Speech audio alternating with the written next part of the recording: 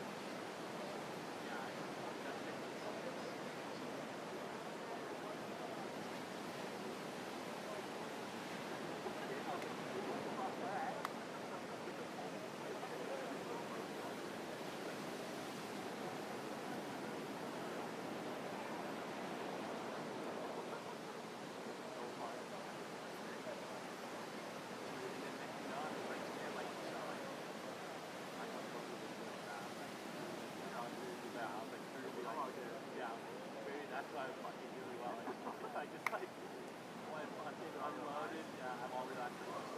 Fuck, I just want to surf now. Like I always want to do it.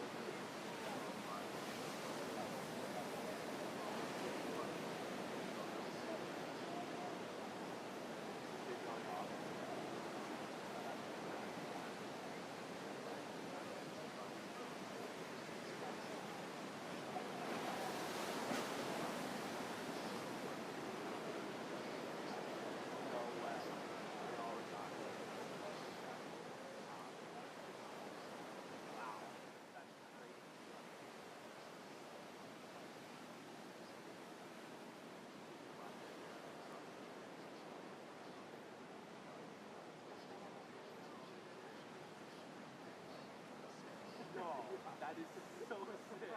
That's so classic.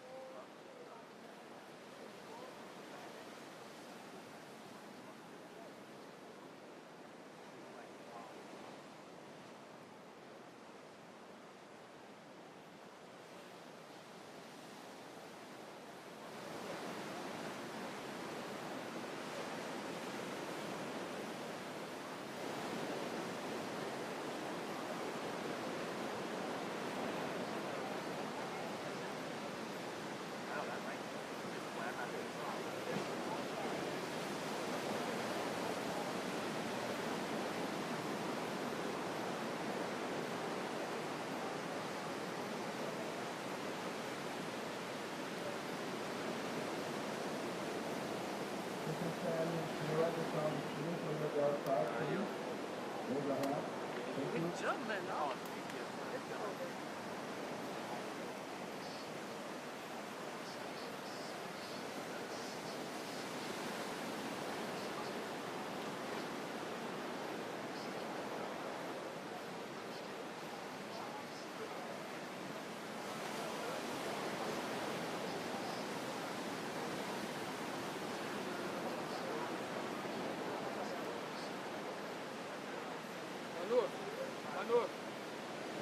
Manu. Eu coloquei com a passarela para fazer a entrada.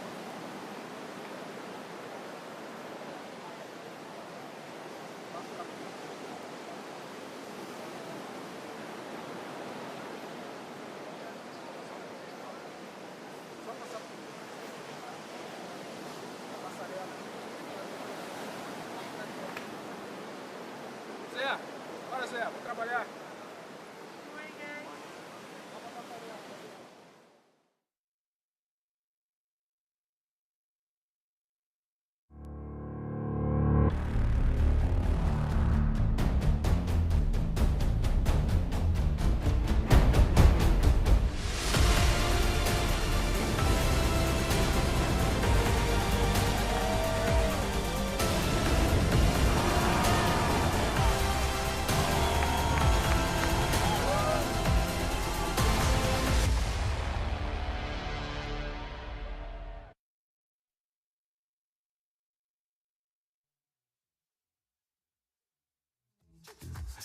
Edition so far of the Corona Saquarema Pro presented by Banco Do Brasil.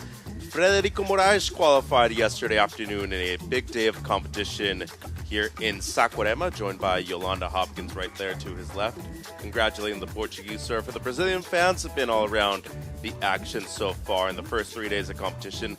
Sally Fitzgibbons already officially qualified at the last event, just looking to consolidate her #1 seed heading into the 2024 Challengers and CT season. Kira Pinkerton, the former World Junior Champion, looking to make some action happen here in Saquarema as well. She's been on a roll into the round of 16 now. Our current World Junior Champion on the women's side, Kika Veselko, also looking to make a big jump in the rankings if she can and keep her hopes alive of qualifying for the championship tour for the first time ever. A beautiful day here in Rio de Janeiro, Brazil, and it seems like conditions are looking fun, and it could be a run day here for both the men and the women. As we say a big hello and bom dia to you all from the Corona Saquarema Pro presented by Banco Do Brasil. As you can see, conditions looking fun, sunny, consistent, and one of the premier destinations on the Challenger Series so far. So we could potentially see a run day right now, but as of the moment, just waiting to see whether we're on hold or we will have a potential round of 16 competition. As we say a big hello, Mitchell Salazar, Marcos Bocayuva, and Maida Pops here in the booth.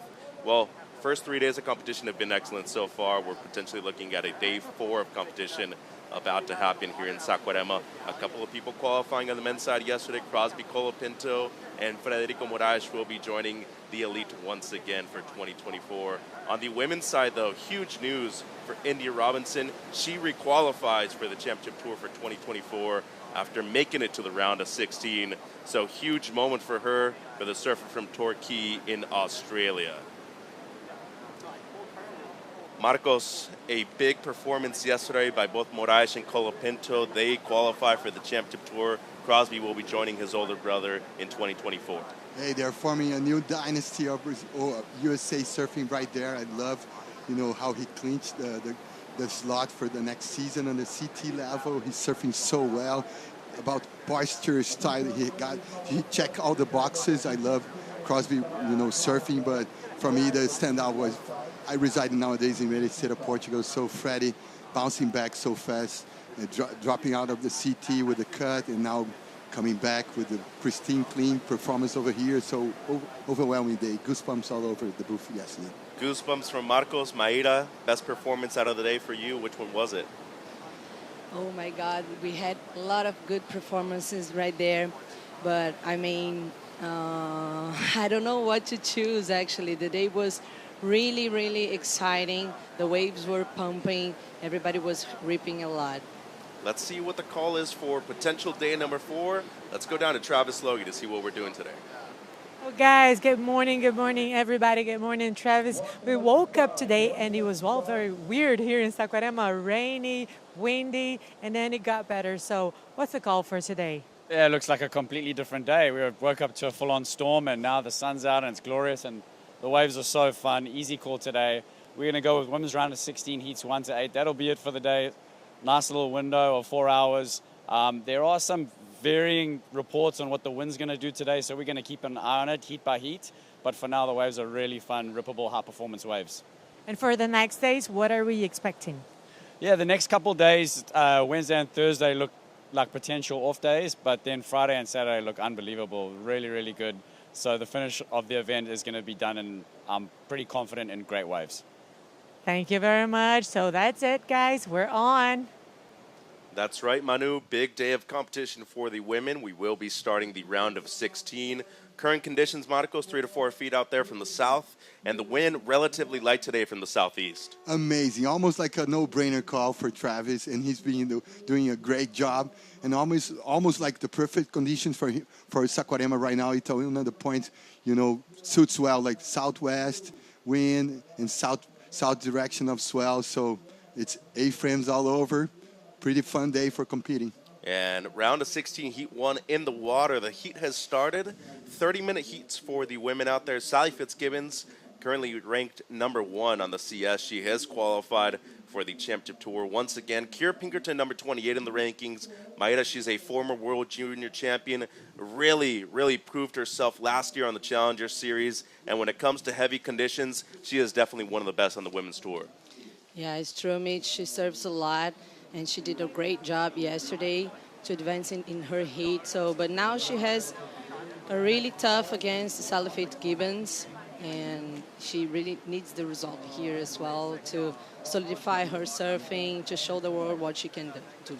And obviously one of the standouts when it gets big, but Marcos, also the people that don't qualify for the championship tour, as we see the surfer from San Clemente, California, 6 through 10 on the women's side on the Challenger Series automatically requalify for the CS for 2024. For sure, Mitch. This is almost like a consolation prize for the girls and for the boys. So it's, as I've been saying all week long, it's almost like a half ticket to the Willy Wonka factory. Yeah, you want the golden ticket to be able to automatically requalify for the CS if you don't have a chance of qualifying for the CT. Here's San Clemente's Kira Pinkerton, was in support of Crosby yesterday, and Jet Schilling, who unfortunately bowed out.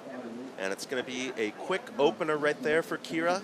So priority with the former CT surfer, Sally Fitzgibbons. She has requalified for the Championship Tour for 2024. Looking at the replay here, Maida, a good opener for Kira. Yeah, good opener for her, splashing a lot of water there.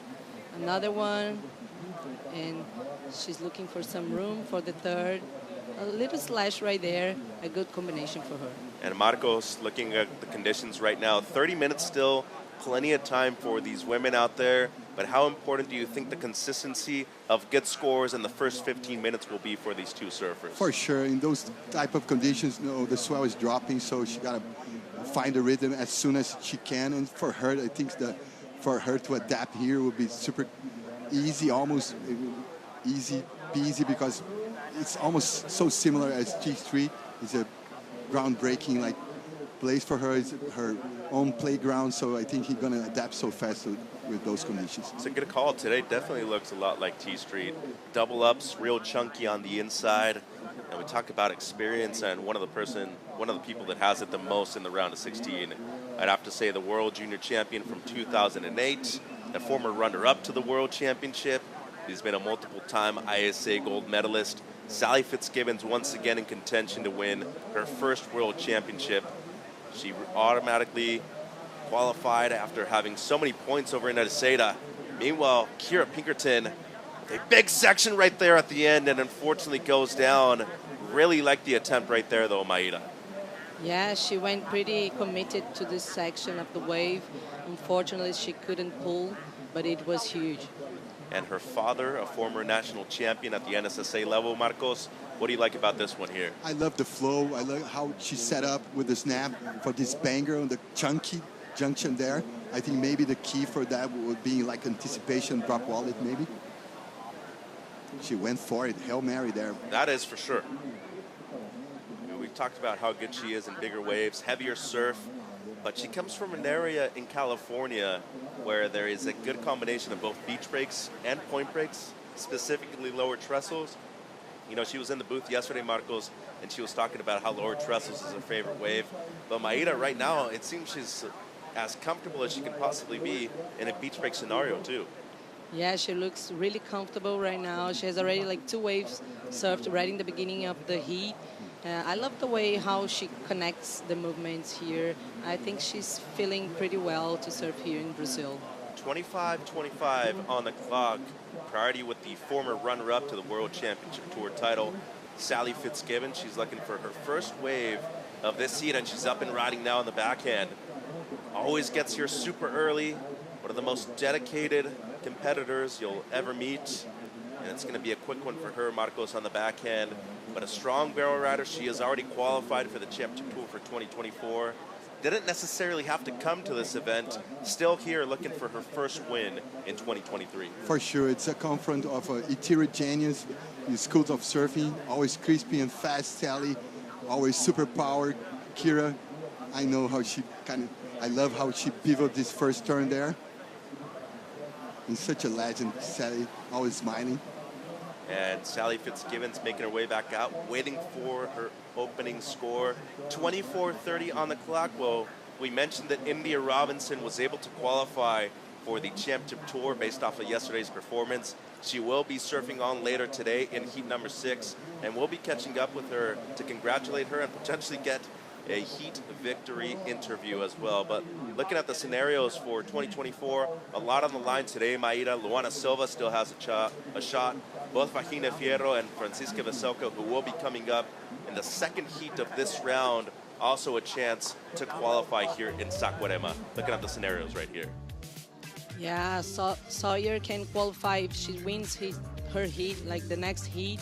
And the winner of Alicia Spencer and Isabella Nichols will qualify if Luana Silva or Vagina Fierro loses. So a lot of implications in the heat that's coming up in this round, Marcos. Vagina Fierro, she's number 9, just outside of qualification. She must make it through her heat to keep her chances alive. Yeah, it's a do-or-die situation, Mitch. Always talk with the grooms and say, hey, boys and girls, you got to study math. You got to study a lot of English. If you're not, you're going to use it. ESL English as a second language will be key to success, have a success career in surfing nowadays. So it's a lot of mathematics going on right now. Definitely. And you can tell that a lot of people putting a lot of attention when it comes to crunching the numbers too. You know, we had dinner last night and we saw a couple of the San Clemente boys. They were real happy, but most of them still very focused. Speaking of focus, Sally Fitzgibbons opens up with a 3.33. Transitioning well on this one. Good inside turn right there, and she's going to finish with a little click on that wave. Open face car for Kira Pinkerton.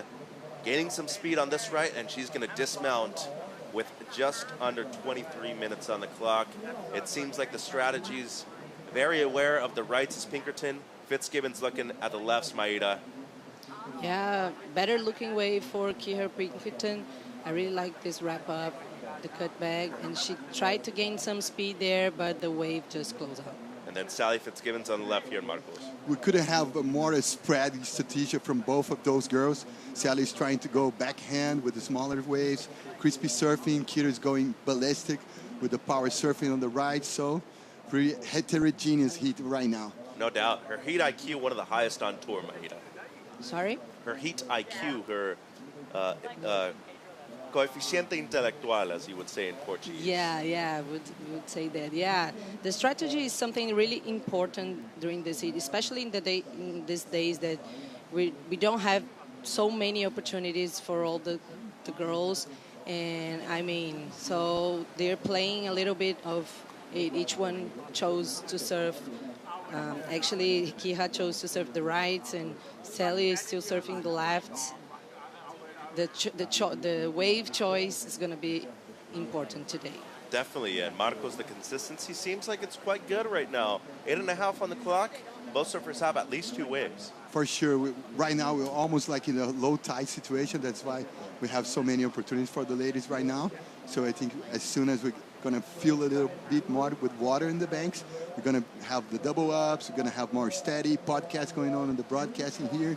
So it will be amazing to see and watch everything unfold here. And I find it very interesting, Maida, how people have been able to adapt to Saquarema so far, knowing that Haleiwa is no longer on the Challenger Series schedule, a beach break in comparison to what we had previously seen on one of the premier reef breaks of the world. Much more difficult to compete at the Maracanã of surf when it comes to finding some of the best waves out there.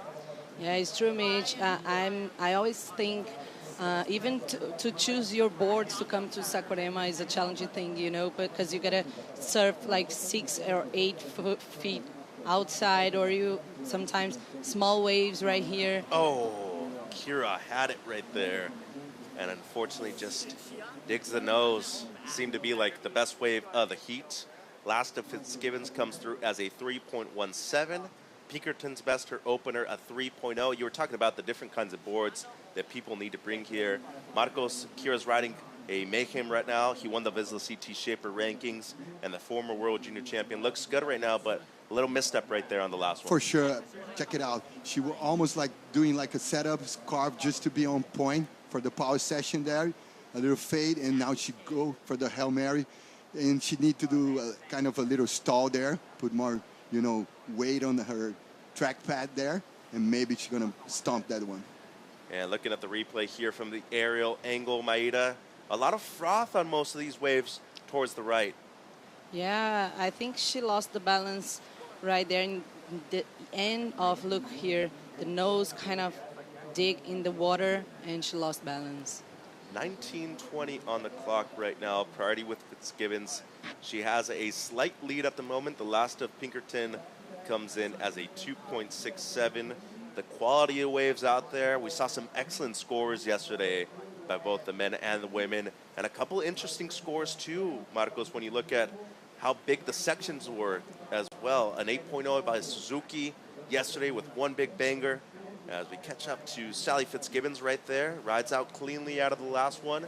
And today we still have some size. It's not as significant as big, but I would still say some good sections out there to get some quality maneuvers in. For sure, there's still some head high leftovers there. I think the right is a little more pushy right now, and there's a lot of more like a soft shoulder on the left, and I think she's using like with the proper amount of power, Sally flexible, always kind of electric, super crispy there. 18:20 on the clock now. Here's Pinkerton, live action. Setup carve right there, slides the fins. Into the lip line once more. That's much better from Kira. And she learned her lesson, gonna ride out cleanly on that one. Her coach Mahina, she loves that one from Kira. Mahina now resides in San Clemente with her partner Gian Bernini, who is the team manager for Mayhem Surfboards. Looking at the replay here, looks like a good one, Maida. Yeah, nice carve right there. Slides the fins pretty beautifully. The second one was good as the first, and she could ride off it. And Marcos, when it comes to elevating your confidence, consistency, we look at the slow-mo right here from Kira Pinkerton. This has been the most difficult round for her, not only this year, but last year too. She's able to overcome Sally Fitzgibbons. Huge confidence boost right there. For sure. This is a super confident boost. And right now she did what I kind of was reflecting here and thinking inside of the booth. She kind of stalled this and anticipate like the chunky session with the snap, and she landed so properly. And talking more about Gian Bernini, I was living in California in my dear second hometown of Costa Mesa, and I was, super attached to Gian Bernini, and people don't know in the surf industry, he was an actor in Brazil. He's such a good surfer, such a good character, and he's doing an amazing job as UFO, team manager from Brazil, residing in California, one for Charpai, the other one for Matt Biolas in the Mayhem company. Amazing job, Gian. Amazing job, Kira. Vahida Fierro coming up. She's been a former world junior champion herself, a competitor who is from Huahine, over there in Tahiti, representing France, has a chance of qualifying for the World Championship Tour, but must make this heat to keep the dream alive. There's Kika Vaselko, our current World Junior Champion from Portugal. That'll be a great matchup. Fitzgibbons now on the backhand, a quick one for her. 16 minutes on the clock.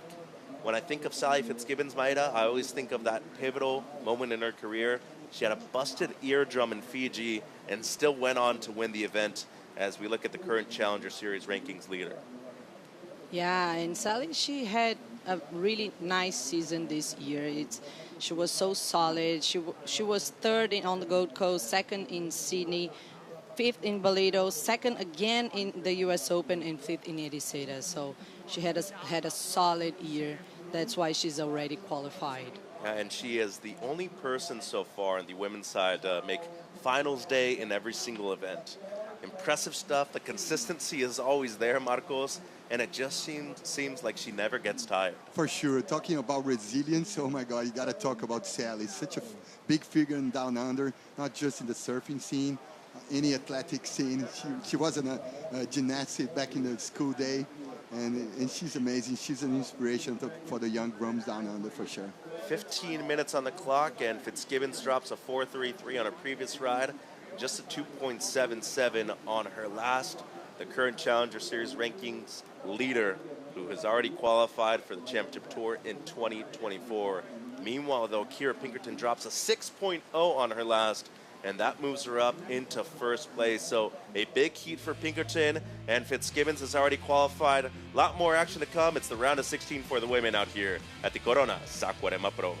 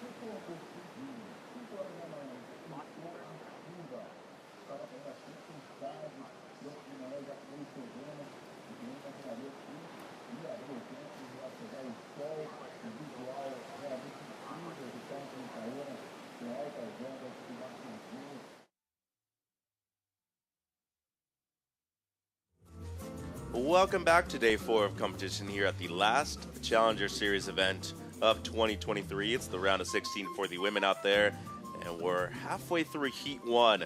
This is the current heat leader, Kira Pinkerton, on the backhand with some good work right there, looking to replace her low score of a 3.0.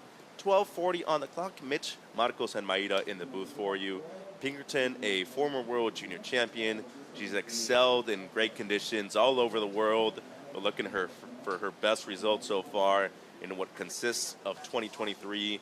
Good looking wave here on the backhand, Marcos. Amazing, throwing buckets, always Kira on point over there in the end section. I love how she did like almost like a swimmer jump there. And one of the first lefts she's actually caught so far in this heat.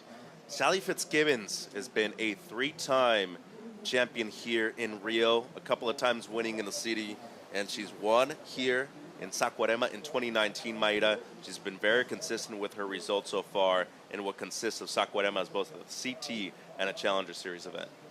Yeah, it's true, Mitch. Her surfing really fits this wave here in Saquarema. She's powerful, very precise, and she has good results here along these years. But now she is really surfing all these lefts, and for me it seems that the rights were a little better.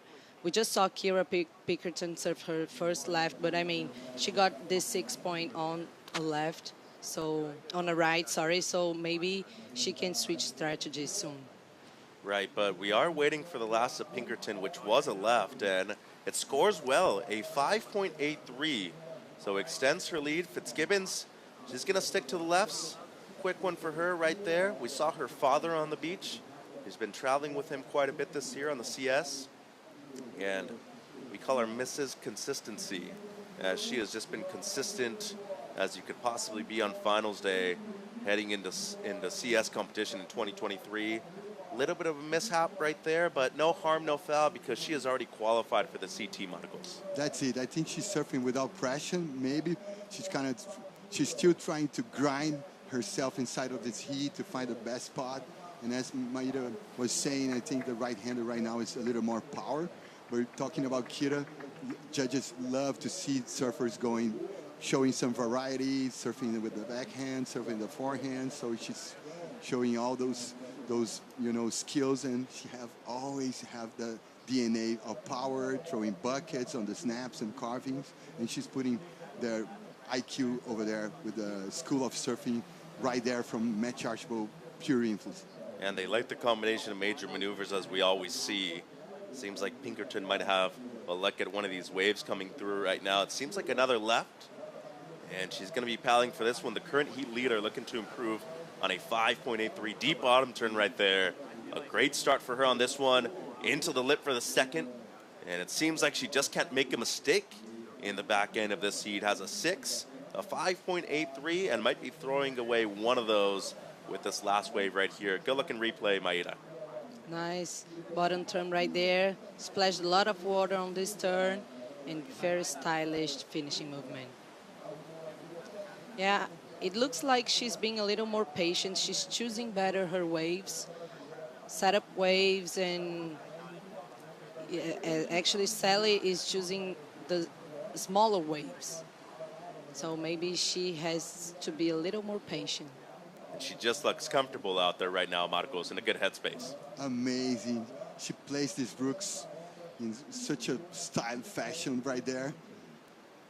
I think it's amazing how she's adapting right here. I think she's using the little local knowledge for sure from T Street, because the situation can shift so fast here as T Street, and it's a beach break, and you can see the San Clemente crew rooting for Kira right now with a little extra, punch with the classification for Clarksby for sure. And speaking of San Clemente, they're in support of their girl out there right now. Kira Pinkerton extends the lead with a 7.67, and looking at the scenarios right now for qualification on the men's side. Imai Kalani Deval qualifies if he wins his round of 16 heat. San Clemente's Cade Matson will qualify also if he makes it into the quarterfinals, as well as Eli Hanneman. They've kind of adopted him into his crew, And the surfer from Maui would only be the fourth surfer from the Valley Isle to do so If Eli Hanneman, or excuse me, if Imai Kalani Devalt or Cade Matson lose, Eli can also qualify that way. So some big scenarios for the men. We will not be seeing them compete today, and that could potentially be either Friday or Saturday, as Travis Logie was mentioning. Sally up and riding now on the backhand with just under 8 minutes. Good amount of flow on that one right there. Seems to be like one of her top 2 scores. But Pinkerton right now, Maida, way out in front. Fitzgibbons needs a 9.34 for the lead. Yeah, it's a huge score for Sally, that what she needs. And Kira just in front, leading this heat with priority right there. Very comfortable for her. Marcos looking good on the backhand right here. For sure. Always so dynamic, always connecting one move after the other with no bubbles. She's pretty electric right there. And made a big decision to commit to riding for Town and Country to the Hawaiian shaping bay over there on Oahu. And Glenn Payne making some great boards so far for the former runner-up in the world. I love the cross-culture, board designing, super legendary shaper designing boards for a staple Aussie surfer. This is amazing. But guys, don't talk leaders with Glenn Payne. 6:40 on the clock. There's a lot more than just the volume when it comes to a lot of surfboards. That's definitely something we've seen a lot more of in the last few years.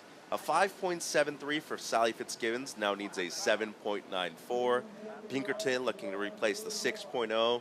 And Kira's just been on a roll on her last 3 waves. A 6, a 5.83, and then improved with the last left, her best Maida, a 7.67.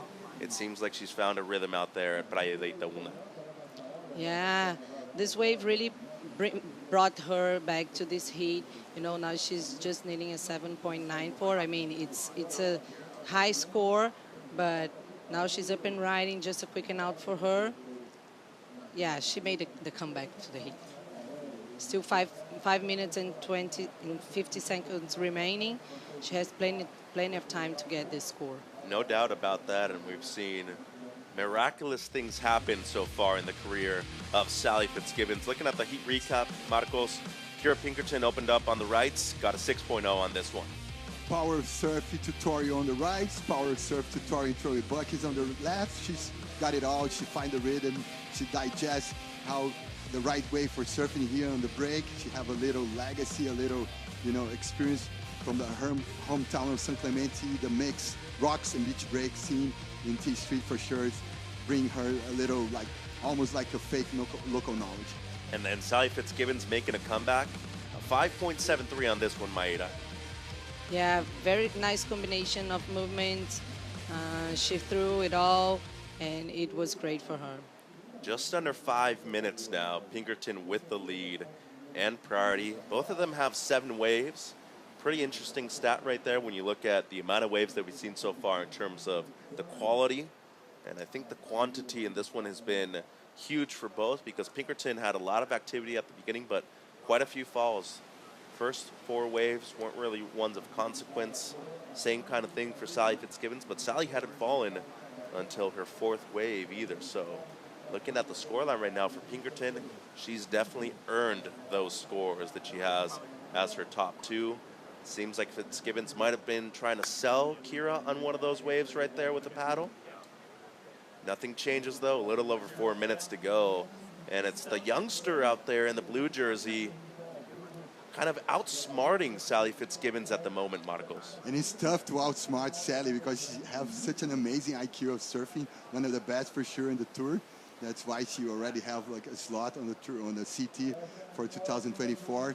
And it's amazing how she's surfing so comfortable here, Kira, with a game plan, like A plan is functioning well, so she don't need to change gears, change planes. You can go from the A to the Z, and she's sticking with the A. Do you have a favorite memory of yours in the career of Sally Fitzgibbons, Maeda? I think it was one of here in Saquarema and also in Rio. I'm not pretty good like remembering scores and everything like this, but she always rips here in Brazil, and I think she has some very nice followers here in Brazil. People love Sally here as well. She's been a 3-time champion in Brazil, 1 time here in Saquarema, the other 2 at CT events in Rio, in the city. Meanwhile, looking at the replay here, good attempt of the rotation, Marcos. I love when she go with the progressive style move. Check it out, guys. It's a tutorial to do a reverse there. She finds a little ramp there, a little stiffy ramp. She kind of almost like over-rotated the turn. And the reaction right there from her father, had the same one as us. Surprised that she wasn't able to pull it. 2.5 on the clock now. Pinkerton still in the lead. Fitzgibbons needing something near excellence, 7.94 or better at the moment. And we talked about the significance of this round right here for the women. It is a must-win scenario for the two that are about to paddle out. Vagina Fierro and Francisca Veselko, a battle of junior champions worldwide. Vagina has been a former world junior champion herself. Kika Veselko, the current world junior champion. And both of the surfers out there right now have been some themselves too. Kieran Pinkerton won over in Taiwan. Sally Fitzgibbons won in North Narrabeen, Australia. A huge win that catapulted her to CT stardom, Maida. Yeah, it was a long time ago. She was rookie at the championship tour in 2010, so very experienced surfer, and now we are glad to see her back on the championship tour. And she's been a leader of the rankings on the championship tour before, looking to make it back there as the #1 seed at the Challenger Series level this year. She needs a 7.94 though, and we're down to 1 minute and 20 seconds. Seems like a lot of strategy in play right here at the end of this one, as Pinkerton right now focused in just trying to defend that first place spot. She wants to make it into the quarterfinals and at least make the top 10 if she can. With a huge win in Saquarema, is looking for her first Challenger Series victory. 60 seconds to go here, Marcos. It's time for to do the mouse and the cat and mouse situation right now. And she's playing the tactics, she's playing the defense. She surfed so well during all the heat. And right now she's going to be a smart blocker for Sally. Sally almost tried to sell her on a little small wedgie there. But I think Kira, kept her flow state, and she didn't catch the what Sally was trying to sell. Yeah, 30 seconds on the clock. She has kept her cool so far in the last few minutes, just playing some defense after getting 3 waves in a row that would still be keeping her in the lead. 15 seconds. Don't know if there's going to be a wave in time for Fitzgibbons. And Pinkerton right behind her, just playing some defense right here. And it's going to be the biggest win of Pinkerton's life so far on the Challenger Series. She's moving through into the quarterfinals as another San Clemente surfer with a big victory here in Saquarema. Saw her coach right there, Mahina, celebrating the victory of young Kira, moving through against one of her idols in Sally Fitzgibbons. So Pinkerton will be waiting for the victor of heat #2. It's a big one. Chances of qualifying for both surfers. Vagina Fierro will be taking on Kika Veselko in a battle of former world junior champions. A great start to day 4 of competition here at the Corona Saquarema Pro.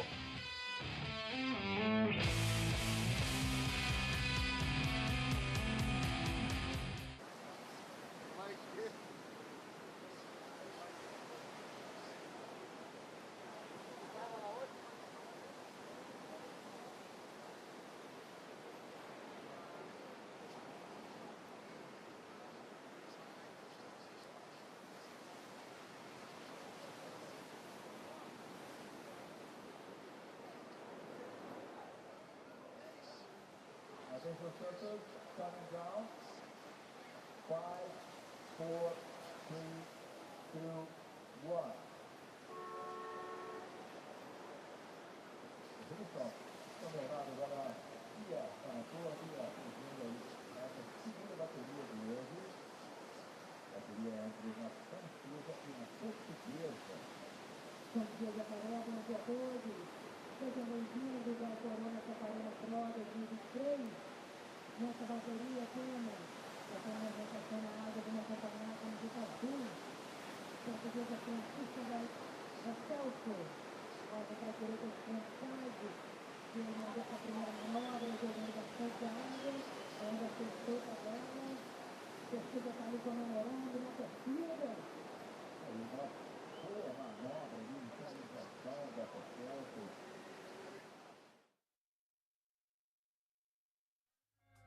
The biggest win of Kira Pinkerton's career so far when it comes to the Challenger Series. She knocks out the #1 seed of the event, Sally Fitzgibbons, in the round of 16. Being congratulated right there by her team manager from Lost Surfboards, Gian Bernini, and the rest of the San Clemente crew. Very proud of the surfer from Southern California. Big heat out in the water right now. Vahine Fierro from France, #9 in the rankings, against Kika Veselko from Portugal, #16 in the rankings. It is a must-win heat for both as they look to keep their dreams alive of qualifying for the Championship Tour in 2024. Mitch, Marcos, and Maida here in the booth for you, and it's been a great day, a great event really. 3 days of competition so far. We're #4, and we are on with 8 heats of women's round of 16 action. It seems like we have a big score that already dropped for Kika Veselko during the break. A 7-point ride for the Portuguese surfer, the current World Junior Champion out there in the lineup, against a former World Junior Champion in Vahine. Here's a 7-point ride, Marcos. Amazing setup, snap, super fast, in tune with the conditions right there. Kind of a snap drop quality in the end. I love those European affair right there. And Pro Junior World Champion affair also. A lot of anticipation, a lot of qualification issues going on in this heat. So gonna be overwhelming, guys. And looking at the replay here, some excellent technique from the surfer from Portugal. She's been a World Junior Champion this year. She's had some good results, especially at the last event over in Ericeira. Marcos, you have been living over there in the beautiful country of Portugal the last 4 years. Looking at the score here, a 7-point ride. But you also see her younger brother Jamie quite a bit, older brother Joe, a student of chiropractics, and he's also been. Rippers. She's also been a resident of Huntington Beach, where her father is from originally before too. Yeah, it's a mixed family, USA and Portugal. It's such a ripper, high IQ of competition, so young still. And Jaime Veselko for sure is one of my favorite young bucks from, not just for Portugal, the whole European scene. And I'm gonna point it out also Matias Canhoto, a boy from Peniche that have already like a nickname of Portuguese Gabriel Medina. 26:40 on the clock. Priority with the surfer from Joaquina Tahiri, represents France. Was able to compete at the Championship Tour level this year over in Tahiti, in her home nation of French Polynesia. Maida Vahine Fierro has all it takes to qualify for the Championship Tour. Needs to make it out of this heat, though, to keep the qualification alive for her in 2023. Yeah, Mitch. This shows how this competition is important and how dramatic all these days have been here in Saquarema. And I'm always wondering how these girls get to the water with this in mind, how they manage to just clean their mind. They just need to focus on the heat and like just try to doesn't pay attention in all these maths and these things. Lock everything out. Yeah, lock everything out. 25:45 on the clock right now. I'd say the average age for the surfers in the round of 16 on the women's side, Marcos, has to be around the early 20s. Vahine, she's still in her early 20s. Kika Veselko is only 18. Very impressive stuff we're seeing right now. There is some guard changing for sure going on. The CS is for that. There's guys like, girls and guys like doing their best to stick around in the game. There's newcomers coming up on fire, and that's what's going on right now. Both of those girls in a European affair represent the new breed of professional surfers on the female side, and they are reapers. They have different aspects, different school of surfing. Vahine was ripping yesterday. Kika is always on point, such a smart competitor. And it's amazing to be here. What a privilege, Mitch. Actually, I apologize. Kika Veselko is 20. I was thinking about Sori Limblad because it was the final between them two at Seaside Reef in San Diego earlier this year for the World Junior Championship. Kika was able to win the event. Sawyer got second and runner-up. But the cool thing about the World Junior Championship is that you get an automatic seed in the Challenger Series if you're able to win that event on both the men's and women's side. That's actually how Kika was able to qualify for the Challenger Series in 2023. Here's Vahine, first wave of the heat for her. Good start right there on the backhand. An excellent maneuver for the second one, and needs one more if she can fit it in. That wave's going to close out before she can do so. But with 24 minutes on the clock, a good response to the 7-point ride of Kika Veselko.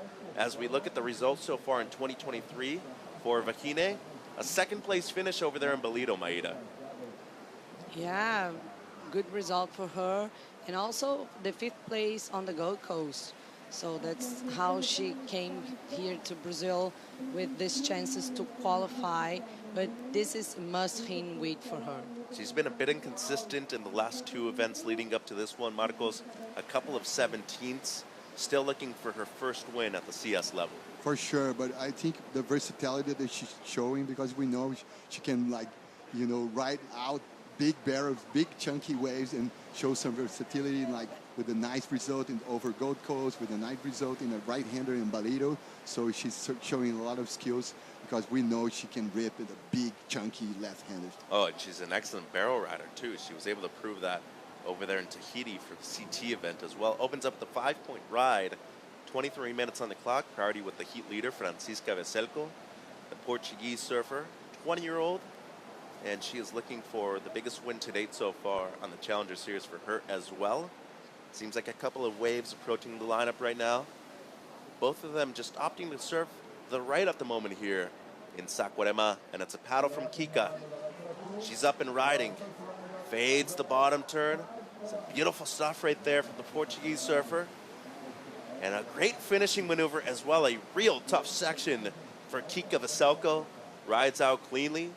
Priority now with Vahine on the outside, and it seems like the surfer in the blue jersey from Portugal will be extending her lead. That sharp eye surfboard looks great underneath her feet, Marcos. Yeah, looking sharp on rail, nice setup snap. I like how she faded bottom turn first. She kind of come late for the party on the last one, but she pulled out.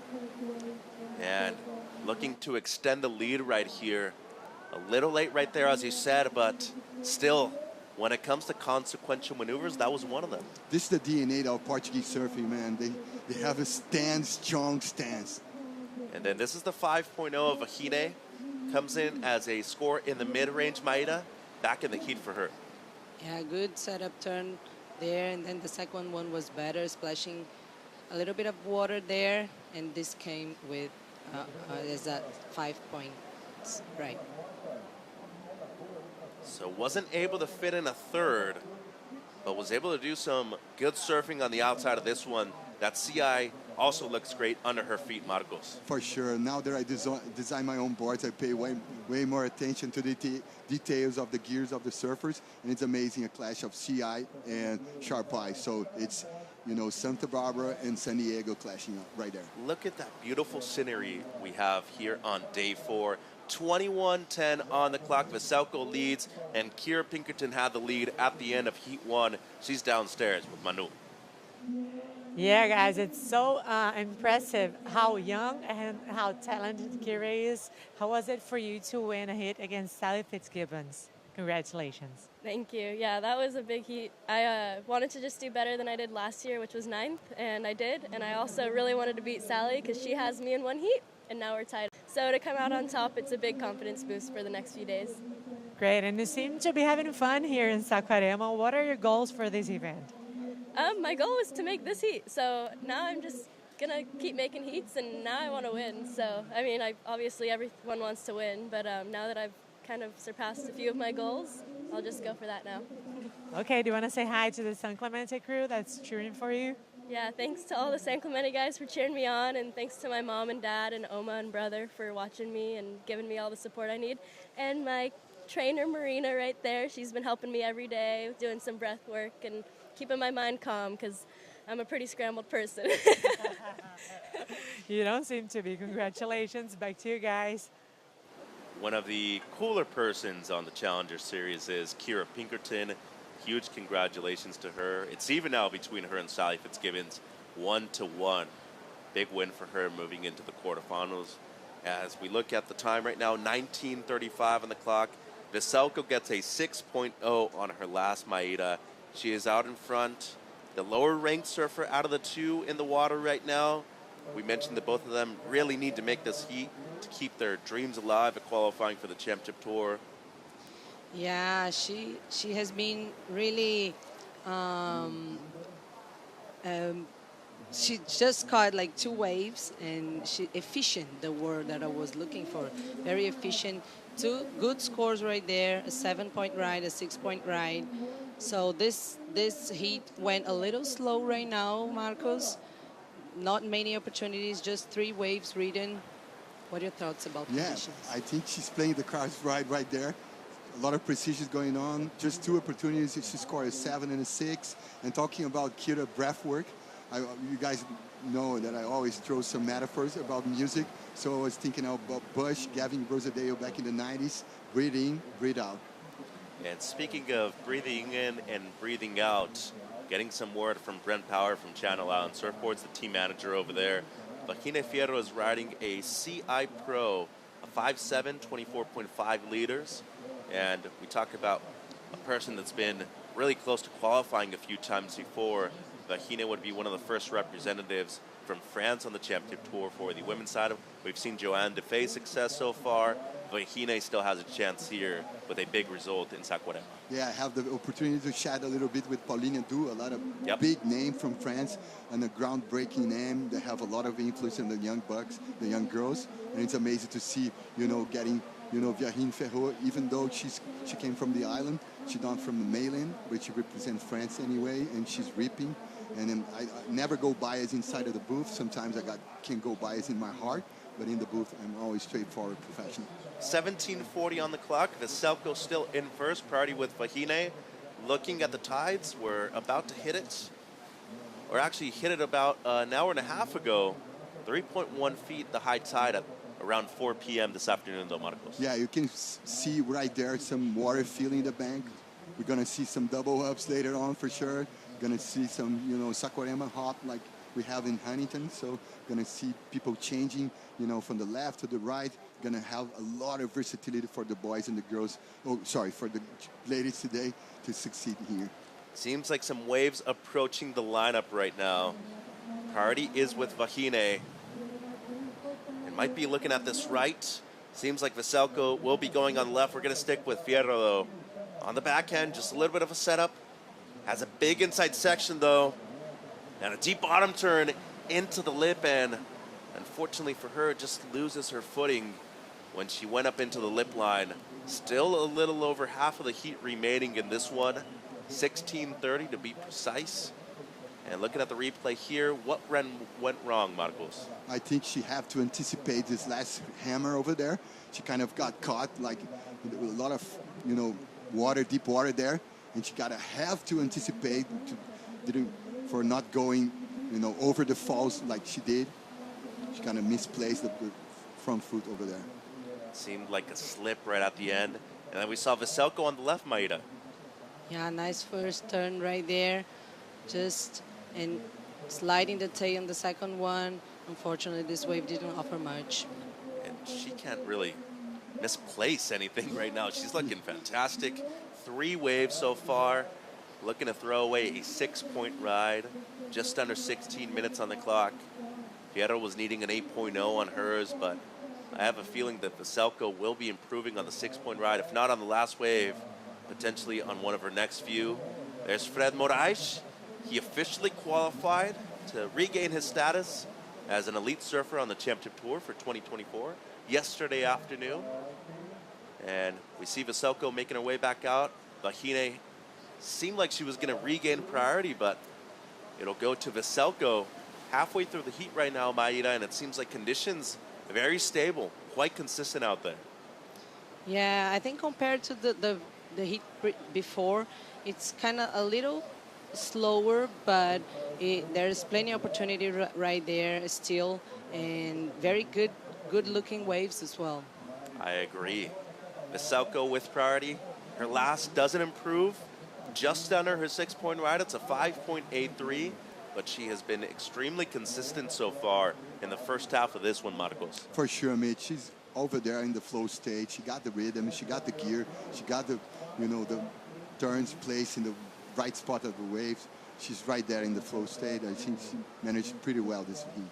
Here goes Vahine. Having a look.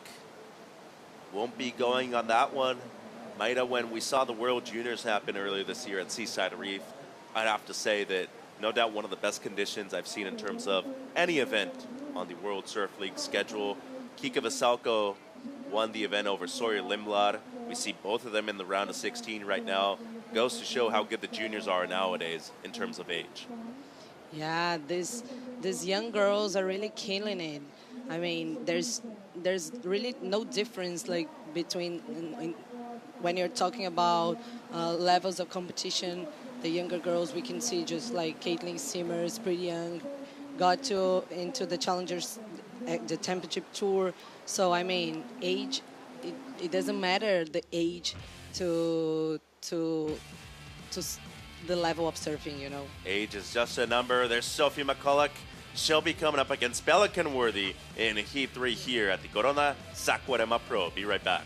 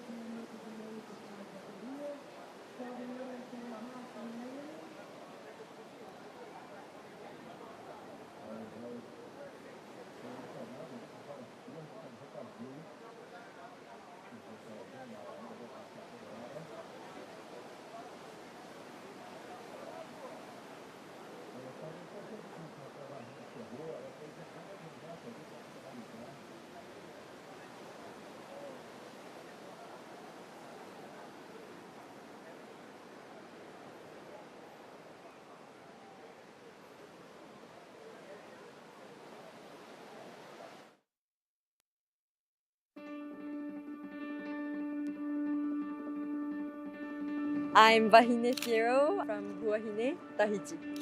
I think my first experience at Teahupo was in a surfing local contest, and I didn't catch a wave in my heat. And then after that, I was like, okay, I'm gonna make this wave my best friend. And there's also this special energy that we call the mana here, and that's what I think we feel a lot out there, and that's why it's so special.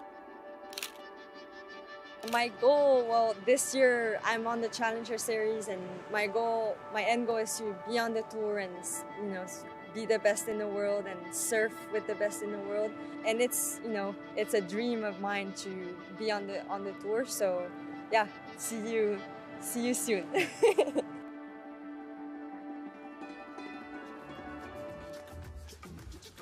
Vahine looking to qualify for the championship tour as one of the new Europeans on the CT for 2024. 10:40 on the clock as Kika Veselko in the lead with a little over a third of the heat still happening out there in the water right now. This happened during the break. Marcos, a great wave here for Vahine Fierro. Yeah, a little small nugget, but super well surfed. I love Vahine, I love people from Tahiti, I love the Poisson crew. Je m'appelle Marco, mais je n'ai pas habité à Rio. J'habite à Ericeira, and j'aime beaucoup tout le mec et les filles de France. And this came in as a 7.5 Maida, the best score of the heat. Still in second place, though, for Vahine. Yeah, I really like the way she slides the tail right there. And the second, it was a big session. She went like with strong legs and pulled it. It was gnarly. Definitely was the best score of the heat. Near excellent for Vahine Fierro. Still in second place, though. Real close one right now out in the water. 13 points to the 12.5 of Vahine. As we see Kika Veselko just getting word, by the way, from Tours and Competition. Due to the advancement of certain surfers here in the round of 16, Kika no longer has a chance of qualifying for the championship tour. As we look at Vahine again, just the one strong one on the outside. Needs a 5.5 or better.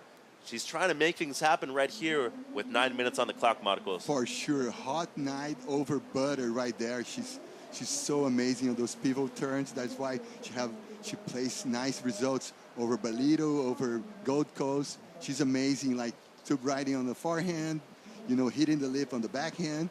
She's such a versatile type of surfer. Speaking of versatility, just the one, but a great one, Maida. Sorry?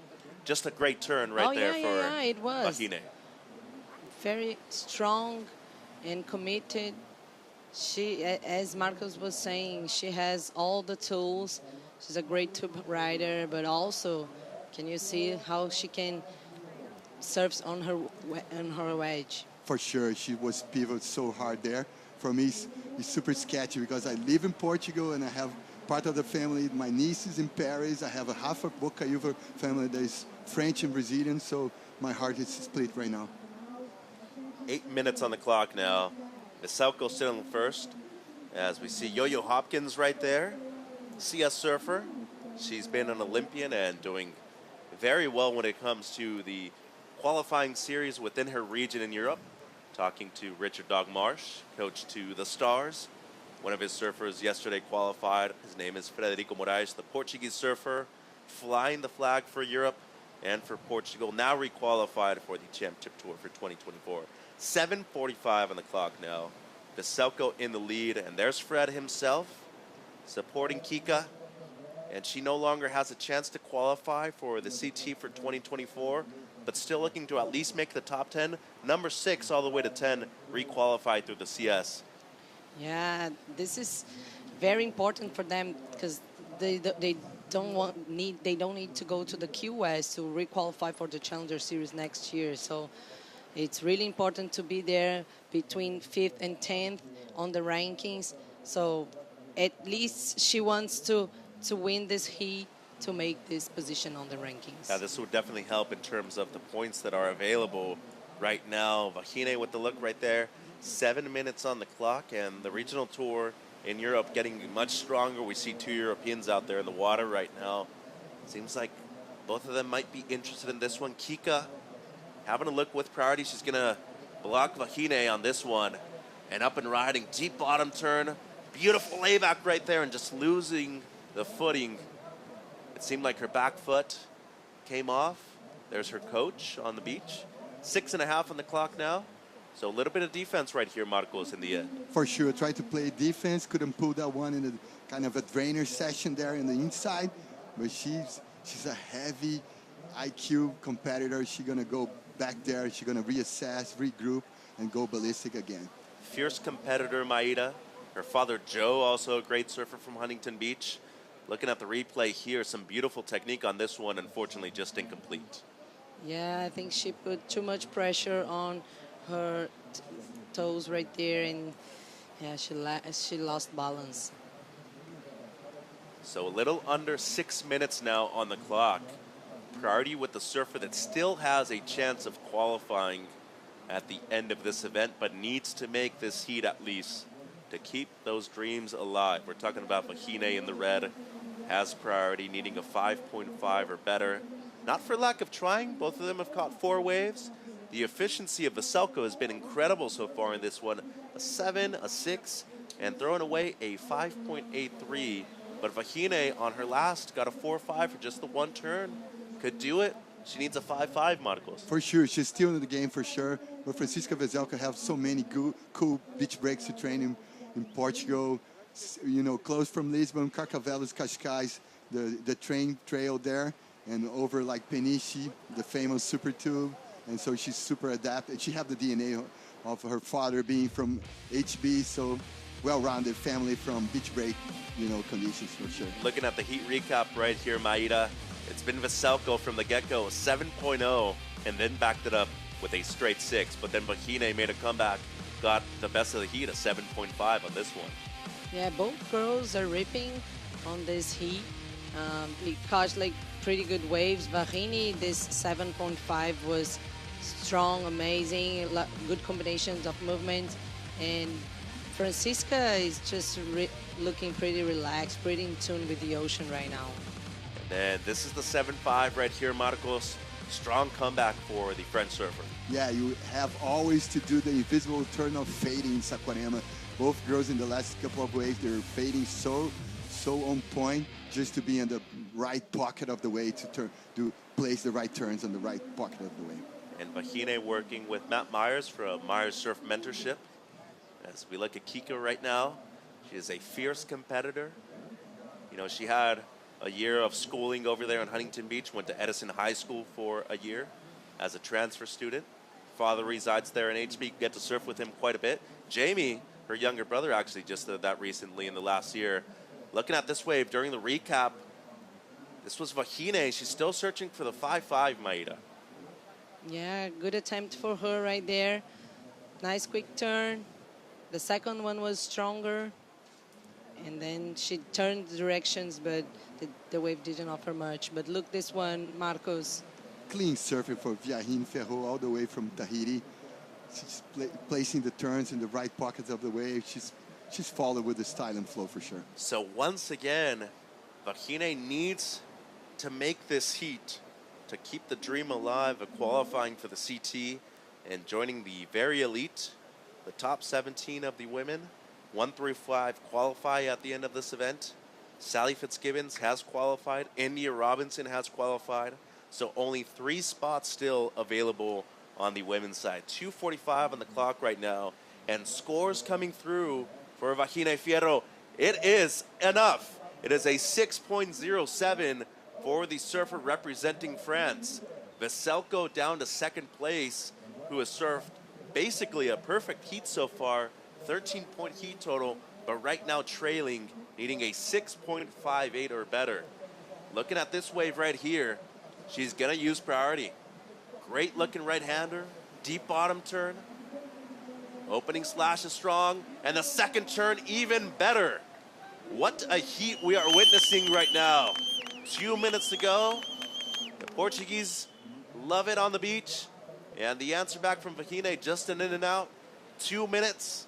Dare I say, she might retake the lead with this one, Marcos. For sure. She kind of, you know, find the space and the head space and the flow of state from the get-go. And she kind of took the rhythm from Vahine, took the rhythm from Veselko, and now she's trying to regain the flow state, and she managed to pull a hammer in the closeout session there.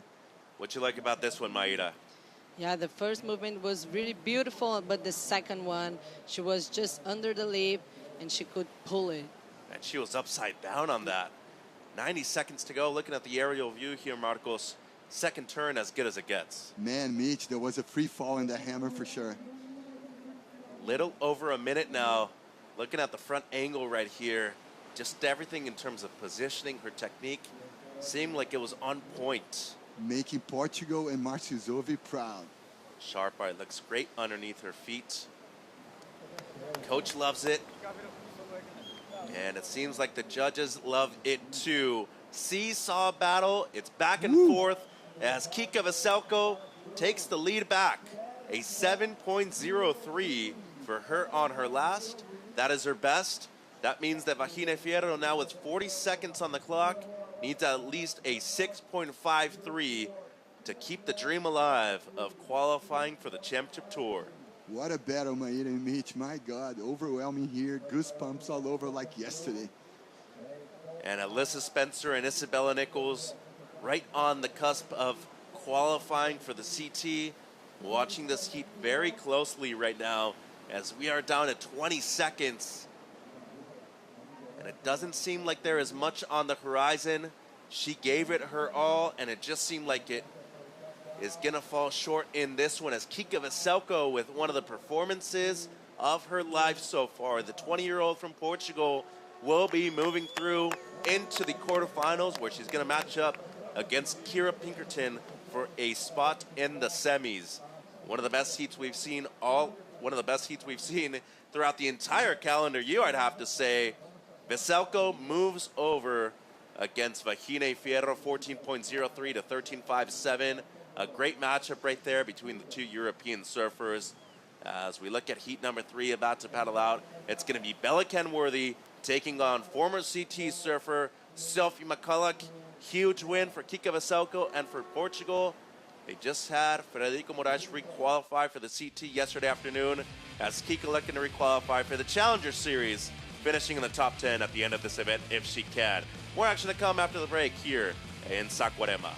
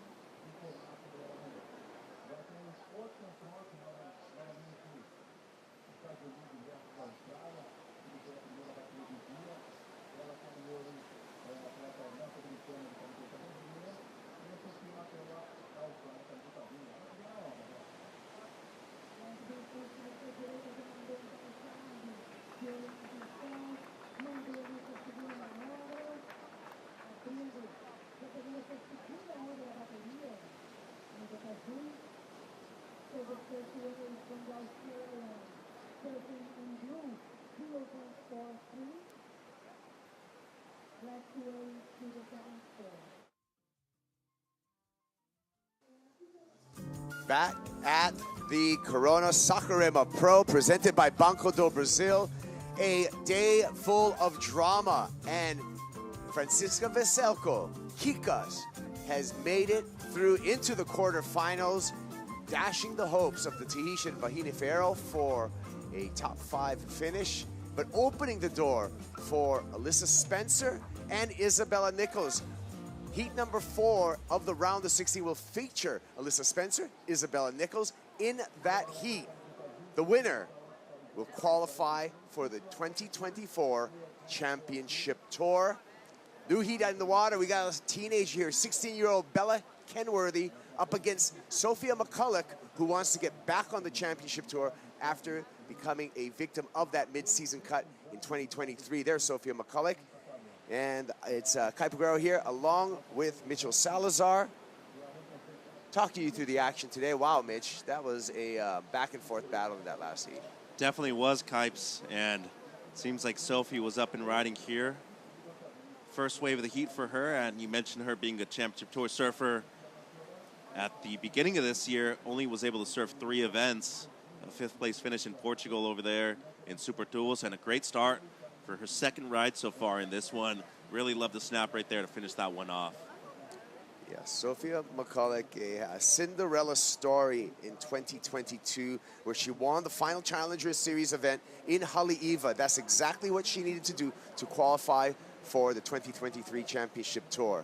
Bella Kenworthy, let's take a look at what the teenager has for us. Snaps, throws the fins, quick dismount there. We'll be waiting for the score there. Second wave for Sophie McCulloch has checked in at a 4.5. We'll be waiting for opening ride for Bella Kenworthy.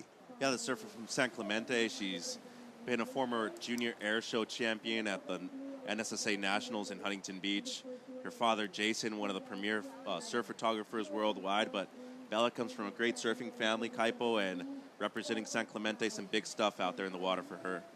Yeah, sure was. You take a look at this replay right here, Mitchell. Yeah, a decent opener for Bella Kenworthy right now.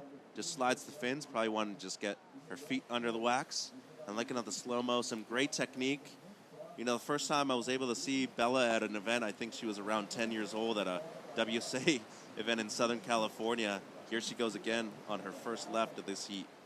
Yeah, Bella Kenworthy made a splash. It's stop number 2 on the Challenger Series. That was a Sydney Surf Pro over in Narrabeen, and the youngster, just 16-year-old, surfed all the way to a semi-final finish. So big things in a small package right now from Bella Kenworthy. No doubt, and she's only going to be 17 next month, so still has a lot to give, still has a few more years left in the juniors too. She's won a QS event already, and she's been Mrs. Consistency when it comes to the regional QS over there in North America too. I mean, for her age, I definitely have to say she's one of the best surfers I've seen in the mid-teens. So some great stuff from Bella. Just a couple of scores in the 2s right now, but I feel like she has a lot more on offer given the conditions out there right now, Kipes. Yeah, so score is in for Bella Kenworthy, 2.67, and the 2-point ride. She's trailing Sophie McCulloch. Let's hear from our World Junior Champ and a quarterfinalist, Kika Veselko, is with Manu.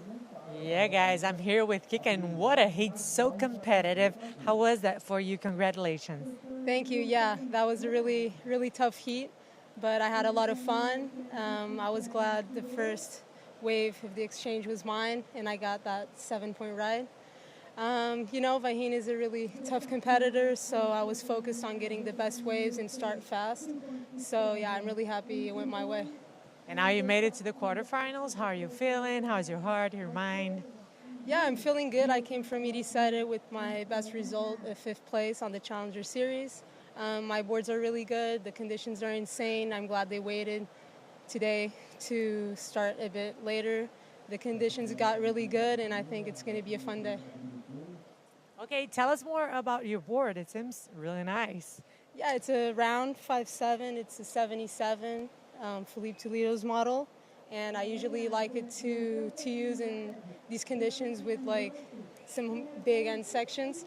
And here in Saquarema, the end sections, it's really important to have a little bit of a bigger board to handle the big sections. So that was my option for today. I was kind of indecisive on this board or another, but it looked like the swell, well, the waves got a little bit bigger. And yeah, this was my choice.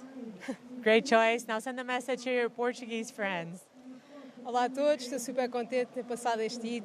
Estão altas ondas. Ontem o Frederico Moraes qualificou-se para o CT. Foi um dia super importante e especial para Portugal. E estou muito grata por ter estado aqui a ver ao vivo e poder apoiar de perto. Agora vamos para a próxima. Estou contente, é o último evento do ano. Não há pressão, é só me divertir e estou pronta para os próximos hits. Parabéns, Kika. Back to you guys. All right, well, to reiterate qualification situations, with Vahine Fierro going down to Francisca Veselko in that heat. That means the next heat, heat 4 of this round of 16, Alyssa Spencer coming up against Isabella Nichols. The winner of heat number 4 will qualify for the 2024 Championship Tour. We got a big one coming up, Mitch. Definitely, and I think Alyssa's deserving of gaining the spot on the Championship Tour, but has a real tough test in Isabella Nichols. But looking at Sophie right now, the Queenslander, she's been great in what consists of the CS season, but I feel like the lack of consistency in the last few events has really hurt her, Kaipo. On the backhand, nice carve off the top for McCulloch. Little check turn there, eyeing up this inside section, lip glide, and McCulloch kicking out right there, looking to improve upon her fractional score, which she'll do so. She'll extend her lead over Bella Kenworthy. Remember, let's take a look at the replay right here, Mitch. Yeah, good looking left, Kaipo.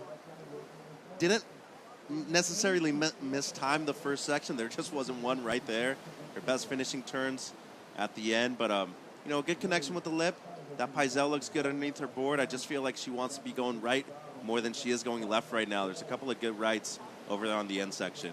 Sophie McCulloch coming in number 13 on the Challenger Series rankings into this event. This is her 4th event surfed of the year. We take your top 4 results, so she's going to keep all of her results this year. But so she will not be able to re-qualify for the Championship Tour, but she has a chance to make it into the top 10. 6 through 10 on the Women's Challenger Series automatically get a ticket into the 2024 Challenger Series. So Sophia McCulloch has an opportunity to get into that range and not have to surf the ultra-competitive Australasia QS region. So that's a big plus for Sophie McCulloch if she's able to get into that top 10. Yeah, and I feel like Bella has a lot to say about that. We talk about somebody still in her mid-teens. She's been one of the premier surfers on the USA Junior team so far, and there's her father, Jason.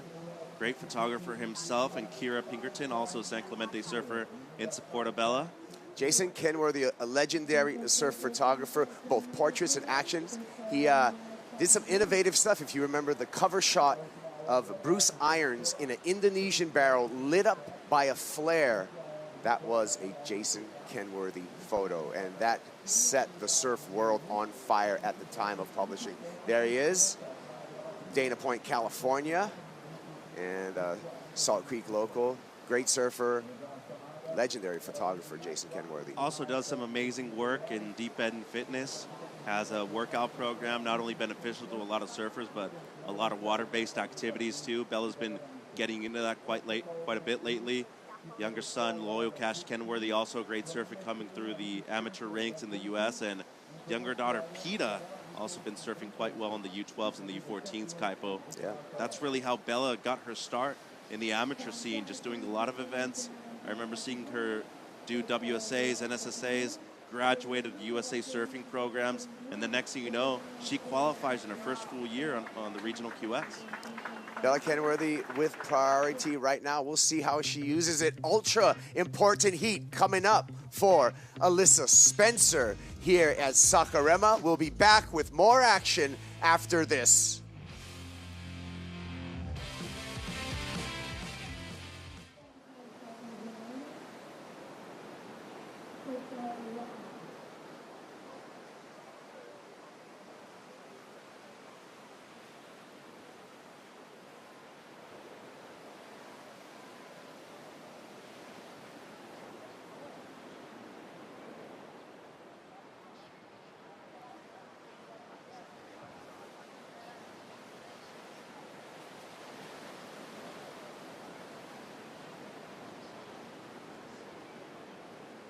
A temporada 2023, o Challenger Series começou com duas etapas seguidas na Austrália.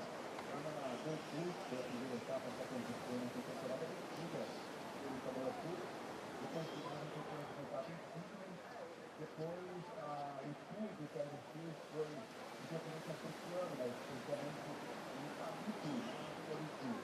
Essa foi a quarta parada da temporada 2023 durante o WSL Challenger Series. Não convite que foi o Portugal, foi na segunda passada, e agora finalizando as 15 etapas do Challenger Series. Saquarema fechando 3 mais 200 no circuito mundial, qualificando 5.000, e vamos repetir agora o Challenger Series. E lembrando que o ranking do Challenger Series comprova os 4 melhores atletas.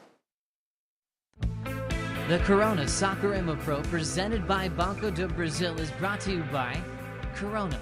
This is living. By Banco do Brasil, official bank of the World Surf League in Brazil. By TikTok, download the app. And by State Government of Rio de Janeiro, official partner of the Corona Saquarema Pro, presented by Banco do Brasil. It all comes down to here, the Corona Saquarema Pro, presented by Banco do Brasil. Qualification situations all day long in the women's rounds of 16. Head-to-head competition in this round of 16. Winner goes on to the quarterfinals. Probably more important, we're going to see qualifiers today on the beach for the 2024 Championship Tour. Sophie McCulloch on the backhand here. She's in the lead against Bella Kenworthy. Sophie just with a one turn, probably not building upon her 2-wave total. Bella Kenworthy, the 16-year-old, hanging on to priority at the 16-minute mark. Bella Kenworthy needs a 5.6 to take the lead off of Sophie McCulloch. Kaipo, Mitchell Salazar talking you through the action. Yeah, it's really cool to see Bella make it this far in the event, already guaranteeing herself at least a 9th place finish. But I spoke to Jason before the year started, and he was talking about that I'm not really chasing qualification for the CT this year. Still want to focus on school, but after the chance given of doing so well on the regional scene, as we look at Sophie's last, just a 2.93, doesn't go into her top 2. Decent tail slide, though. Pushes some water around, but needs a combination of those to really get at least into the 4s or the 5s. But Bella did so well on the regional scene, won a QS event, Kaipo. Next thing you know, she's a top 20 surfer on the Challenger Series, too. Here she goes. Arc off the backhand, first turn. Spread out for the second turn. Getting some rhythm through this inside section here. And making it all the way inside, needs a 5.6 on that performance to turn the heat. Yeah, and I feel like she might have just done that. Dropped a 9.23 yesterday, one of the highest single wave scores of the event so far. Deep bottom turn really uses all the open face to her advantage. She's not a very tall surfer, but uses her entire body to her disposition when it comes to throwing a lot of spray around. So that is no doubt going to be her best score, I feel. But using the entire length of that board, it's a CI 2 Pro underneath her feet. Alyssa Spencer will also be on one of those boards from Channel Islands. And you can see right here the technique that she's been working on with her father. Some beautiful surfing right there, Kaipo, on the backhand. Equally as good on the backhand as she is on the forehand. And we still haven't even seen the air game so far for this young surfer from San Clemente. You mentioned the royalty of her dad from Dana Point. There he is. Residing in Southern California. Seems like he's also in shape, enjoying the Brazilian sunshine. Yeah. Jason Queensryche Kenworthy, great goofy footer from Salt Creek local, or the Salt Creek Corps, back in the day. And we're waiting for the number for Bella Kenworthy. Sophie McCulloch finds a right-hander here. Nice stab off the lip there, followed by a nice arcing turn. Hops from flat section, and that's all she's going to get. Yeah, but could potentially replace the 377, so some good work right there by Sophie. She has a biomed science and a marketing degree, and she's been managing that in the first few years of Challenger Series competition. Graduated a few years ago and was able to qualify for the CT after winning Haleiwa, as you mentioned before, last season. Great opening maneuver right there, brings it all the way around with the wrap too. And then unfortunately for Sophie, this wave just died out at the end. Was looking for one more, just to add at least a finishing turn in. Looking at the aerial angle though, the first combination was really strong, Kaipo. Love the surfing right there from the surfer from the sunny coast. Deep bottom turn, really draws it all the way. That Paisel looks great underneath her feet. Not a tall surfer, but really throws her entire frame around well. Her technique has always been so good in the pocket, specifically at beach breaks. Waiting for that score for Sophie McCulloch. The score did come in during the replay for Bella Kenworthy. She needed a 5.6.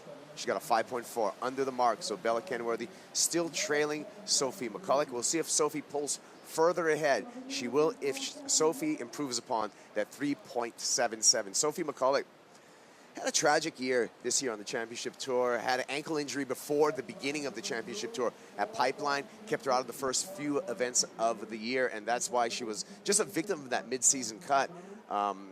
Just did not get an injury wild card into the 2024 season. So she needs to earn it the hard way, take the long route there through the Challenger Series. Unfortunately, she's out of mathematical possibility for a top 5 finish, but she can stamp her ticket onto a automatic seed into the 2024 Challenger Series if she finishes in the top 10 this year. And that's really the goal for both of these surfers out there right now. You want to at least be in the top 10, number 6 all the way to 10. They automatically requalify for the CS next year through this event. And having won the last event of the season last year in Haleiwa, she's shown that she can deal with the pressure, Kaipo. And that's something significant when you look at future CT events. There's a chance you might get a wildcard event for 2024 as well. But right now, Bella only needs a low 3, and it seems like she had a look right there. I don't know if they're going to deem that a paddle or not, but pretty close in my eyes. You know, when we talk about that qualification again for the Challenger Series, to avoid having to surf through your regional qualification series is really a big deal, especially for someone like Sophie in a very competitive Australian qualification series, especially for someone like Bella Kenworthy in a very competitive North American qualification series. Yeah, I think this year has proved that the North America region is without a doubt one of the strongest worldwide. On the men's side, you have a couple of guys that are already qualified, and on the women's side, a lot of surfers in the top 10 too, Kaipo. Sori Lindblad's still in contention, and Alyssa Spencer coming up in the next heat. If she wins, she's on CT for the first time. Yeah. I think Australia's pretty tough too. They have probably more actual events, so it's really do. hard to rise to the cream to rise to the top in Australia. But yeah, once the Americans have this year, especially once the Americans have gotten onto this Challenger Series, hey, we've seen some explosions already, and we already have two new Americans that are going to be on the championship tour in 2024. Yeah, I think though, just mathematically, because of the number of events that are in North America, there might be a harder chance just to qualify for the Challenger Series because of that. In Australia, you have a larger number of events. You have a larger number of large events too within the region, so it's going to show that both regions are definitely two of the strongest out there. Both women from Australia have qualified for the championship tour. Both men from North America were the first two from San Clemente to qualify this year too. So good stuff right there from both regions on different sides of the world. 9 minutes and 40 seconds. Bella Kenworthy continues to hold priority.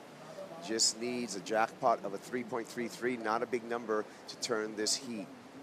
Flying by, you can see the conditions here at Itaúna. And we put the event on hold this morning. There was a little bit of morning sickness. We had some rain last night. Things have cleared up. The tide is starting to fill in throughout the rest of the day today. A little bit of a tide push as well, about a 3-foot tide gain as we go into the afternoon.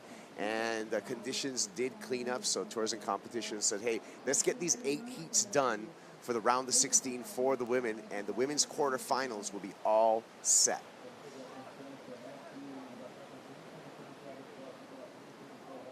McCulloch having to tic-tac through a flat section. Throws it up in the lip there. And applause by the Australian crew. Kind of a slow clap right there, a golf clap, if you will, from the Aussies in the competitors area. That was some good work by Sophie, though. She was in second priority, only looking to improve on a low 4, and I think she just might have done that, Kaipo. Had to really gain some speed through that flat ground, but once she got a lip line section, was able to really find a critical turn in a tough section, too. It went flat at the beginning, and once she gained enough speed, just went up and over, slid the fins, too. Good stuff right there. Combination of maneuvers wasn't necessarily there, just the one and done, but we did see an 8.0 yesterday with just one single maneuver.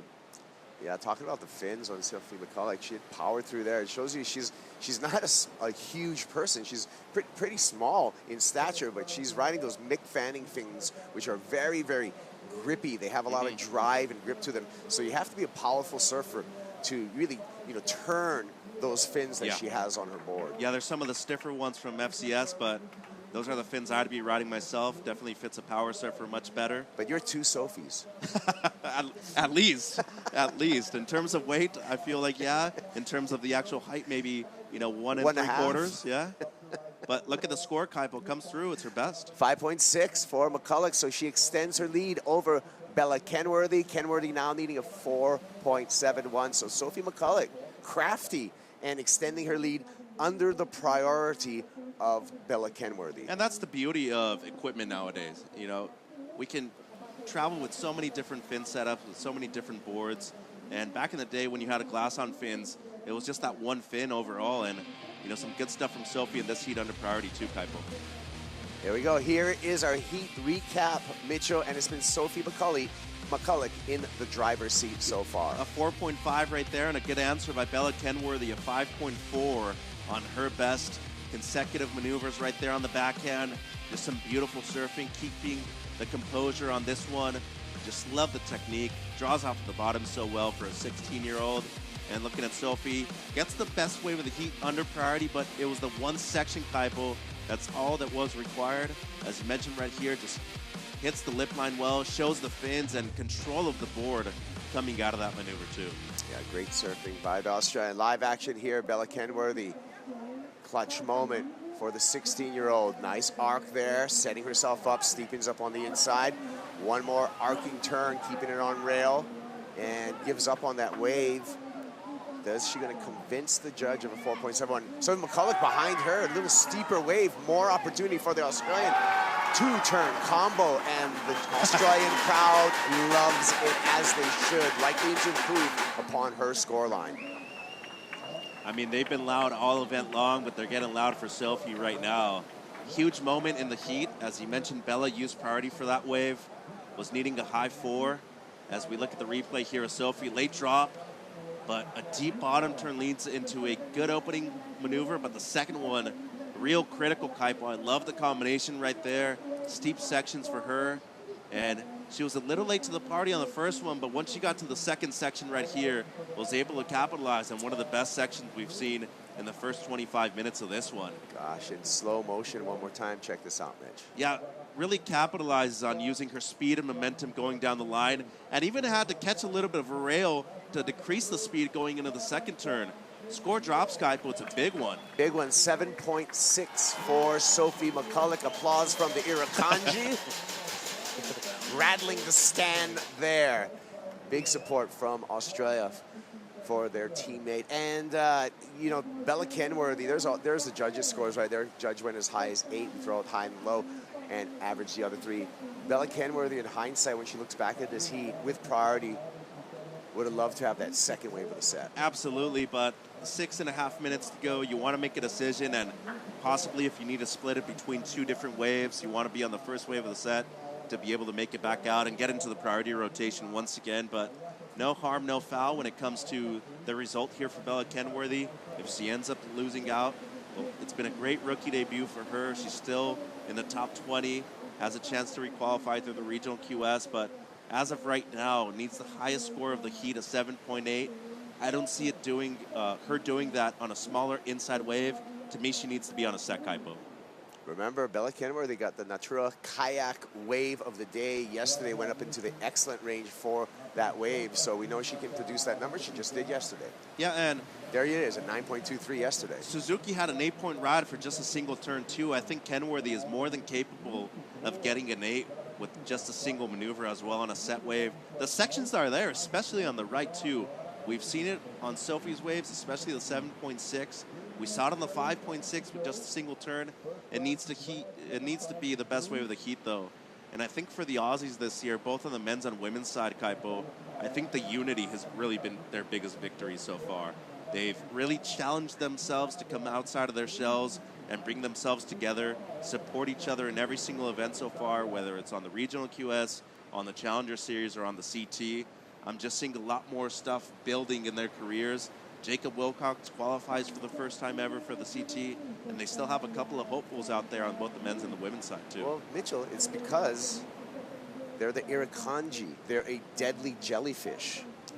That's their spirit animal right there for the Australian surfers and the Australian surf crew. Talk about an intimidating mascot. That is for sure. And they have one of the greatest celebrations in surfing, too, the oi, oi, oi. I love their hats as well. I want one of those. Take a look back at the Natura Kayak wave of the day. This was yesterday, 9.23 for Bella Kenworthy. This is yesterday, and in the 2 box, Bella Kenworthy in real time for the finish. Calling a comeback, needed to get in front of that white water. And still looking at the wave of the day from yesterday from Natura Kayak. I'm in a 9.23. She found a quality left out there. It was a combination of major maneuvers. You know, going to be interesting to see the replay if they call that second one complete, Kaipo. Sophie, quick snap down the line. Big snap and handles a shore dump, and there we go, rocking the stands again. It's the Aussies. They're a noisy bunch. They definitely are, and it's feeding into Sophie's performance so far in the last 2 minutes of this one. It's going to come down to whether or not they deem that second turn complete of Kenworthy. I'm interested to see the replay, but I still think that Sophie McCulloch is probably going to improve on the 5.6 right here, and I think she's going to extend the lead by a good margin too, Kaipo, with 90 seconds on the clock. Well, a couple replays to go through, starting with Sophie McCulloch, Mitch. So a great setup turn right there, but a dumpy section on the second one, and she just times it perfectly. Technique was on point, not a drop out of water out of place. And as you can see right here, her bottom turns have just been crucial to her good score so far in this heat. Really delays it and times that section perfectly. You know, doesn't overdo it either. That's something that we've seen a lot of surfers do so far, especially on the rights here at this event.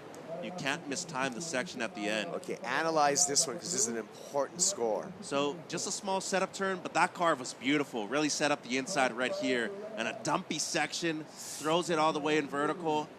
To me, though, doesn't completely ride out of that last turn, and I think it's going to hurt the score by a good margin.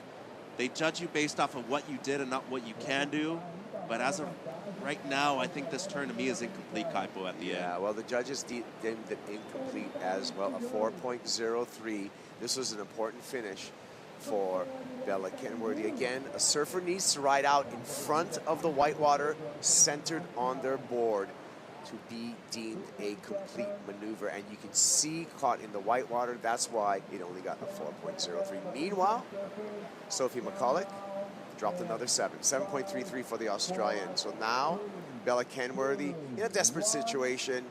Clock runs out. She needed a 9.53. It's Sophie McCulloch on to the quarterfinals. A great year for Bella, debut on the CS. She's still only 16, has a lot more to prove, but Sophie McCulloch looking to qualify here through the CS rankings for 2024.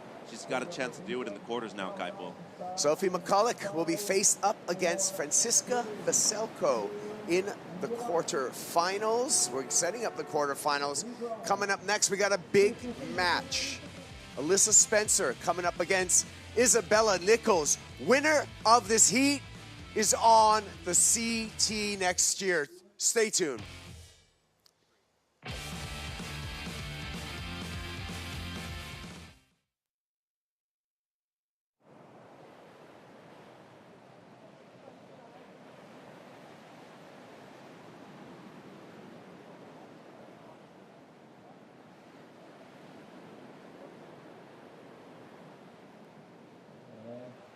Essa quarta bateria está vaga no competidor 2024 para a vencedora. Então está muito distante, está muito a vencedora que venceu no ano passado já no Sul, e que grande vitória também em Portugal, levou ela para a quarta posição no ranking.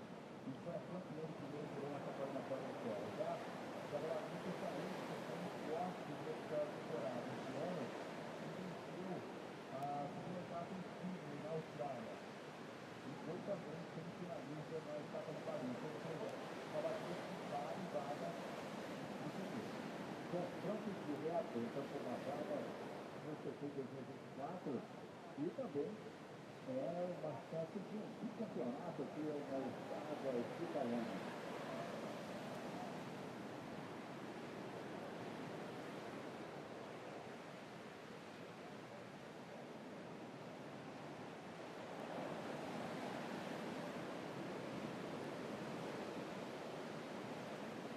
Hoje aqui vai abrir essa bateria, né? Só as duas minutos.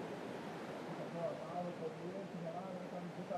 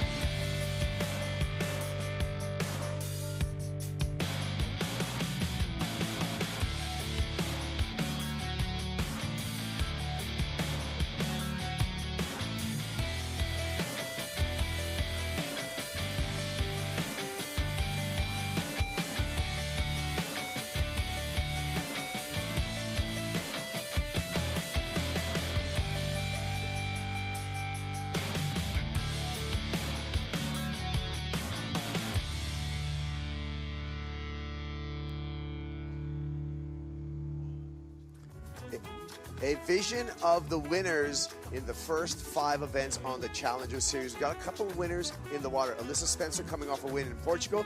Isabella Nichols took a victory at North Narrabeen for the second stop of the Challenger Series. They are faced up against each other in this round of 16 match. The winner out of this heat automatically qualifies for the 2024 Championship Tour. Now, that does not mean that the loser will not get a chance. It will depend upon the finishes of the remainders in the field. Kuiper Girl, along with Mitchell Salazar here, and we have a quarterfinal set up. Quarterfinal number 1 is going to be Sally Kira Pinkerton against Kika Veselko, and we saw Sophie McCulloch. I want to correct myself. Sophie McCulloch winning that last heat over Bella Kenworthy. Sophie will face up against the winner of this heat, but the real conversation is, Mitchell, who wins this heat and stamps their ticket to the championship tour? Yeah, and Alyssa with inside position here, Kaipo, looks like a great wave on the backhand. Alyssa Spencer, our defending champ here at Saquarema, and unfortunately that wave just dissipates. Looked like it had some potential from the get-go, but it just hit some deep water and fizzled out. Yeah, and the tide is rising right now. We have a high tide just after 3 local time. 25-20, that's a huge amount of time still for both surfers. I think Alyssa has still been on a roll since she has come off of the plane from Ericeira, winning her first Challenger Series event of the year, and our defending event champion here in Saquarema, Kaipo, looking to get her third Challenger Series win so far in the 3 years that we've had this tour. Looking at the replay here on the backhand, there's a good amount of pressure by Isabella to force Alyssa to use her priority on this one. It looked like it was going to be a great wave, too. Unfortunately for her, just after the first car, fizzled out, as you mentioned. But this is really the biggest heat of the event right now. We have two surfers that are in potential qualification scenarios for the Championship Tour, and whoever wins automatically qualifies for the CT. Yeah, number 4 on the rankings coming into this event, Alyssa Spencer, versus number 5 on the rankings coming into this event, Isabella Nichols. So whoever qualifies, that would only leave 2 spots left, correct? We have some math to do still, so I'm going to defer on that answer because we're crunching some numbers right now before we make any more announcements, Mitch. Playing it well as Alyssa under priority. I think this is a smart move right now. The thing is to get going, Kaipo. Whoever gets something above a 5 right now, I feel like their chances of making the heat is going to be huge. 24 minutes, that's a big amount of time. And it seems like a couple of sets rolling through right now. They're both choosing to surf the right-hander right now. None of them really looking left. Nichols on the paddle. Here she goes. Bounces off the top of that first section and is not going to get any more available. A lot of times those stretched out closeout ones are the ones that you want, so they don't fizzle out like Alyssa's, but that one went too fast. Look at the year for Isabella Nichols. Glaring at us is that first place finish, that championship finish over there in Sydney Surf Pro. She followed up with a semifinal finish in Bolito. That's when she got on a roll. Remember, Isabella Nichols knows how to surf clutch. In 2022, to survive the mid-season cut on the championship tour, she had to win the event in Margaret River. She did just that. Alyssa Spencer, nice quick snap on the backhand, and rhythm and flow gets back up in the lip for another turn, another bank off the top there for Alyssa Spencer. Good read, great technique, quick feet for Spencer, surfer out of Encinitas, California, just 20 years old. Yeah, and has a lot to prove right here. I think if she ends up winning this heat, it goes to demonstrate that she is capable of winning heats on the Championship Tour as well. Looking at the replay, Kaipo, the setup turn right there on the back end, much better, throwing a good amount of spray, and fits in the 2-for-1 right there at the end for the surfer on the backhand. Now, the goofy footer, equally as good on the forehand as she is on the backhand, throwing a good amount of spray, and her technique is so composed, too. You know, her feet always in the right place at the right time on these waves, and being the defending event champion has a lot of confidence coming into this one against Isabella Nichols. We saw the results so far this year for Nichols. She hadn't lost out until the round of 16 at the last event, a round of 32 exit, which I thought was going to be one of her better events out of the year, given it was a right-hander over there in Portugal. 5-point ride drops for Alyssa Spencer. She's out in the lead at the 21-minute mark. It's a good start. And that's really going to get the ball going for her. Going to have to work underneath the priority of Nichols right now. There's a big canvas out there right now, Kaipo, with the tide coming in. You definitely need to be aware of those lefts being an option, too. All it takes is one big section to get a decent score out there right now. We heard the crowd in the stand. The Australians were cheering for Sophie McCulloch. She's a quarterfinalist, Manu. Yeah, Kaipo, I was going to talk exactly about that. You were in the water, and the Australian crew, they were freaking out right here. Could you hear that from the water, and did it make any difference? Congratulations, Sophie. Thank you. Yeah, I could hear it, and yeah, it's so nice to know that everyone's on the beach cheering for me and cheering for every other Aussie that's out there surfing. Yeah, it's a really good vibe, and I'm super proud to come from Australia and being part of such a good crew. And you seem to be very comfortable here in Saquarema. How are you feeling about this competition right now? Yeah, it's so nice. I got like a good group of girls that I'm staying with, a bunch of Aussies again, which is nice. And yeah, the weather's been warm, the waves have been fun, kind of similar to home, just a little bit all over the shop. So yeah, feeling comfortable. And the guys were talking about your fins, that there may be mink fin and fins, something like that. Is that right? Yeah, that's true. It's funny they were bringing that up. I was riding AMs for a long time, and recently just moved over to the mix, just in sort of beach break conditions, waves with a bit more push, and they're feeling good. And I mean, I was able to sort of keep them in the water and not slide out then, so that was good. Great, congratulations. Back to you guys. You're right, Mitchell. All right, Sophie McCulloch into quarterfinal number 2, and she will be up against whoever wins this heat. 19 minutes and 45 seconds on the clock. Alyssa Spencer with that 5, a valuable number. You said at the beginning of the heat, Mitchell, the first surfer to get to a 5 has a high probability of winning this heat. Yeah, now only two-thirds of the heat left. Strategy is going to be huge right now with the consistency decreasing. As we look at Tessa Tyson, last year's runner-up in the event, Kaipo. Yeah, Tyson had a buzzer beater moment in the round of 32. And she is going to be up against Nadia Erostabe from the Basque Country. Nadia has been in form as well, really light on her feet in these beach break conditions. Yeah, she has been. Lost a real tough heat to Sally Fitzgibbons over there in Nedeseda. Had one priority mistake in the last 90 seconds, and it cost her the move into the quarterfinals. Number 15 in the ranks coming into the event has a big shot to move up and requalify for the CS through the top 10 right here. And it seems like Nichols is just trying to get busy right now, Kaipa. Wants to at least match the 5-point ride of Spencer. Seems like we have a wave approaching the lineup right now. It seems like we could be seeing a peak right here. Nichols with priority. And we're going to see if that priority switches. She paddled underneath Alyssa Spencer. We have a priority judge to see if there was any intent in that paddle. Looks like Alyssa took a paddle. Isabella took a paddle. And maybe because the two surfers both paddled for the wave, it was just a draw and the priority stays the same. It looks like it's staying the same, Mitch. Yeah, and I don't think it was committed enough by Alyssa to sell Isabella on that one to really commit to a block. So a decision has been made. It's going to be Nichols holding on to priority right there. But to me, it seemed like a wave that had quality on it on both the right and the left. And if you're Spencer right now, you're in the driver's seat. The smart thing would really be to just add more pressure. If you get a 4 or another 5, that means that Nichols right now would be needing something in the 7s. And next thing you know, if you're in first and already have 2 mid-range scores, you can keep building on that afterwards. So to me, the smart play here would be to work underneath the priority of the surfer in second place. And I think Spencer wants to be a little bit further on the inside to catch one of these ones, Kaipo. Here we go. Nichols again with priority. So Alyssa's going to let her go. Here we go. Isabel Nichols activates first setup carve back into the white water. Wave will steepen up as it nears the onshore section.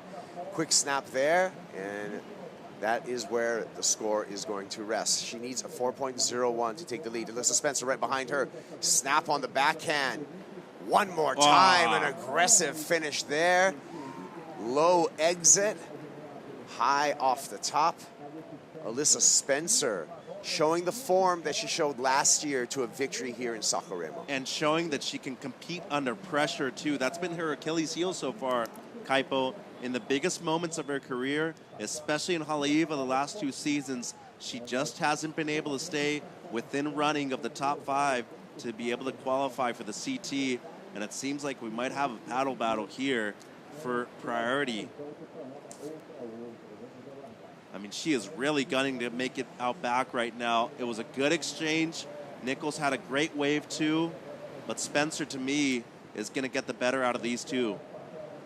On the replay. Oh, great opening maneuver, Kaipo, and then the second one even better to me. And when we talk about excellent surfing, it's a combination of major maneuvers. To me, we're seeing it right there on this one. Just perfect execution in the lip line. Technique on point, and the timing with the backwash right here was crucial for this score for Alyssa Spencer that just drops. Number comes in at an excellent 8.5 for Alyssa Spencer. This is a replay of a 6-point ride for Isabella Nichols. And it was a huge answer back for Nichols at this point of the heat right now. Great finishing turn right there. She was trying to fit in one more, but unfortunately for her, that wave closed out just before she was able to get into the lip line once more. But that second turn was beautiful. Into the lip line, but as you can see, she was still projecting down the line, and that wave just shutting down. But still, I mentioned that she at least needed to match the 5-point ride of Spencer, she does that and a bit more, gets the 6, and now needs just a mid-7. And the crucial thing about this exchange right now, Kaipo, she regains priority halfway through the heat. Yeah, 15 minutes on the clock and priority. So opportunity for Isabella Nichols to get that 7.51. Here's her last score and all of the judges' numbers. In the good range, already touching it. And that is clutch right now for Isabella. Former World Junior Champion herself, Spencer has made the final of the World Junior Championships. But that excellent score in 8.5 can easily add one more of those in the back end of this heat. Could this be vindication for Alyssa Spencer? She's nearly made the championship tour in 2019, in 2021, and last year, coming just a couple of places away in each of those years for that ticket onto the CT. This is the most important moment of her life, of her surfing career. These final 14 minutes for Alyssa Spencer. Well, we still need to remind ourselves she's only 20 too. I mean, she's been in contention to qualify for the CT since she was 15, 16 years old. Some real crazy stuff right there, Kaipo. She's 14 minutes away from achieving that goal right now.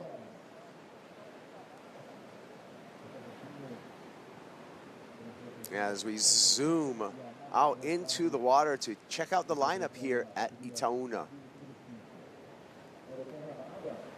And we're going to catch up with Alyssa Spencer on the priority.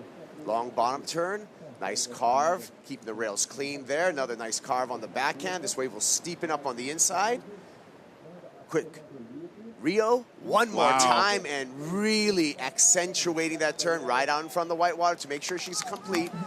Hops through that section there. Alyssa Spencer looking to improve upon a 5. I think she just did that. So do I, Kaipo. I think you're spot on.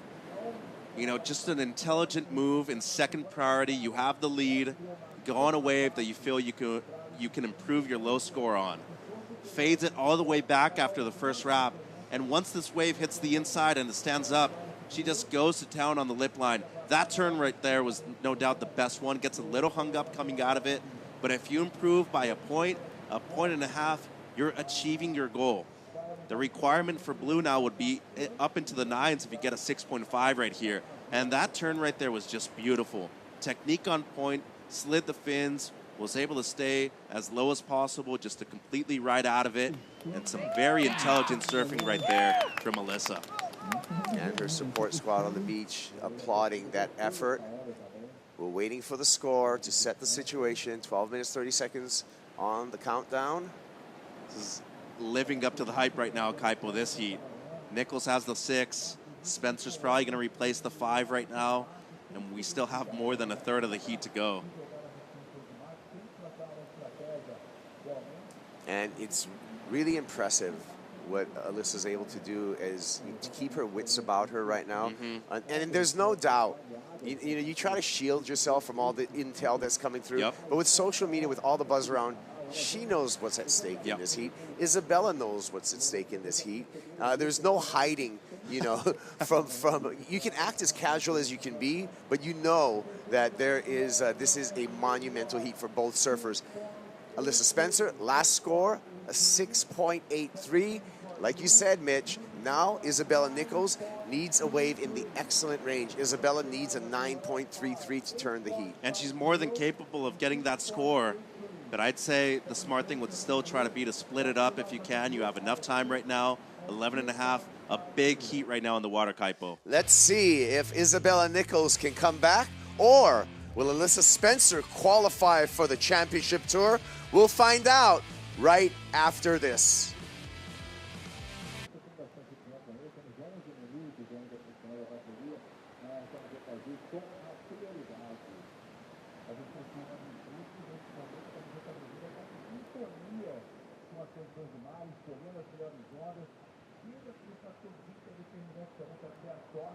Pegou uma onda que não chamava muita atenção, ela teve um retorno depois da mira certa, aí sim ela conseguiu avançar em 6.83. Essa onda está fazendo nós, não vai ser a gente meio, mas essa onda também fez a diferença. Agora a maré vai enchendo, vai demorando um pouquinho mais, dificultando o trabalho para adversários estar com dificuldade na bateria, né? Impacto na pontuação. Mas ainda temos bastante anos, bastante tempo. E Deus, ano que vem, disputando nessa vaga entre os 5 melhores do Challenger Series 2023.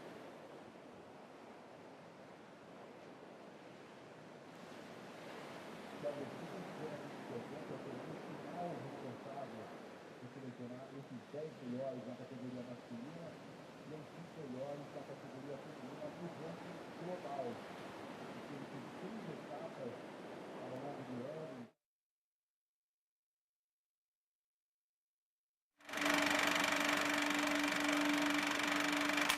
I'm Alyssa Spencer. I'm from Carlsbad, California. Right now, my biggest goal is to qualify for the championship tour, so I'm going to do everything that I can in this next year to get there. Last year was definitely the best competitive season I've had on the Challenger Series. I had a couple good results in the beginning of the year and then had the win in Brazil, which was so special. It's such an amazing time to be a part of women's surfing, and I know all the girls that came before us pushed really hard to have it where it's become now. They're definitely the ones that have given me inspiration for what I do now.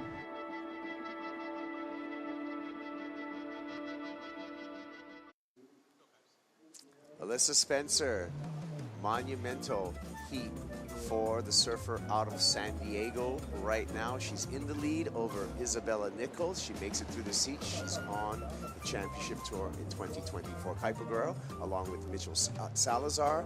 Mitch, we're down to 8.5 minutes, and we could see Alyssa's dreams come true. We definitely could. And Isabella Nichols still with priority, needing a low to mid-9 Kuiper. There's a good amount of time. But you saw Jake Marshall on the beach and the rest of the kids from Southern California. They're just waiting for the moment to happen for Alyssa. She's been very close 3 or 4 times. And now at the age of 20, looking to make it happen and qualify for the CT for the first time ever. Really just needs to keep her wits about her because she has a big lead over Isabella Nichols. It looks like with the paddle right here, maybe trying to draw Isabella off the mark a bit. You know what I thought the difference maker this year was in comparison to other ones, Kaipo, was that she was able to surf a few CT events as an injury replacement surfer. Yeah. You know, she surfed at Pipeline, she surfed in Bells Beach as a wild card for the event over the Rip Curl Pro, and I just feel like she kind of got those jitters away on the biggest stage of surfing so far, and now in the Challenger Series, she's gotten through a couple of big moments, especially that win over there in Edeseda. And now if she makes it into the quarterfinals, she still has a chance to defend the title here in Saquarema. But more importantly, she joins the top 17 for the women on the CT. Yeah, and you mentioned that she's only 20 years old, but she's matured a ton because, you know, she really came onto the scene as a teenager, 16 years old, nearly qualified for the championship tour. Mm-hmm. And so she's had a lot of reps under her belt. Isabella Nichols, you know, talk about another surfer. She's had that taste on the championship tour, 2 seasons on the CT, and she wants to get back in there. An extremely intelligent surfer when we look at Isabella Nichols. Not just talented in her surfing, but also extremely smart. Not just he's just overall university student. Yep. Studying mechanical engineering. There's Jake Marshall and the support squad. Matt Myers, he's behind Jake, Alyssa's coach. Tyler Gunter right behind him too. Yeah, Bella's been a staple of the CT, of the juniors. I mean, I remember her winning, you know, her first event that I saw her at, a junior event in Los Cabos. We used to have a 6-star QS event there for the women too. And she's been all over the place when it comes to good results worldwide. A strategist too. You know, you mentioned her having to win that event in Margaret River to requalify for 2022 before the cut. Did that, was able to surf into a top 10 finish in 2022. Next thing you know, she just gets off to a rough start in 2023, bounces back with a win over there in Narrabeen, when she was the underdog, by the way, against Sally Fitzgibbons in the final in huge conditions over there in Sydney. Backs it up with a 3rd-place finish in Bolito, but a bit inconsistent in the last 2 events of the year at the U.S. Open and then at Edeseda. Still has 6 minutes to keep the dream alive here, though, Kaipo. Still, if she makes this heat, needing a 9.33, she automatically qualifies for the CT too. Yeah, this is true. So all is not lost for Isabella Nichols. We've seen her with clutch performances before. Yep. In big moments on the surfing stage. Wave comes through here. There's a lot of taper on that one, so neither surfer decides to go on that. little bit of ruffle that's been starting to form up as the beach heats up, a little convective heat from the beach, a little onshore breeze. And it was expected, you know, to build up throughout the afternoon too, but I think the tide more than anything is really what's affecting the consistency and the quality of the good waves coming through in the last 15 minutes of this one. That's why I thought it was so smart for Alyssa to go on that backup wave right there. She improved on the 5, got a 6.83. Next thing you know, your opponent needs something in the 9s. And Nichols had a strong wave right there with a 6, but since Alyssa won that exchange with the 8.5, it's really given her the advantage in the back end of this heat. Here's the heat recap, Mitchell, and Alyssa Spencer was able to go excellent. Wow, that was a devastating last turn right there on the backhand, and then Bella had the opening wave out of that set, a 6-point ride here, and I thought she surfed this wave perfectly well, given how it was. Great second turn right there. Unfortunately for her, that wave didn't offer up more scoring potential down the line. And then under the priority of Nichols, Spencer was able to work in a 6.83 that, as at the moment, is working as her backup score. Great technique, composure, and just beautiful timing on this one, Kaipo. Slid the fins right there on the inside section and was able to extend her lead by a good margin, near excellent heat total with a 15.33 at the moment. Under the 4-minute mark, and pressure mounting. There is all the waves written, all the scores. Highlighted are the top 2 scores for each of the women. You can see only 7 waves ridden in this entirety of 27 minutes so far. Between the two, and it's been a bit lowly in this one. They've taken advantage of the good opportunities. The one thing I will say, when Nichols did have priority and that wave came through and neither of the surfers went on that, that definitely gave the edge to Alyssa Spencer. A couple of minutes went by. Nichols wasn't able to get the 6 that she needed at that point to kind of match the 5. And next thing you know, Spencer gets the 8.5 and a 6.83 in consecutive matters. So the upper hand definitely to Alyssa when it comes to selecting the best waves and just being a bit more active when it comes to hunting those waves out there in a 30-minute heat, Kaipo. 3 minutes remaining. I see a couple of waves coming through, so maybe some opportunity for Nichols. The surfers see it as well. As you can see them repositioning out the back. This one doesn't have much of a wall to it. Oh, and Bella's been a victim of bad luck in the back end of this heat right now. I mentioned that at around the 12-minute mark, she still had a chance to split this up between two waves to improve on the 6 and then make the requirement for the 9.33 a bit less. But as of right now, it needs to be one wave, Kaipo. It needs to be the 9.33 or better. You're really surfing for the perfect wave out there, and she needs to give it her all. It's an important heat in her career right now. If she makes this one, she automatically qualifies for the CT, and we're down to 2 minutes. Things are looking great for Alyssa Spencer and tough for Isabella right now.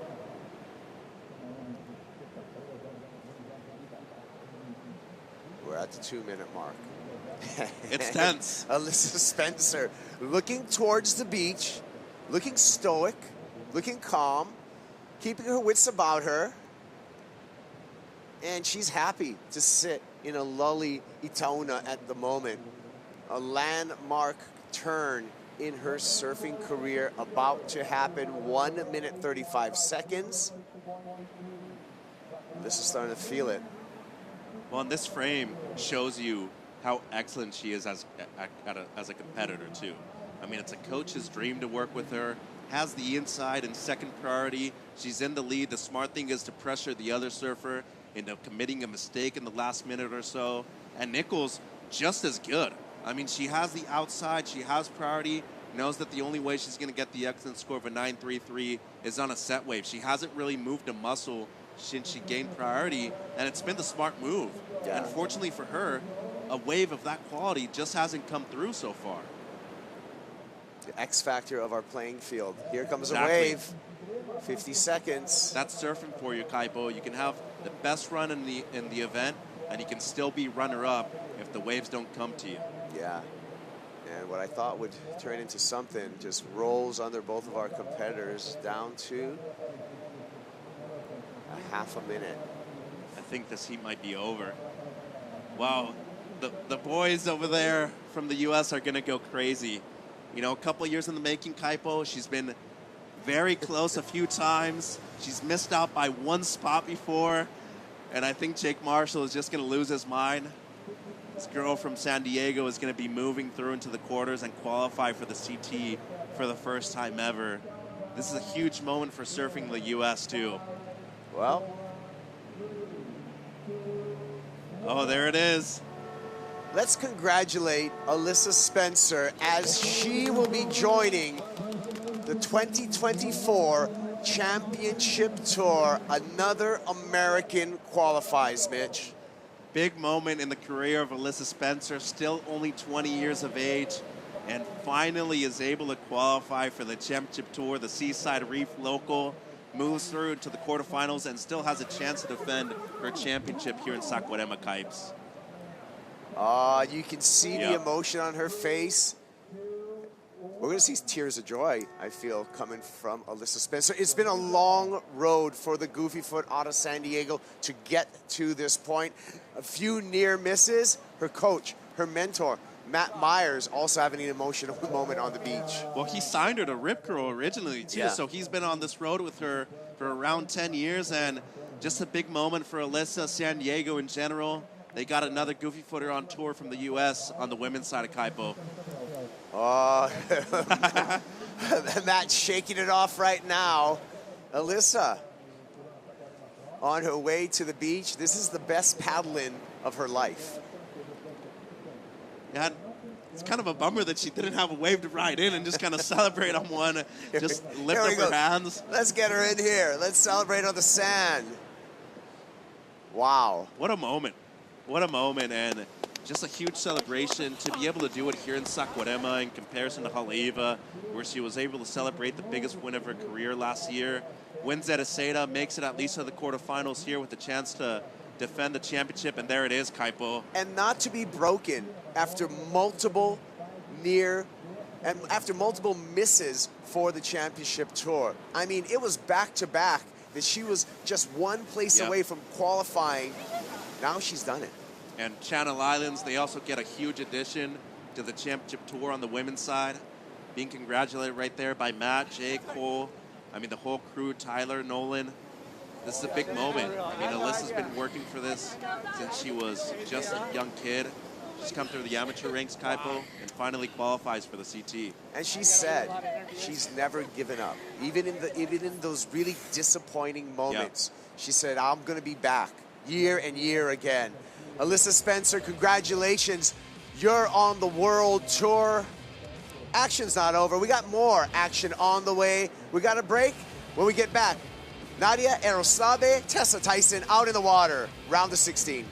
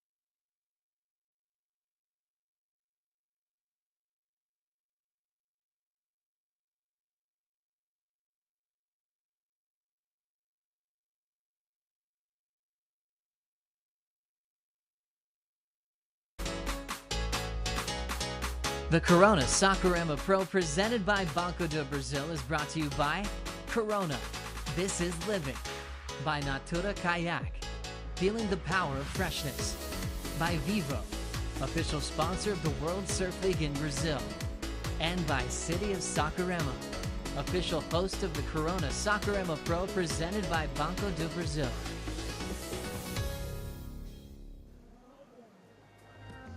We are back at the Corona Saquarema Pro, presented by Banco Do Brasil. Round of 16 out on the water for the women. Nadia Arostabe is in the red jersey. Tessa Tyson out of France by way of St. Bart's is in the blue jersey. Tessa, last year's runner-up. And we'll see. Open up is a spot in the quarterfinals for the winner of this head-to-head matchup, Kaipagura, along with Maida Pops. And Maida, this is an interesting matchup right here for both of these surfers. Yeah, it is, Kaipo. Actually, they went against each other, but let's talk about this wave first here.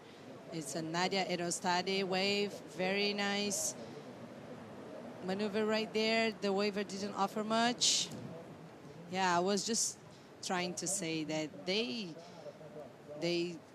competed against each other in Lacano Pro this year, right in the finals. And in the end, Nadia Arostabe, in the qualifying series, she ended up winning. Yeah, Nadia Arostabe, 23 years old, representing the Basque country. You can see her on the paddle back out. She came into this event number 15 on the rankings. Here is her ride. Let's talk about it through the replay, Maida. Setup maneuver right there. And the second one was better. Didn't splash too much water. And this one was Tessa Tyson 5-5. Yeah, this is the opener for Tessa. And you can see she's been very light-footed through this wave, just stinging that finish, and that was a 5-5. This is a replay of the opener for Nadia Arostabe. This was a 3-point ride, didn't get that finishing maneuver, and this was a 2.7 backup for Tessa Tyson. Yeah, the waves are still good looking, but unfortunately they are almost closing there in the end, so many of them just have room for two movements, and this was live for Nadia. Yeah, and talk about two turns. Nadia getting 2 turns right there on the combo. So we'll see where that score goes. She's got a 3-point ride in her scoreline so far. Really quick, as opposed to the last heat. One more replay, Maida. Yeah, turn right there, right at the top. Best one at the end. She was done. Another view. Yeah, sorry, sliding a little bit of the tail there. And the second one was a little more vertical. I like the way she opened her arms right under the lip.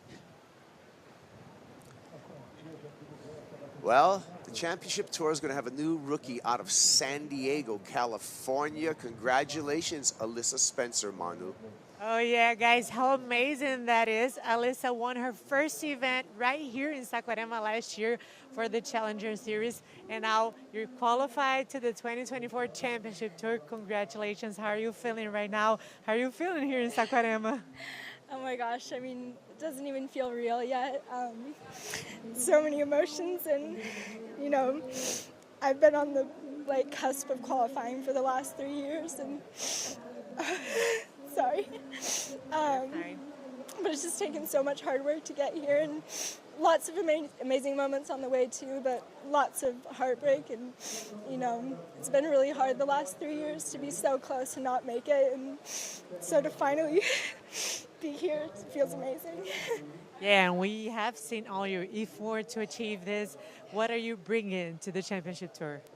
I'm so excited. You know, I feel like I'm ready to be on tour, and my surfing, you know, suits those types of waves, so I can't wait. Just bring it on. And you're so young, Alyssa. What do you have, your dreams in your life? Yeah, I mean, this has been my long-time dream since I started surfing, to be on the tour, so it feels amazing to accomplish that. And, you know, long-term, I'd love to be in the top 5 and win a world title one day. And what about this heat that was pretty intense? How was it for you? Yeah, I knew that it was a really big heat between me and Isabella because we're sitting really close on the rankings together, and I had no idea, honestly, though, that if I made that heat that I qualified, so I think it was maybe a good thing that I didn't know that before going out, but yeah, it was amazing when I saw my whole crew sitting there on the beach just cheering for me. I kind of had an idea like, oh, maybe it just happened, and sure enough it did, so it feels amazing. Amazing. Enjoy your moment. Congratulations. Dreams becoming true here in Saquarema, guys. Back to you. Yeah, that's right. Wow, they kept the secret from her. I thought for sure with all the noise and social media and all the stuff around that she would know the gravity of that heat, but that was probably a really, really good thing for Alyssa Spencer. And Maida, I love that interview, the fact that she's already got a new goal where she's just like, okay, now I'm on tour. What do you want to do? I want to be in the top 5 and win a world title. Yeah, and she must really love here Saquarema because she won last time here last year and now just qualified for the championship tour. So it's been amazing for her. Saquarema is treating her pretty well. So, yeah, and you know her work's not over yet. She's still in the quarterfinals right now. So Alyssa Spencer will be in quarterfinal number 2 up against Sophie McCulloch when we get into those quarterfinals. So she has a chance to go back-to-back here in Saquarema. Yeah, and I really loved that interview where she was very emotional, just letting her tears and showing the world that if you have a dream, you have to really chase your dream, and whenever you get there, it's so amazing. Yeah, taking a look here at Tessa Tyson, who's our runner-up from last year. She shared that final with Alyssa Spencer last year, 26-year-old from St. Bart's representing France. And Tessa beat Bronte McCauley in that 4-person heat in the round of 32 in the final seconds of that heat, and that just took away any opportunity for Bronte McCauley to re-qualify for the championship tour. But it was impressive for Tessa to have that buzzer beater. It was within the last minute of the heat that she got the score that she needed. Yeah, Kaipo. Actually, we had like many buzzer beaters during these days here in Saquarema. Yesterday, Eli Hanneman had one too, and it was amazing to see him pull that air and got his score and stay in the competition with a chance to qualify. But here, Tessa Tyson just got this wave, quick one, just single maneuver wave, but probably she's going to put on score because it was very vertical. Replay right here. Look, she went vertical, straight to the top, quick, fast. She made it. But Nadia Erostade right now in first position with priority. She has a 6.3 and a 5.083. So Nadia Testa needing a 6.63. I'm not pretty sure it's going to be enough this wave for her, but at least she's going to build a little her chart there. Yeah, we see the numbers are starting to trickle in for Tessa. A 4.93, not enough. She remained in second place. She's still searching for that 6.63. Nadia Erostade has been very effective. Just 3 waves ridden so far, and 2 real good keeper scores at 5.83 and then that 6.3. So Erostade at 15 coming into the rankings for this event. She has a chance to get into that top 10. Remember, 6 through 10 goes straight to the Challenger Series in 2024. Here we go with Nadia. Takes this one, belts it, vert, and that's all she's going to get there. We'll see if that improves upon her scoreline. Yeah, the conditions right now, the previous heat, we saw a little, the waves were opening a little more for the left side, and these ones, they are choosing to serve to the right, but not many room for combination of maneuvers, but they're being pretty sick, every single one. International flags, but just as importantly, showing us the direction of the wind. The onshore wind has been increasing in the last couple of heats. convective heating on inland is going to pull some onshore breezes, but we've had a couple of storm fronts come in and out of the area. We had rain last night. We had some morning sickness this morning. Things cleared up for a second, but it looks like we have another, a little bit more onshore wind. There's going to be more of a challenge for our surfers in the upcoming heats. True, Kaipo. Here in Saquarema, the weather is always changing. Oh, my goodness. We never know what's going to happen in the morning. And when we come here, like, you can come and it's pretty cold and raining like we did today in the morning, and then suddenly everything just opens and it's sunny. But unfortunately, the wind is kind of picking up a little bit. We can see like the white foams right there. Here in Brazil, we call it carneirinhos. Carneirinhos. Which means? Which means a goat. Like sure. It's the sheep grazing on the pasture right there. Yeah. We say the same thing. The same thing, yeah. We say the same thing, that, the sheep are grazing out there. We see all the white caps. It's like all the sheep on the pasture walking by. Yeah. You see? We're all the same. Portugal, kind of in Portuguese, is carneirinhos. Carneirinhos. My Portuguese is really bad. That's why I'm doing the English broadcast right here. And Maíra is so impressive, actually, being my analyst here with your second language. Yeah, actually, it's you guys challenging, but okay. Hey, I'm doing my best, guys. I'm going to tell you right now, I'm so impressed by our Brazilian crew here. Maíra Paps, as well as Rachel Apolonio, and Manu coming through here, as well as Marcos. You guys have been outstanding through these long days and putting in the hard work and coming in with a lot of local knowledge. So really appreciate that. We've had a great crew here in Saquarema. Thank you, Kaipo. 14 minutes, 10 seconds on the countdown here. And Nadia Erostabe, last wave, a 4-point ride, does not change the situation. Situation out in the water. Tessa Tyson, blue jersey, priority, needs a 6.63. Tessa fades into this one. Careful carve off the backhand there. Stings a finish. That was a quick finish. We'll see if that comes through at that 6.63 that Tessa needs to turn this heat. This wave gave for her a little more opportunity right there, Kaipo. She kicked the tail right there. Nice rack. Another one. Fast, strong. I really like this wave. How does it look like? Yeah.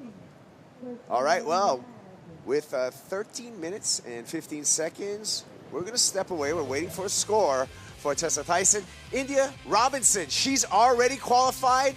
After this break, we got some big breaking news for you. Stick around.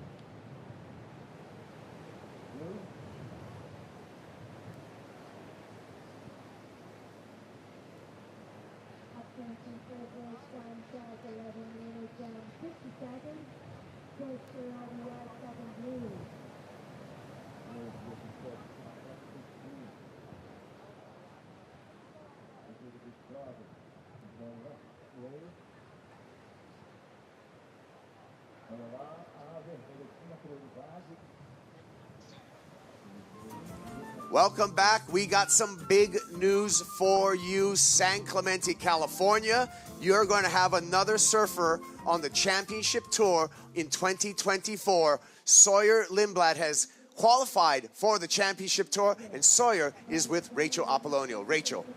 Sawyer, congratulations. You have officially qualified for the 2024 championship tour. How are you feeling right now? Pretty crazy feeling. I've been working towards this my whole life, and it's just a dream come true. I especially wanted to qualify by the time I turned 18, and yeah, it's just a belated birthday present. I can't believe it. It's your birthday today. It was last month, but anyways, it's still a birthday present. So now that you have time to reset and speak, because she was speechless, what do you think you're bringing to the championship tour? I think that it'll be a lot of learning, but I'm just really excited to be there, and yeah, I'm excited to surf the bigger waves, honestly, and get more comfortable, and I'm just really excited to surf against my idols like Stephanie Gilmore and Carissa Moore.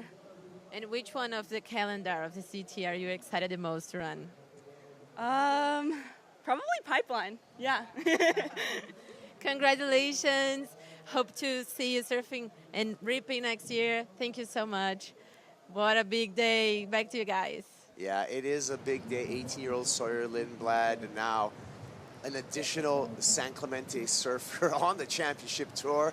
Get ready for Pipeline. That's the first stop. The Goofy Foot will be really, really cherishing Pipeline lefts when we kick off the tour in 2024. Piper Guerrero, Maida Paps on the call here, and we have Nadia Arostabe up against Tessa Tyson on the water. Arostabe with the advantage over Tyson, but back to Sawyer Lindblad, and back to the story of San Clemente. Cole Hausman, San Clemente, he's going to be a rookie on tour.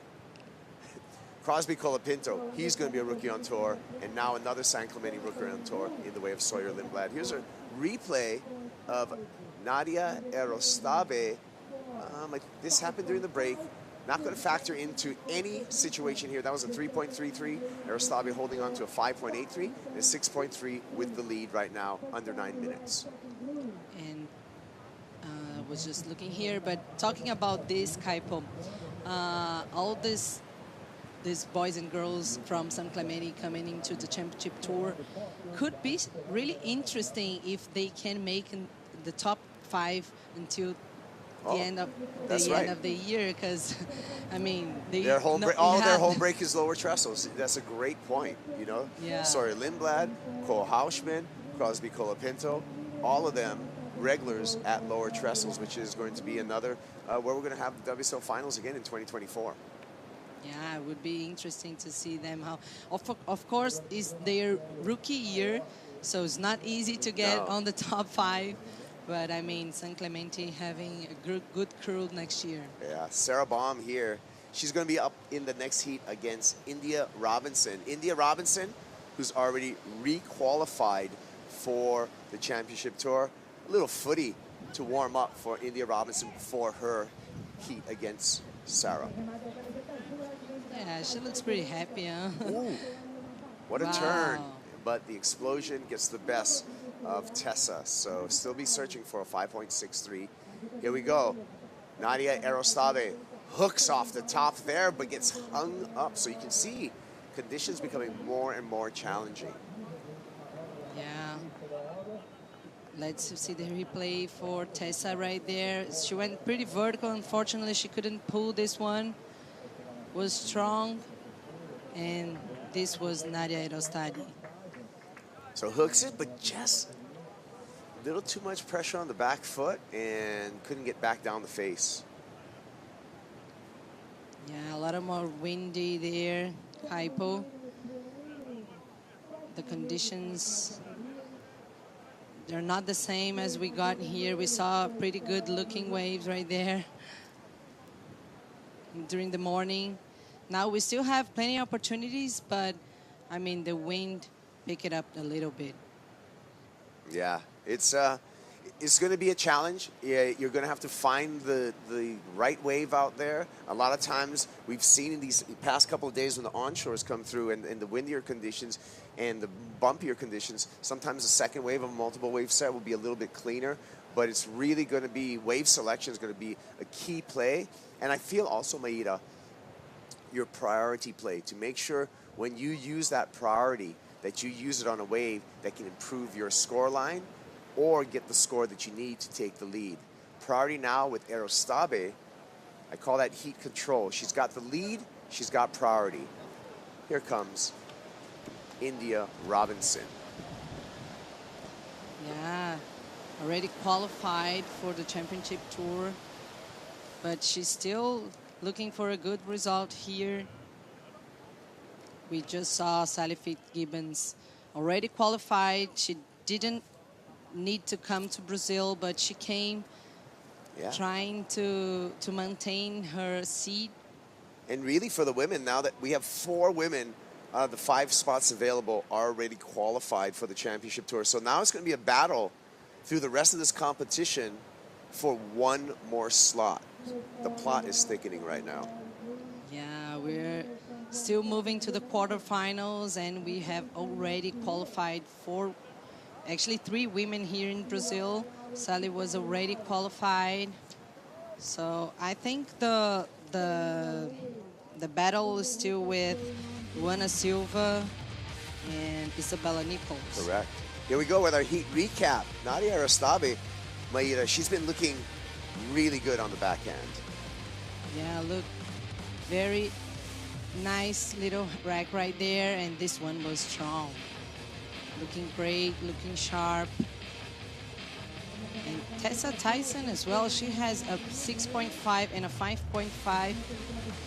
Just wasn't enough for the lead until right now, but she's surfing pretty well as well. Yeah, Tyson trailing Erostabe under the priority of Erostabe as well, so she's going to have to get sneaky in this 4 minutes, 15 seconds remaining on the clock. Tyson in the blue jersey, Erostabe in the red jersey. Erostabe with pole position right now with that priority and keenly aware of where Tessa Tyson is. Nadia can also use her priority at this point, Maida, to block Tessa if a quality wave comes through. And the heat coming to the end. Looks like now they're the same scenario that they had in Lacanau. Nadia won over Tessa, but Tessa really knows how to surf here. Last year she was second. Now she's just sneaking the lineup, but Nadia is playing hard on her. Yeah, you look at how close they stay together right now in this 3 minutes, 30 seconds remaining. Tessa wants this one. She's interested. Will Nadia use her priority? And the answer is no.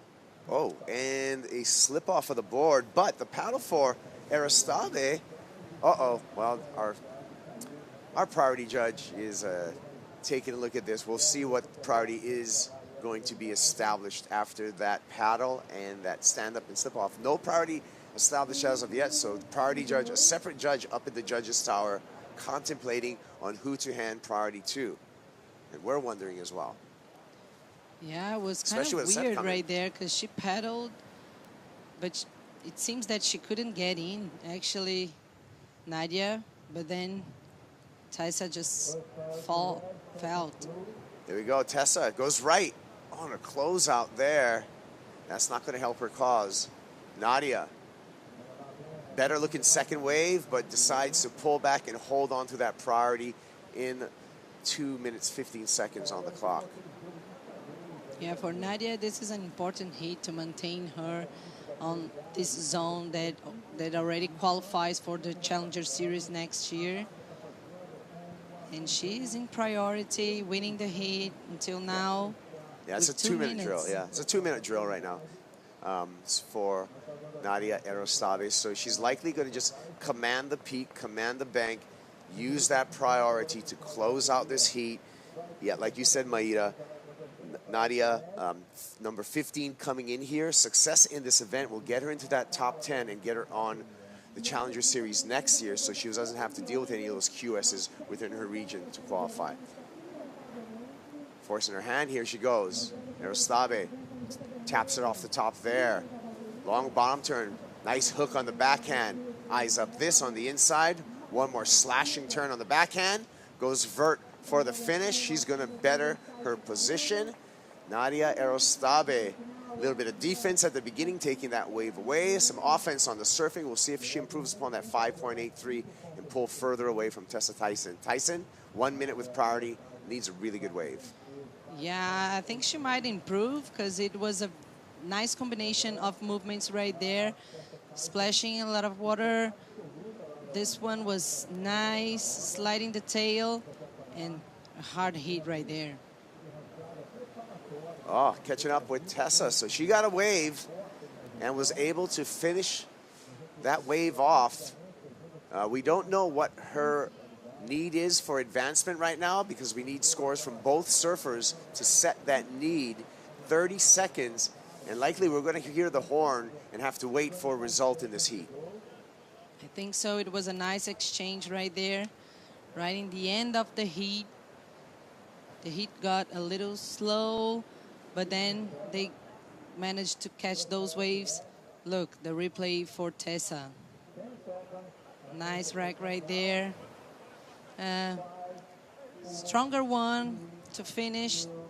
What do you think, Kaipo? I think out of the exchange, Nadia Arostabe got a better.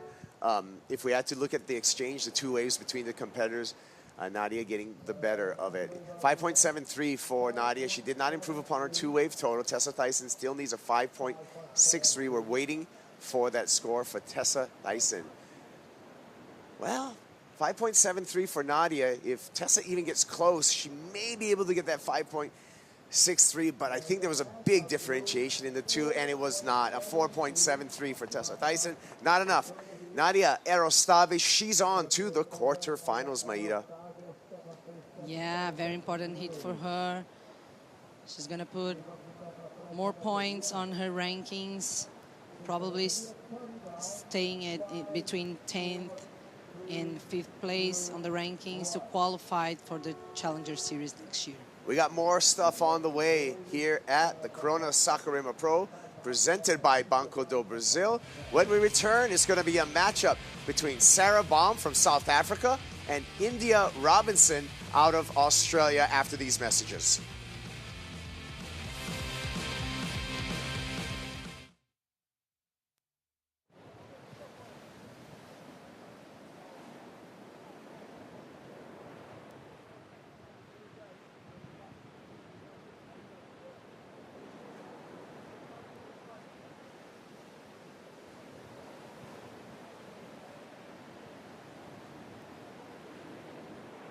Tem uma movimentação, pequena movimentação de ondulação, vamos ver as atletas agora buscando um outro posicionamento. Já conseguiram essa hora aqui do canal, já não está tão poderosa, já não está tão qualificada para que elas encontrem as suas manobras.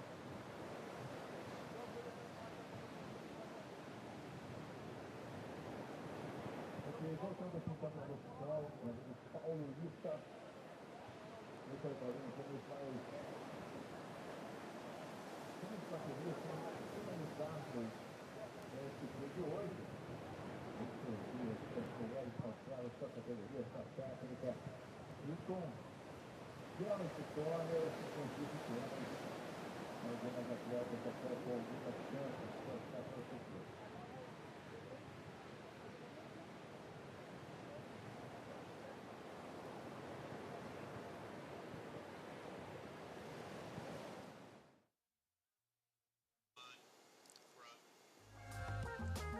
And coming out of this heat, victorious, the Basque Country's Nadia Arostabe. She's on to the quarterfinals. A great victory there. And we're going to see Nadia finals day here at the Corona Saquarema Pro, presented by Banco do Brasil. Kaipo Guerrero, Maida Pops on the call here. We got new heat in the water. Maida, Sarah Baum facing up against India Robinson. Yeah, what a match. Sarah Baum coming to this event in 10th position ranked. And India Robinson, the 2nd position. She's already qualified for the championship tour next year. The Australian looking pretty good here also in Saquarema. Yeah, India Robinson, just 22 years old, out of Janjuk in Victoria, Australia. She took that win at Snapper Rocks at the beginning of the year. Third place, a semifinal finish in Narrabeen at the Sydney Surf Pro, and coming off a semifinal finish in Portugal. And for coming from that great surf town of Janjuk, one of my favorite pubs in all of Australia, the Janjuk pub over there right next to Bird Rock, and a beautiful neighborhood, beautiful people, and they got a surfer back on the championship tour. Sarah Baum out of South Africa, 29 years old, lives in Newcastle in Australia, but like you said, number 10 coming in here. She wants to stay in that top 10 picture, Sarah Baum, so that she will go straight to the Challenger Series in 2024. Robinson trying to scratch into that one, unable to do so. Yeah, she did in 2021 actually, and got her spot to 2022 and got her spot on the Challenger Series for this year without having to compete in the quick QS. Yeah, there is India Robinson. And yeah, good news for the Aussies. They got another surfer that is going to be at the beginning at Pipeline representing the Australian flag. Sarah Baum here, the South African, quarterfinals in Bolito. And with that finish in the quarterfinals in Bolito, got a wild card into the championship tour event at J Bay. Did a great job there in the long walls at J Bay, surfing all the way to a quarterfinals on the championship tour. So that proves to me, Maida, that Sarah Baum, given the opportunity, has that championship tour surfing within her, because she's already made the quarterfinals as a wild card. Yeah, it's true. In the first round, she beat Carissa Moore and Lakey Peterson there, but unfortunately, in the quarterfinals, she was beaten by Carissa Moore. Yeah, I can't. Again. Hard to get past Carissa twice. Yeah. But she was, I mean, every heat that she surfed. The one thing about Sarah Baum, a goofy foot, is she has a really, really strong backhand. She's almost like the female South African Aki. Whoa, what a comparison. Good. I like it. She's just really solid in her surfing. I love the flow that she has. Graham Smith, Jordy Smith's father with Smith Designs, Smith Surfboards, making all of her equipment. Smith Shapes actually is the proper name for it. And she's just, rock solid. So I'm looking forward to this matchup right here. Yeah, the ocean, as we said, the wind picked it up a little bit, and they're not having many opportunities as the girls had this morning. But, I mean, it's all about wave choice. 100%. Nadia Aristabe was able to win her way into the quarterfinals, Rachel. That's right, Nadia. Congratulations. That was definitely a tough heat. How was it for you? Yeah, thank you. Yeah, it was pretty tough. I did a lot of mistakes on my heat. I started good with 2 good waves, but then Tessa sold me a lot of waves. I got on really bad waves, but glad I made it through and into the quarterfinals now. And everybody's talking about qualification scenarios all the time. Even if you stay in the Challenger Series for next year, what do you think is important for you to improve next year? These things that I did wrong on this heat. I still have to manage better the stress of the heats, try to be more calm, keep better, getting better on my surfing, and keep getting better and better. Do you want to send some message for your supporters? Yeah, of course. Muchas gracias a todos los que me estáis viendo. Un mucho grande a los aitas y eskerrik asko. Congratulations, you're into the quarters. See you soon, and back to you guys. Thank you. Congratulations to Nadia. Nadia's going to be faced up in quarterfinal number 3 against the winner of this heat. Slow start to this heat, 7 minutes off the clock so far, Maida, and just a fractional score on the score line. So that is a testament to the rising tide, the lully conditions, and with limited opportunities, it's going to be really important for the surfers to take advantage and really take advantage of any kind of wave that comes through for a score when the waves do come through. Yeah, Kaipo, as we kept saying here, the wave selection becoming way more important right now because no many opportunities right there. So they really have to capitalize in each opportunity. Yeah, so priority really important. And when there's limited opportunities, Sarah Baum with that priority, a little bit of a mistake from India Robinson at the beginning of this heat, just taking, a nothing wave. So Sarah Baum really with the advantage at this point in the heat at the 22-minute mark, because she can wait out for that one key wave come through and then really break away with if she gets a good to excellent score. Meanwhile, India Robinson on the screen has to fish around on the inside out of priority. Yeah, but we saw many people yesterday catching waves under priority and making pretty good. I'm pretty sure today we don't have the same conditions. Yesterday we have a lot of more opportunities for everybody in the four athletes format. So yeah. Well, we saw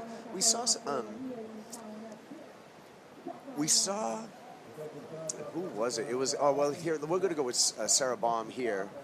10th coming in here. Here's the Sarah Baum's year on the graphic. And so you can see those quarterfinal finishes on the Gold Coast as well as near home in Ballito in South Africa. And I was going to say that we saw Alyssa Spencer in her matchup against Isabel Nichols get one of her keeper scores under the priority of Isabel Nichols. So it's possible for India Robinson to do the same act right now. So you can see her, she's not even in the frame right now. She's way away from Sarah Baum. Sarah Baum taking a look at that one and wants to hold her priority. And just like that, India Robinson's going to take this wave under the priority. Nice snap there. Hops through this flat section. Meets the oncoming section with a snap, but missed opportunity by not going complete and riding in front of the white water there. Yeah, she almost did, but I mean, a lot of water moved from the other side and she couldn't pull it. Yeah, that was you can see the real flat section. Here we go. Sarah Baum chooses to go left. Winds up off the bottom. Has to really just cheat a little check turn there. Steeper on the inside here. That's a nice carve there on the Smith shape.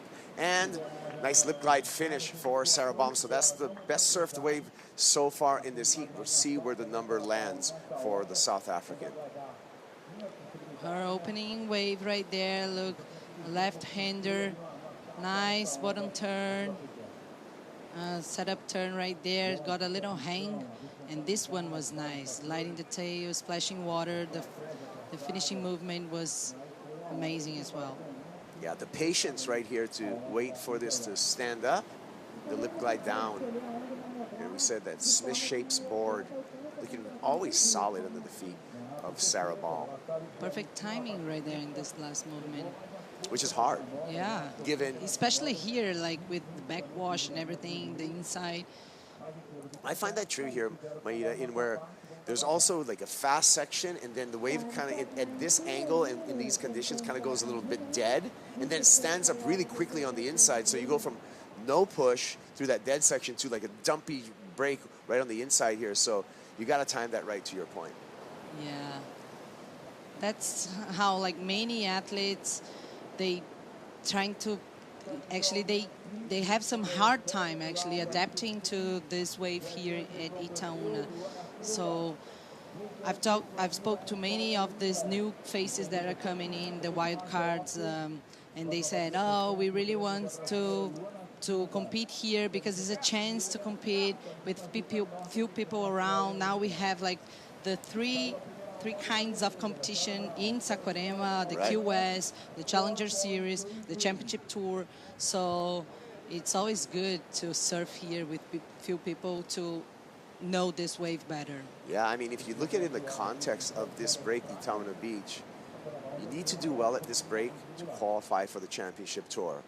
Then once you're on the Championship Tour, this break is after the mid-season cut. So if you want to make the final five and hopes of a world title in the Championship Tour, again, you need to do good at Itaúna, because after the mid-season cut, there's no throwaways on the Championship Tour. Every result counts on your pathway to that final five. So this here, the Maracanã surf, is really an important wave for any professional surfer to master. Yeah, Kaipo, and in the QS also, because we have a 5,000 QS here. So for these boys like Heitor Miller, Gabriel Klausner, that are competing in the QS, any opportunity that they have to surf here is good. Yeah, and we saw that last year with the men's champ, Gabe Medina, who's always had, this was kind of one of the thorns in Gabe Medina's side, that he never did well at this particular break in his career. So he chose to surf this event last year, the Challenger, just to get into reps and make sure that, you know, he has the act and give himself some confidence and his heat preparation and all that stuff that he was going through. And he did just that. So you could see even a world champ knows that this wave is very important to master. 4.33, Maida, drop for Sarah Baum. And as we suspected, the best number so far this heat, Baum out in the lead.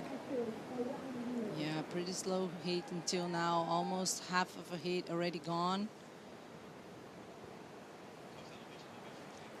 Well, we got some more breaking news. We're going to go to the beach with Mitchell Salazar. Thanks, Kaipo. Here with Jake Marshall, newly qualified, re-qualified for the championship tour. Congratulations, Jake. You're back on the CT for 24. Wow, thank you so much. I can't believe it. I'm so stoked. I was crunching the numbers last night, and I kind of thought that maybe I was good, but then I was like, I don't know. There's a lot of stuff still to go. So, wow, yeah, I can't believe it. It's been a pretty up and down year for me, so to make it back feels amazing. You re-qualify. Alyssa qualifies for the first time today. It's a huge day for San Diego and surfing in the United States. What do you feel about the addition of Cole, yourself back on tour, and now Crosby on the men's side too for California and the U.S.? Yeah, it's been an epic event here for everyone from the U.S. watching, and Alyssa just qualify was it was one of the coolest moments, like just to see her. She's worked so hard to get here, and that was super fun. And then, yeah, the Americans are really making a big push right now, so we're ready to go for next year, and it's going to be fun. Congratulations once again, Jake. Awesome. Thank you, guys. Kaipo.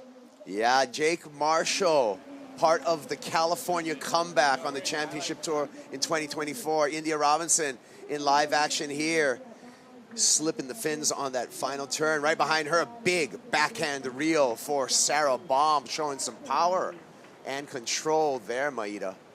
Yeah, nice exchange right there. Sarah looked pretty good on this, on her backside surfing. Let's see the replay. We didn't see the beginning of the wave right there. Look, nice rack, just set up for this money turn maneuver, Kaipo. Yeah, I'd call that the money term, anticipating that final backhand reentry, got vert there. Here's what India did. Nice turn, splashing a lot of water. Second one better, cut back, and then got a finishing movement, sliding the tail. Pretty well served. Yeah, multiple maneuvers for India Robinson. The combo of maneuvers, 2 slashes and make it 3 with that check turn, and then the final fin throw there to finish off. Well surfed wave for the surfer from Janjuk, and I like this finish here. Gets the fins, gets a little loose there, little slidey, glidey, and then make sure she goes complete in front of the white water. Well, very stylish, this last one. Well, waiting for scores for both Sarah Baum and India Robinson to set the tone and the situation for this heat. Yeah, it was amazing to see Jake Marshall qualified again on the championship tour. I think yesterday he knew already. He was with some guys hanging out outside, having a couple beers there, partying a little bit. Here we go, India Robinson, that multiple maneuvers, the combination earned her a 7.33. India Robinson with the highest single wave score of this heat. Sarah Baum with a 5.33 remains in the lead. Here we go with Baum with priority. Sarah winds up off the bottom, chops it off the top on the backhand. Winds up off the bottom one more time, another hack off the top. Little warble in the wave. Stays with it for a third turn. Pump of the fist. Whitewater takeoff here for India Robinson. Snaps off the top. One more carve for India. Eases through. A nice rail turn. Staying clean on the rails there. India kicking out. We'll wait for numbers on that last exchange and how that affects the standings. Sarah Baum likely to improve upon her two-wave total. India Robinson within grasp of taking the lead off a bomb. Here's a replay. India first. Nice snap right there. Good turn, strong third one. Wow, she just smashed this wave. And Sarah. Snap over the top right there, sliding the tail. Another one. Throwing buckets. And this was cool. Look. Yeah, that was the finish that she needed. She was lining up for that, got up in there, and really important for that finish. You could see that she likes the feeling of that wave with the fist pump. She feels she's improved upon her two-wave total as we fly by our two competitors here on the paddle back out. 11 minutes, 30 seconds on the clock between the two.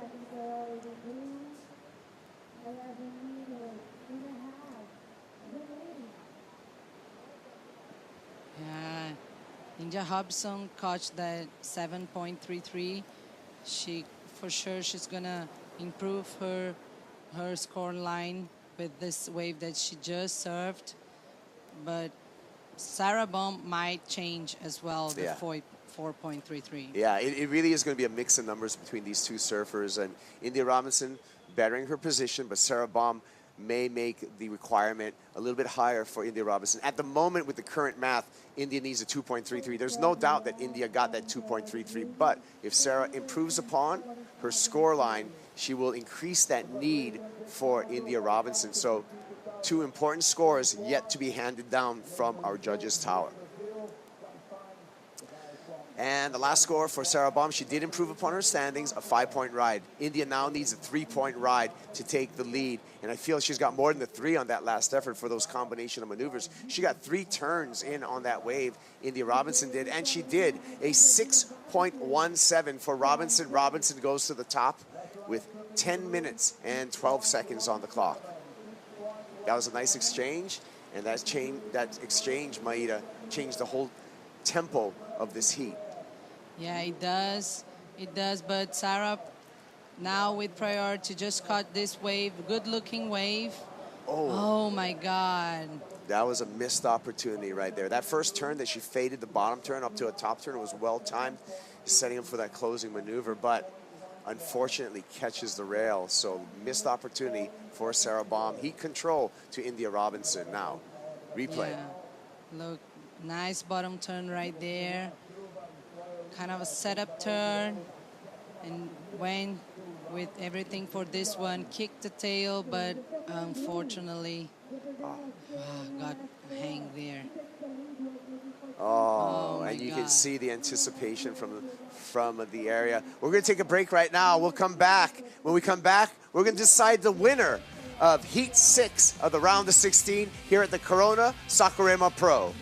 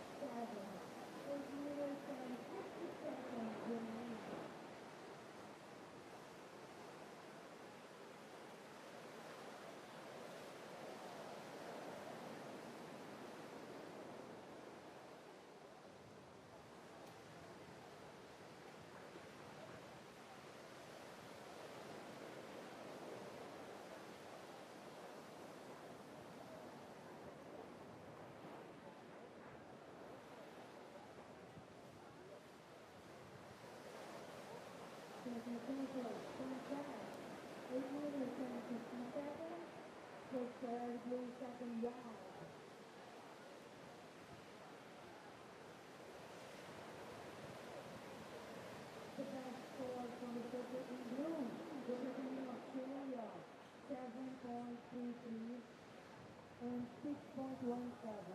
In the second position, Totally Red, 5.33 and 5 points. She takes the lead, Totally Red looking for 8.17.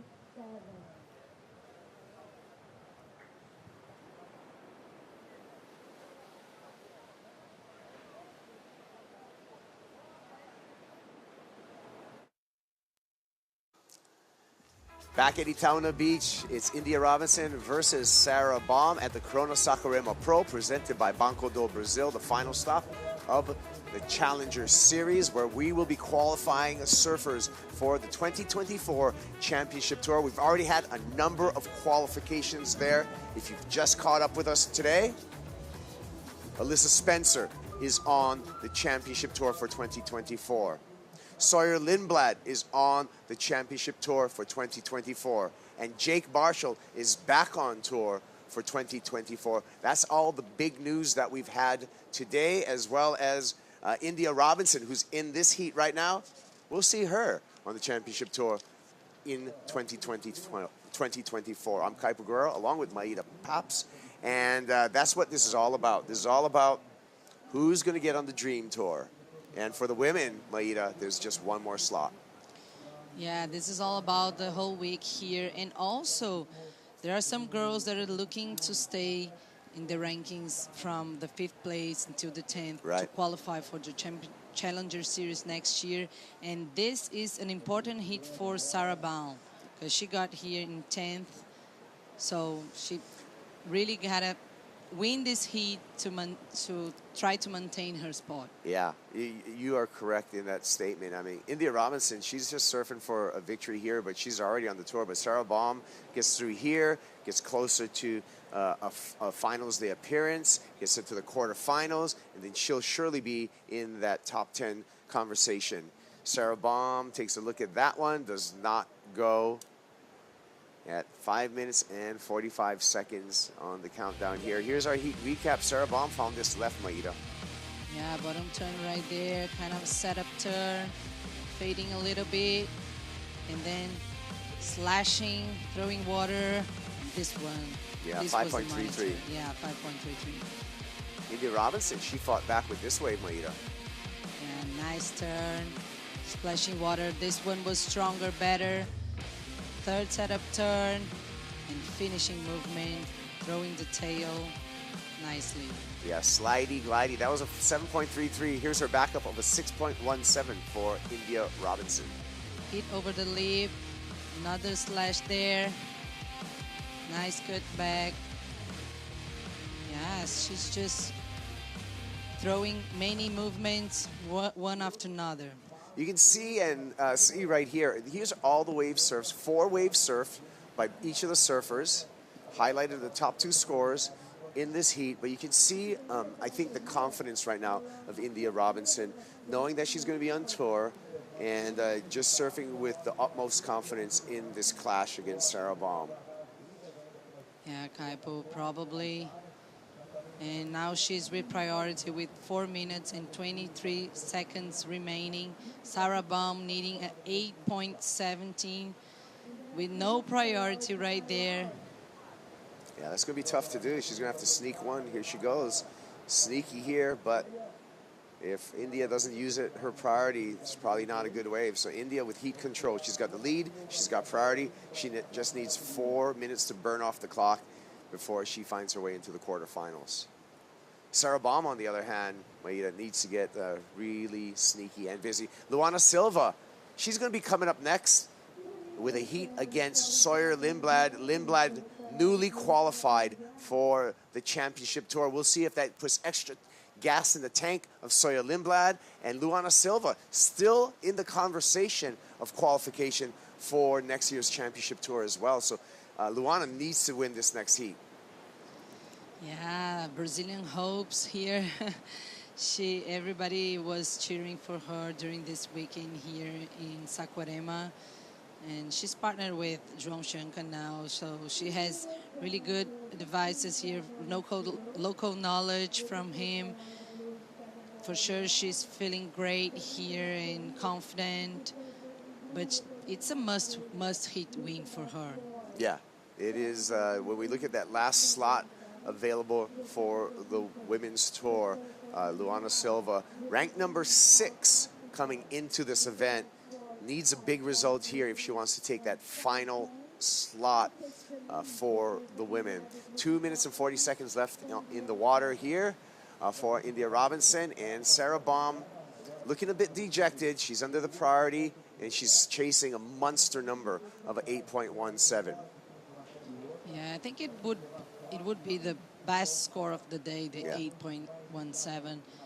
Nobody scored, I think, something on this range today. Waves coming through. Yeah, but India Robinson for sure is going to play hard on her. She's her priority. Yeah. Here we go. Sarah might be sneaky here. She's going to get a left. Fades into this one. Needs something big, but just a lot of nothing there for Sarah Baum. Quickly kicks out to stay out on the peak. Sees a second wave here. She's going to stay busy. And that wave just rolls from underneath her. So things are getting desperate now for the South African. Yeah, it might be so tough when you were there needing a score, under priority. Yeah, and it is a shame where there's limited opportunity right now. It's 90 seconds remaining, and an 8.17. You really need a good-sized wave with a steep face. Here we go. India with priority. She's going to use that priority. She identified that one. She kicked out. She doesn't need that score. She wanted just to block Sarah Baum from any opportunity. But the opportunity with Sarah Baum, 1 minute remaining, and Sarah does have priority. So she needs a bomb to come in. She needs a quality wave to come in here in this final minute. Yeah, now even worse if she doesn't have opportunity because she is with priority, 1 minute left. If the wave comes, she's allowed to serve to get her chance to change this heat. But, I mean, it's just a matter of nature, huh, Kaipo? Yeah. That is the mystery, the X factor of our playing field in surfing is you're not always guaranteed a wave when you need it. And when a wave does come through, you got to switch on in a millisecond and adapt to whatever's out in front of you. Here is a wave coming through here, one of the steeper waves that we've seen. Sarah Baum on the hunt. And here she goes. Looks left, fades right. Long bottom turn, big snap off the top there, nice start. And gets aggressive, does not get that second turn, and that's likely to do it for Sarah Baum and India Robinson. Looks like we're going to see India in quarterfinal number 3 up against Nadia Erostabe. Yeah, India did a great job right there. 2 good scores, 7.33, 6.17. There's the numbers. India on to the quarterfinal. Sarah Baum with an equal 9th place finish.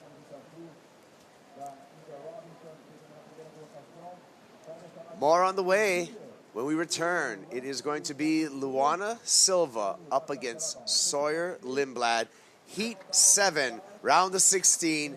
Corona Saquarema Pro presented by Banco do Brasil.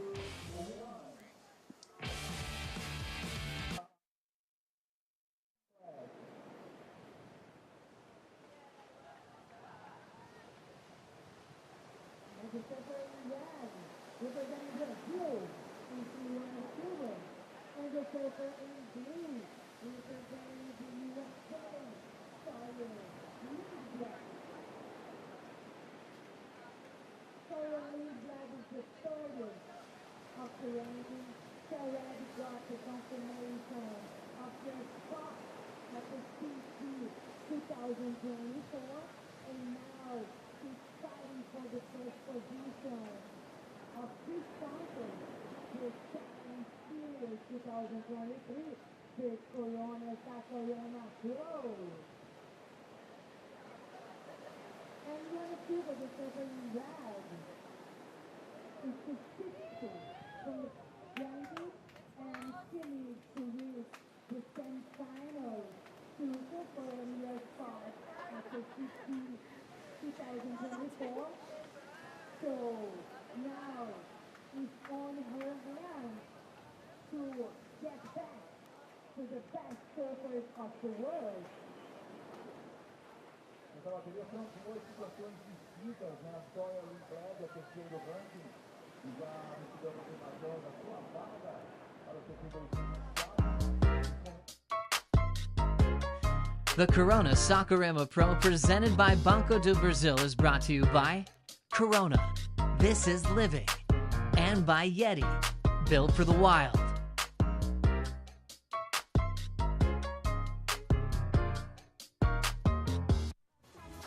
The final CS event of the year is upon us. It's the round of 16, Heat 7 out there in the water. Luana Silva with still a chance of qualifying for the championship tour out there in the red jersey. She is ranked number 6 coming into this event. Sori Limblad from the US of A, she's already qualified for the championship tour for 2024. She'll be in the blue. So a big heat for the Brazilian out there in the red, a non-consequential heat for the surfer in the blue jersey. Mitchell Salazar here with Marcos Bocaiva. Marcos, welcome back to the booth. A big heat out there. Sori Limblad has already qualified for the World Championship Tour for 2024. The 18-year-old will join a pack of Americans that have been able to do it here in Saquarema. Meanwhile, the surfer representing Brazil in red, Luana Silva, she wants to requalify for the CT. She needs to make a few more heats. For sure. She's surfing right now under pressure. And the other part of the draw, Soy is like surfing with no pressure. Let's see how this, psychological issue is going to affect the surfers right there. Sawyer up and riding. Kind of a slow start on this one, waiting for the wave to stand up. That's much better from Limblad on the backhand. Into the lip right there for the finishing turn. And she's going to kick out in control, 26:40 on the clock. Now priority to Luana Silva. As Limblad, the surfer from San Clemente, California. She has already qualified for the 2024 Championship Tour.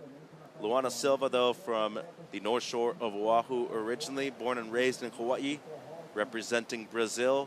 She needs a big result here. Looking at the replay, Marcos, of Sawyers. Yeah, kind of shy, warm up, 3-turn combo. Now she's feeling the rail there. Another spray with the slash there. Some space for another jam. 3-turn combo, nice warm-up for Sawyer. Surfing with no pressure right now. How about the whole San Clemente Tour, Mitch? The crew is ripping. You have many guys, qualifying. Crosby yesterday was full of emotion, overwhelming here. Goosebumps all over the booth for the qualification of the young brother of Griffin Colapinto. Yeah, he'll be joining his older brother, Griffin, on the Championship Tour in 2024. Cole Hauschman, Jake Marshall, just to name a few. As Luana Silva read here, she qualifies with a 3rd place finish. So needs to make at least 2 more heats to be able to officially qualify for the Championship Tour here in Saquarema. There's her partner, the local boy Joao Chianca, looking towards the ocean in support of Luana. A big heat as the score drops for Sori Limblad. It's a 5-point ride. Silva with priority. She's been on the Championship Tour before, still very young. Looking to re-qualify, but needs to make at least this heat and 1 more to be able to do that, Marcos. It seems like the consistency of a lot of these waves has slowed down. They've moved a lot closer to the shore break, too. As it seems like they're going to let this wave go by right here. For sure. You're going to see a lot of double ups right now with this tight super fill of water in the banks. She got the super coach. She got drawn by her back, like with a lot of local knowledge. So let's figure out how she's going to proceed with this rhythm of this heat. I think she's going to be on point with the wave selection because, it's a lot of water in the bank. So you got to figure out the right ones that are going to peel all the way and the right ones that are going to peel all the way. Maybe it's the one that you think is going to close out. 100%. And we have seen some closeout turns turn in big scores before in this event, specifically yesterday. It was an 8.0 of Amuro Suzuki that ended up being an excellent score. As we go downstairs, Rachel Apollonio is with last heat's winner, India Robinson. That's right, India Robinson. We have much things to talk. But first of all, I want to know about this tough heat against Sarah. How was it for you? Yeah, Sarah's an amazing competitor and she surfs so good. So I knew it was going to be a tough one coming up against her. But yeah, I think going into that heat, I had a bit less pressure on me and I could just kind of open up and just enjoy the moment. And you won the first CS event of the year. How would it be to win the last one too? Yeah, that would be a huge goal of mine to win 2 of the events. So, yeah, honestly, I'm just stoked to be into finals day again and just keep chipping away and maintaining good heats and good scores. And you're not only in the quarterfinals for this one, you are officially re-qualified for the Championship Tour 2024. How are you feeling right now about that? Yeah, I'm over the moon. Yeah, it was pretty crazy getting the call up from Travis last night. I was just cutting some vegetables for dinner, and he called, and I looked at the phone, and I was like, I don't know what it's going to be. I don't want to answer, so I told my friend to answer it, and then he's like, it's confirmed, and yeah, we kind of all just erupted. So it was amazing to have my friends there with me, and my mum's here too. So yeah, it was a really special moment, and I'm just super stoked to be back on. What do you think is the best thing about to be back on the tour? Competing at home. Bells is my home break, and to have my family down there watching me in that event's always special, and hopefully this time around I can go back and ring that bell. That's the aim goal. Perfect. Congratulations for this heat and for the requalification. Thank you. Back to you, Mitch. Thank you, Rachel, and congratulations to India Robinson once again requalifying for the World Championship Tour. Meanwhile, out in the water, this young lady on screen has a chance to requalify as well. It's Luana Silva. This should help. A couple of great opening snaps, one more into the lip line, and the double up towards the inside section. Might have one more to work with. She's going to kick out with 22 minutes on the clock now. Lindblad opened up with a 5.0. Marcos, this seems to be like a significant score in the heat right now, about to drop for Lulu Silva. For sure. She was on point with the rhythm of that way, like a little cutty, touching base there with the foam, generating speed, surfing in the pocket, preparing for this kind of a lip slide turn over there. She was with the Island Prize with the cherry on top, but that was enough. The damage was done. Looking at the replay in slow-mo, one critical section right there. She took advantage of every one that she got on this one, Marcos. Oh, she almost was in an angle of a layback there. Nice jam for Luana. Super coach, local knowledge from João. She got it all. Let's see. Working with Leandro Dora as well. You see the crew right there on the beach. Her parents, younger brother, Daniel, and team manager for Sharp Eye Surfboards, Yufu Penrose as well in that crew. A 6.5, there are the scores. As high as a 7. Everything else in the 6.5 range. 21 minutes on the clock. Once again, Luana Silva must make this heat and win her quarterfinal matchup as well to keep the dream alive of qualifying for the Championship Tour. Lindblad has a 5.0, and Sawyer, she has qualified already for the Championship Tour as well. She's looking good on the backhand and the forehand. Had a buzzer beater yesterday to move into this round of 16. And she's going to use priority. No, she's going to let Silva go, actually. An interesting move right there. Paddle for the wave, but let it go. And Silva's interested, catches it, and has a strong combo on the forehand. The crew on the beach loves it. You can see the brother right there. He's as emotional as everybody else, Marcos. Amazing, nice exchange for her. Kind of a loose chance for Sawyer right there. She was managing the priority, but I think she let go to Luana because she saw the wave went kind of flat and fat right there. But it's a double up in Saquarema. You always have a chance for a banger, a hammer in the end, and she did it. Yeah, and the conditions have changed drastically since this morning. The tide's obviously gotten way higher, but the onshore wind has picked up quite a bit too. This was actually one of those sets where only one wave broke. Capitalized on a scoring opportunity though, Marcos. Yeah, talking about making something out of nothing. This is Luana Silva with a chunky closeout. Nice there. Sharp eye sled. Function well, nice landing. A lot of turmoil there. Yeah, Sar before the heat, before she paddled out, was having a breakdown with Coach Leandro Dora of the conditions. Wanted to go out there and just execute her game plan as quickly as she could. And it seems like she is doing so at the moment. A 6.5 on her opener and waiting for her second scoring ride. Meanwhile, 19 minutes on the clock and drops a 5.33. That means that Sawyer Lindblad now needs the highest score of the heat, a 6.83, Marcos, to move back up into first place. Nice rhythm. She finding the rhythm. She's connect like Bruce Lee quote, man. Be water. Be like water, my friend. Meanwhile, like Sawyer in the blue, she's only had the one. Decided to not use priority on that wave. Did have a paddle, let it go instead. And as of right now, needing something close to a 7-point ride. Had a buzzer beater moment yesterday to make it into the round of 16, Marcos. She's won an event this year. She made a final at the first stop. Lost the final to India Robinson at Snapper Rocks. And Silva coming off of her performance in Eriseda, which has been her best so far in 2023. A runner-up finish to Alyssa Spencer over there at Ribeira de Ilhas. I love those heterogeneous heats, like with a goofy and a regular. We can digest better the movements. And I know, you know, Soy knows she can pivot more than Luana. Luana knows she can flow better in the forehand. So different exchange, different school of surfing. The Hawaiian with the defending the Brazilian flag. The California, there's qualifying herself among a lot of heavy hitters from San Clemente. I'm super, you know, overwhelming with the emotions to see the raising of the team of USA, especially from the dear town of San Clemente. And it seems like the surfer from San Clemente will be using priority right here on this one. First wave of the set, and Lindblad is on it. Straight up and vertical into the lip line. One more section, and capitalizes well on the second one.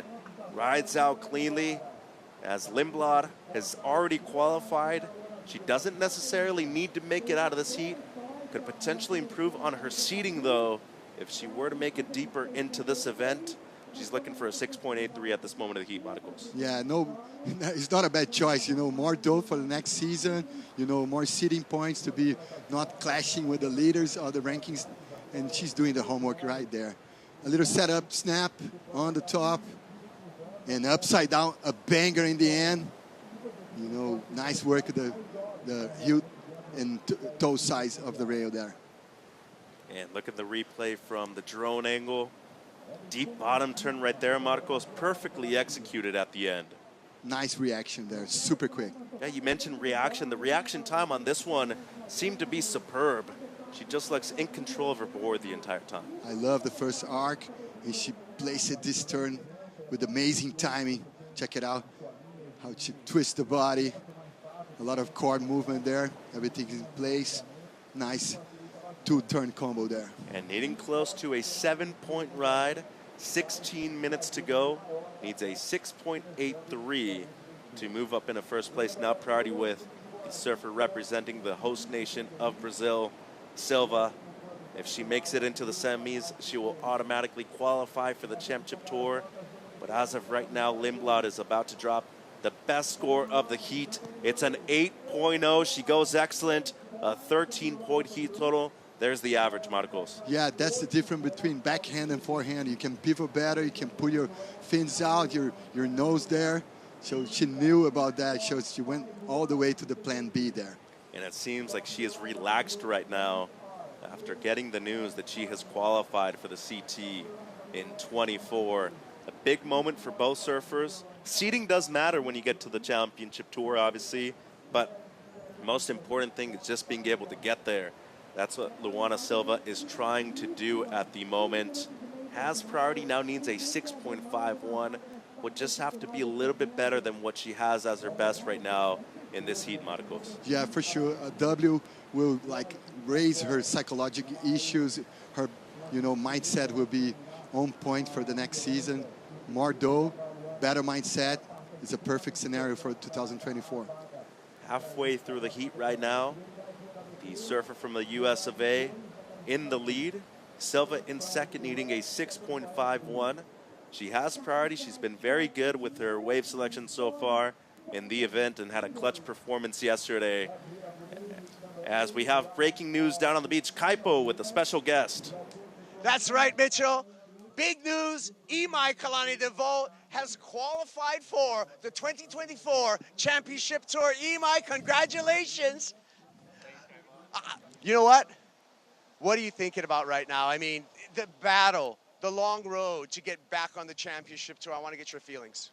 Yeah, it's pretty surreal. I mean, to qualify once before, it feels even more special to do it again. And to fall off tour and kind of not make it last year was super tough. But yeah, I just kept working. And I mean, I have so many people to thank, like Pedro here, my coach, everyone on Maui, my whole family that supports me, all my sponsors like CI, Vans, everyone, the whole Maui community has been supporting me from the beginning. So this one's for you guys, and yeah, I'm so stoked. I guess it's not too early for a shower. I'm gonna get out of the way.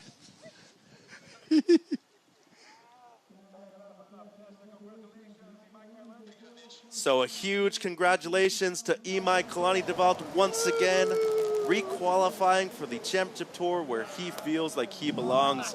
Maui no Kaoi.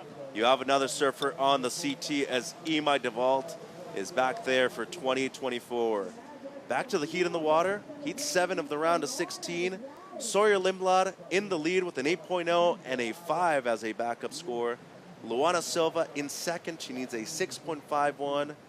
And she does need to make 2 more heats to officially re-qualify for the championship tour. Lindblad has the inside. It seems like she's trying to add some pressure and work on her backup score, Marcos. For sure. She's playing the defense there. She's trying to sell some, lousy way for Luana. Let's see how she's going to pull, how she's going to behave with this tactics, with playing the cards of surf competition. And still talking about Imai Kalani Devalt. Oh, my God. Well, super well-deserved, amazing. Kudos to Maui, kudos to the boys on CI, for Pedro Robalinho, everybody, Lahina. Amazing. What an overwhelming contest this one, the 6th one, the last stop without Haleiva. Saquarema play a huge part of glory and drama over here in the CS Tour. Definitely has, and there could be some drama in the next 12 minutes. Luana Silva, she is just outside of qualification for the championship tour for 2024. In the red jersey with priority, needs a mid-6 to move up into first place and consolidate herself within the top 5 if she is able to clinch a spot in the semifinals of this event. The crowd on the beach very much in her favor, but so far this heat has belonged to Sawyer Lindblad, has an 8.0 and a 5 as a backup. Luana, though, with priority. We mentioned before that she's been so great when it comes to the clutch moments so far this year, coming off of a runner-up finish over there in Edeseda, the last event before this one. And everybody's super stoked on the qualifications that we've seen so far today. We could be seeing Lulu qualify at the end of this event for the CT once again. A couple of waves coming through. Both surfers pretty far outside, even with the high tide that we see right now. Silva's going to have a dig at this one. She's going to let it go. And Lindblad will be taken left, looking to improve on a 5. And this should help. On rail right now for the surfer from San Clemente. And she is just trying to be the dream crusher in this heat. So a couple of great opening turns on the forehand for the surfer from the U.S. She looks strong right now, Marcos. For sure. She can play the spoiler role right now. A dream, catcher there. Nice speed on that first turn. Tons of buckets in the second one. With a lot of rhythm, with the timing, placing the turns in the right pockets of the wave. Nice she looked rhythm. Great, yeah. Definitely in rhythm, as you were mentioning. And it seems like all 3 waves will be better than a 5.0 in this heat from the surfer in the blue jersey. Yeah, that was almost like a tutorial on how to surf on the rail. Basically. How's the slow-mo right here, Marcos? That's perfect, guys. Take notes, okay? This is a privilege to watch those surfers ripping here. She already clinched the world title spot for the next season, and she's trying to play the spoil role right now. This is an amazing clash, with 2 traditional, nations of surfing. The new tradition, almost like not the old tradition, but coming back on track with a lot of boys and girls connecting to the next season of CT 2024. Yeah, 2 superpowers out there, the USA and Brazil. Scores in for Lindblad. It's an 8.17, and the crew from San Clemente must be very stoked on the performance they are seeing right now from young Sawyer, 18 years of age. You see the score right there. One judge threw a 9 at it, and the average comes out as the best score of the heat. She goes excellent with her total, too, 16.17. She's throwing away a 5 right now. So far, so good for Sawyer. Let's see how Luana going to fight back. Now she's almost borderline to jump on a combination there. 9.67. Maybe she digest this and put new scores on board. Well, she's up and riding now. That's a good start for her. Boley section, and really gets critical up there with just under 9 minutes remaining. Her crew loves it on the beach. You see right there, Leandro, he's asking for a big score, and he might get rewarded with it, as we just saw a strong performance on the forehand by Lulu right here. Almost double head wave.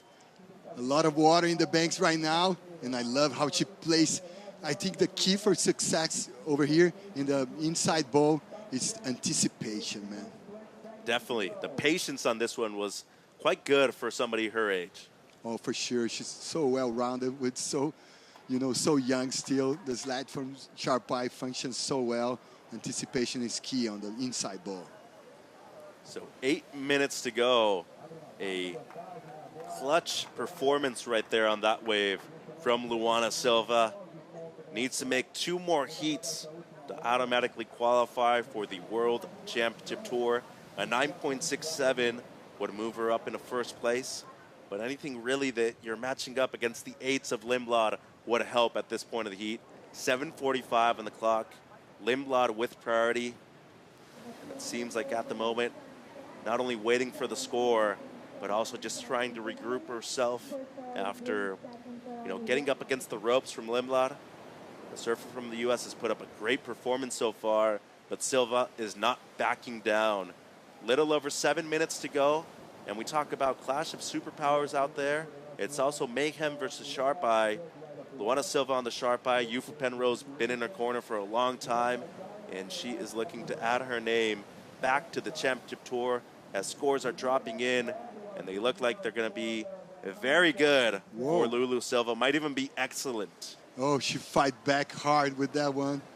Let's see the whole mathematics going on. And it's almost like a clash, like board-wise, it's a clash between Orange County and San Diego County. Yeah, it definitely is. And Goofy versus regular as well. An 8.13 for Luana Silva. Well-deserved, excellent score right there for the surfer representing Brazil. 6.5 on the clock now. You can see Lindblad moved over just a bit more once she heard the score for the surfer in red. As Lindblad does have priority, Silva now needs an 8.05 or better, Marcos, for the lead. I want to see the chess mat going on right now, the tactics playing a huge role in this heat. It's a high temperature heat for sure, because Luana depends to cap the ball movement, to cap the ball moving, and she needs 2 more wins to clinch a spot in the world title. So a lot of drama and glory involved with this heat. Well, these 2 women know each other from the Challenger Series, the QS, and also the amateur events within the United States too. Luana Silva was born and raised on Oahu. She is representing Brazil as we look at her partner Joao on the beach supporting her. But Lulu came through the programs of Hawaii, the Pasas, and also USA Surfing, where we tend to have the final event of the season, the championship event, over at Lower Trestles. So priority with Sawyer, 5.5 on the clock right now. And Luana having a look at this one, needs an 8.05 or better. Plenty of time, and should be a fantastic finish right here, Marcos, as Lindblad's still with priority, and we're getting down to the wire. 5 minutes on the clock now. That's what a perfect timing for us to watch and digest the recap of this heat. As it was Lindblad from the get-go, opened up with an 8-point ride here. It was the 5, really, that kind of got the ball rolling for her, though, on the back end. Yeah, just put her feet on the walks, just warming up, showing some skills on the heel toes movement there. Nice splashes, snaps, nice variation and combination. And then backed it up with 2 excellent scores, was able to improve on both of them afterwards. An 8-point ride here. How about timing and precision right there?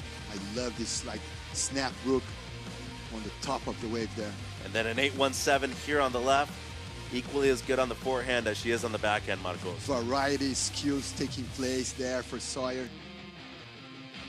Amazing timing, placing the right turns in the right place of the wave. And an excellent answer by Lulu Silva, gets an 8.13 herself. I love the hammer on the end. I love how she anticipated the chunky session there.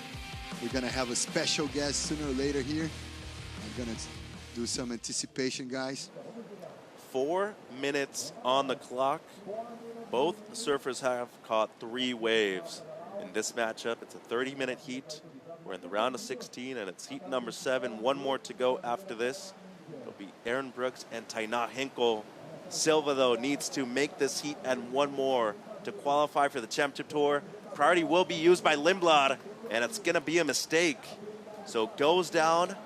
3.5 on the clock now. Still needing an excellent score, though, is Luana Silva right now. Even though it was a mistake, she kind of misplaced the drop in there, but I think she blocked right Luana because Luana was a little more towards the deep water there. She had a chance to nail that wave and maybe accomplish something higher than 8.5. So Luana Silva needs to make the semifinals to qualify for the championship tour automatically. If she loses, Isabella Nichols and Nadia Erostarbe still have a chance to qualify for the championship tour. Erostarbe needs to win the event, though, to be able to qualify for the CT. 3 minutes, and Silva needs a score right here in 8:05. And no room right now in between both surfers, Marcos. It's tight out there in the For sure. You can cut the air right there with the knife, how tense it is. Inside of the water, outside for sure, João is way more amped and nervous right there. Nail-biting situation for his girlfriend. And Leandro is over there checking everything, recording everything. The super coach, the super family. Talking about, man, entourage over there, the San Clemente crew and the Brazilian crew, they can make the home tag team over there, Brazil against USA. And let's talk about how good this heat has been too. Both very efficient. Silva has a 6.5 as a backup. They both have at least one excellent score. The 14.63 heat total for Silva. You'd be winning majority of heats with that heat total right there. But Lindblad's gone excellent though, twice. Yeah, he has a 5 in her scoreline too. If we're gonna throw an analogy to UFC, it would be no knockouts over there. Just some judge criteria going on, taking place. So 1:45 on the clock. Silva still needing the excellent score. She looks very relaxed, composed, but needs to make it out of this heat and win one more too. 90 seconds on the clock here. The ocean has gone flat the last few minutes. We saw Lindblad play the priority game right there. And it depends on which way you look at it. You know, went on a wave that was really a closeout. I think for the most part, you have to go on that wave and not give your opponent an opportunity. For sure, and to generate something above 8.05, you're gonna need a chunky session. You're gonna need some push on the swell there. Let's see the last minute, guys. Gonna be a nail-biting end of this heat for sure. 55 seconds. It comes down to this right here. Silva needs a score, and it has to go excellent or better. Lulu, 2 heats away from requalifying for the championship tour, and that would mean Brazil would have another CT surfer on the women's side if she were to do so. We've seen Lindblad qualify, we've seen Robinson qualify. Sally Fitzgibbons was the very first one, and then Alyssa Spencer makes her dream come true of qualifying for the championship tour as well during day 4 of competition here at the Corona Saquarema Pro. 15 seconds, and unfortunately for Silva, the road is gonna end here for her in 2023. Great performance though, she put up a heck of a fight. Needs to be extremely proud of what she's been able to do. Her partner Joao Chianca knows that.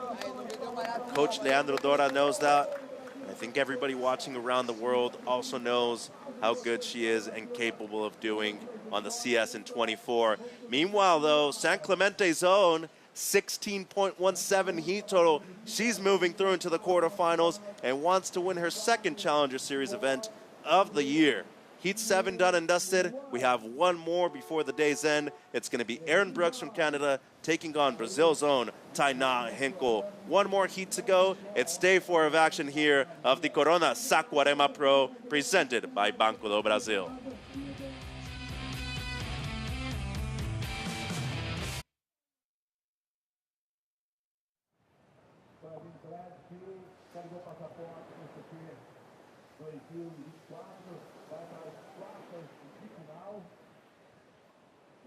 Os atletas garantidos na quarta final. Sua Peterson, também a Francisca do Celso.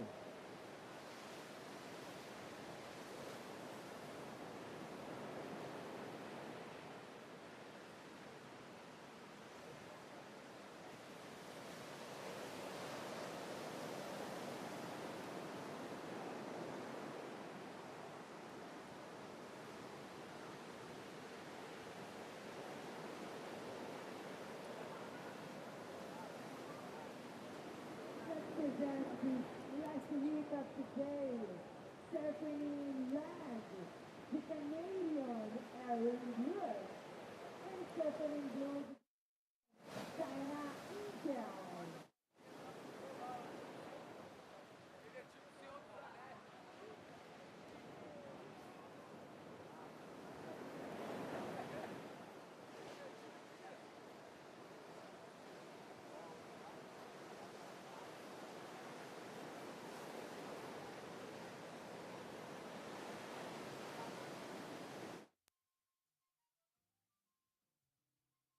I describe the natural beauty of Saquarema as magical, somewhere that you can get lost and really experience the true benefits of nature. I feel super welcome in Saquarema since I arrived. Like everyone is being super nice, kind to me. Saquarema's been very welcoming for us surfers abroad. You know, we're checking out some beautiful spots here in Saquarema, and I'm really enjoying my time here. And the waves are pretty fun, the people are very nice, the food's pretty good. So yeah, I love it here. É privilégio, né, receber essa galera aqui na minha cidade, ver que eles estão interessados em conhecer além do campeonato, além das praias, uma cachoeira aqui perto, um lugar diferente, ou a história da igreja, e passando o meu conhecimento local é realmente um privilégio e uma honra. It was so incredible to learn about what the city of Saquarema is doing for the kids and to progress their surfing facilities are incredible. It's giving many kids like an incredible opportunity. Thanks to Saquarema. Thank you very much for having us and showing us around. And that is the reality of competition. A lot of highs, but also lots of downs when that moment comes as well. Luana Silva just coming up short against Soria Lindblad in round of 16, heat number 7, being not only embraced by her partner Joao Chianca, the local boy, but by the rest of her crew and team. A great performance nonetheless, though, from the surfer representing Brazil. I'm Mitch, that's Marcos, and we have a special guest, quarterfinalist and next year's Championship Tour surfer. We qualified, India Robinson. Congratulations, India. You're still in the quarterfinals here in Saquarema. Yeah, it's been a great few days.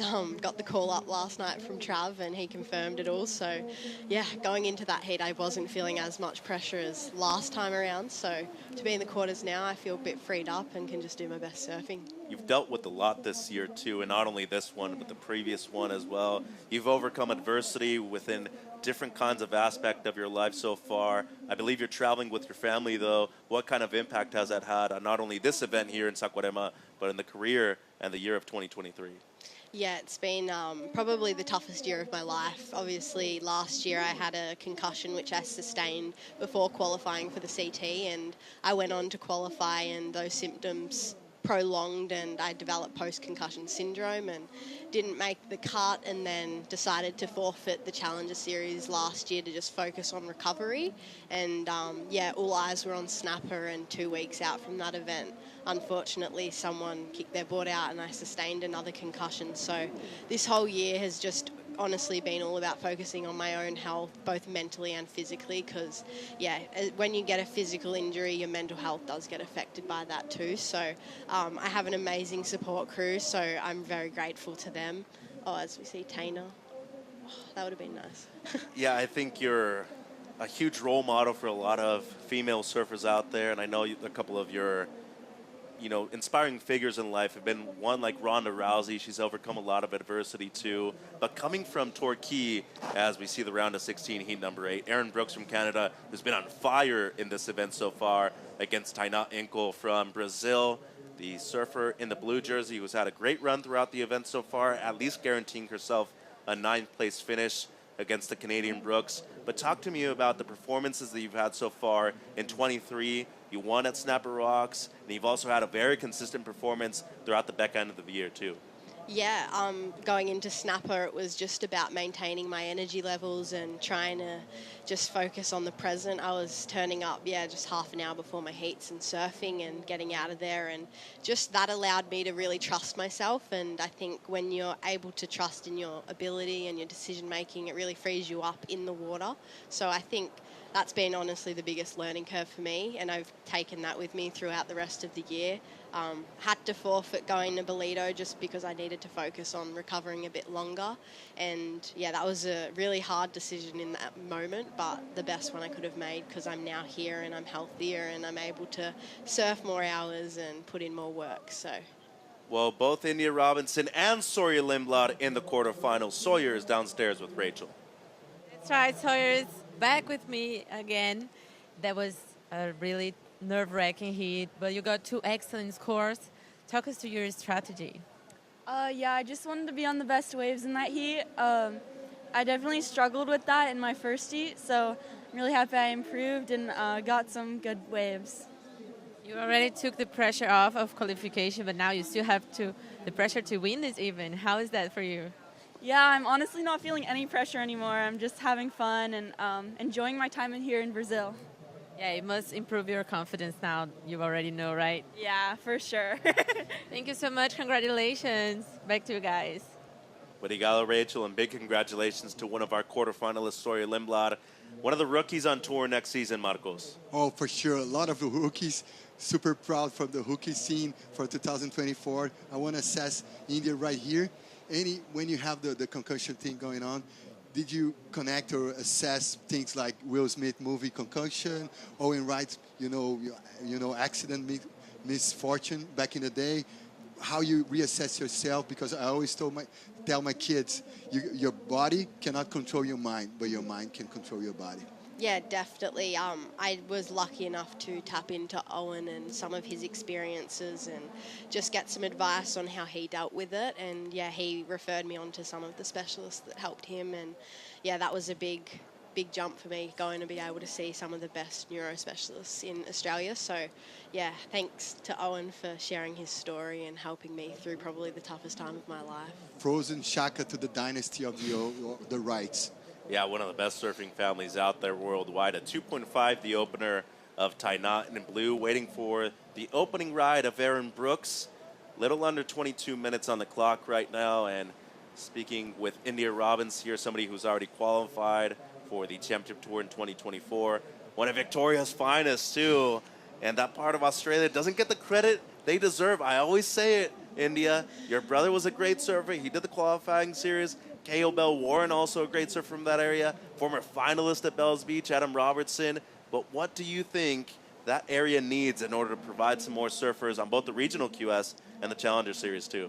Yeah, I think, honestly, Victoria probably produces some of the best surfers for the best waves. I think it just comes down to some of them putting in a bit more work when it comes to some of the sloppier conditions, because that's what we get when we're on the regional QS and even sometimes the Challenger, even the CT. So, yeah, I think it's just being prepared and putting in the hard yards. Like, for me, I moved up to the East Coast to put in the work in some less favourable conditions, but I think ultimately that's what got me here. So yeah, I think that's what they need to do, maybe just put a bit more work in. I love Robo style. What a stylish surfer. Yeah. And I think a lot of Portuguese can attach to this because I'm Brazilian, but I reside in Ericeira. So many good waves in Portugal. It's kind of hard to train in lousy waves and to compete sometimes in the QS in waist-high conditions. Yeah, definitely.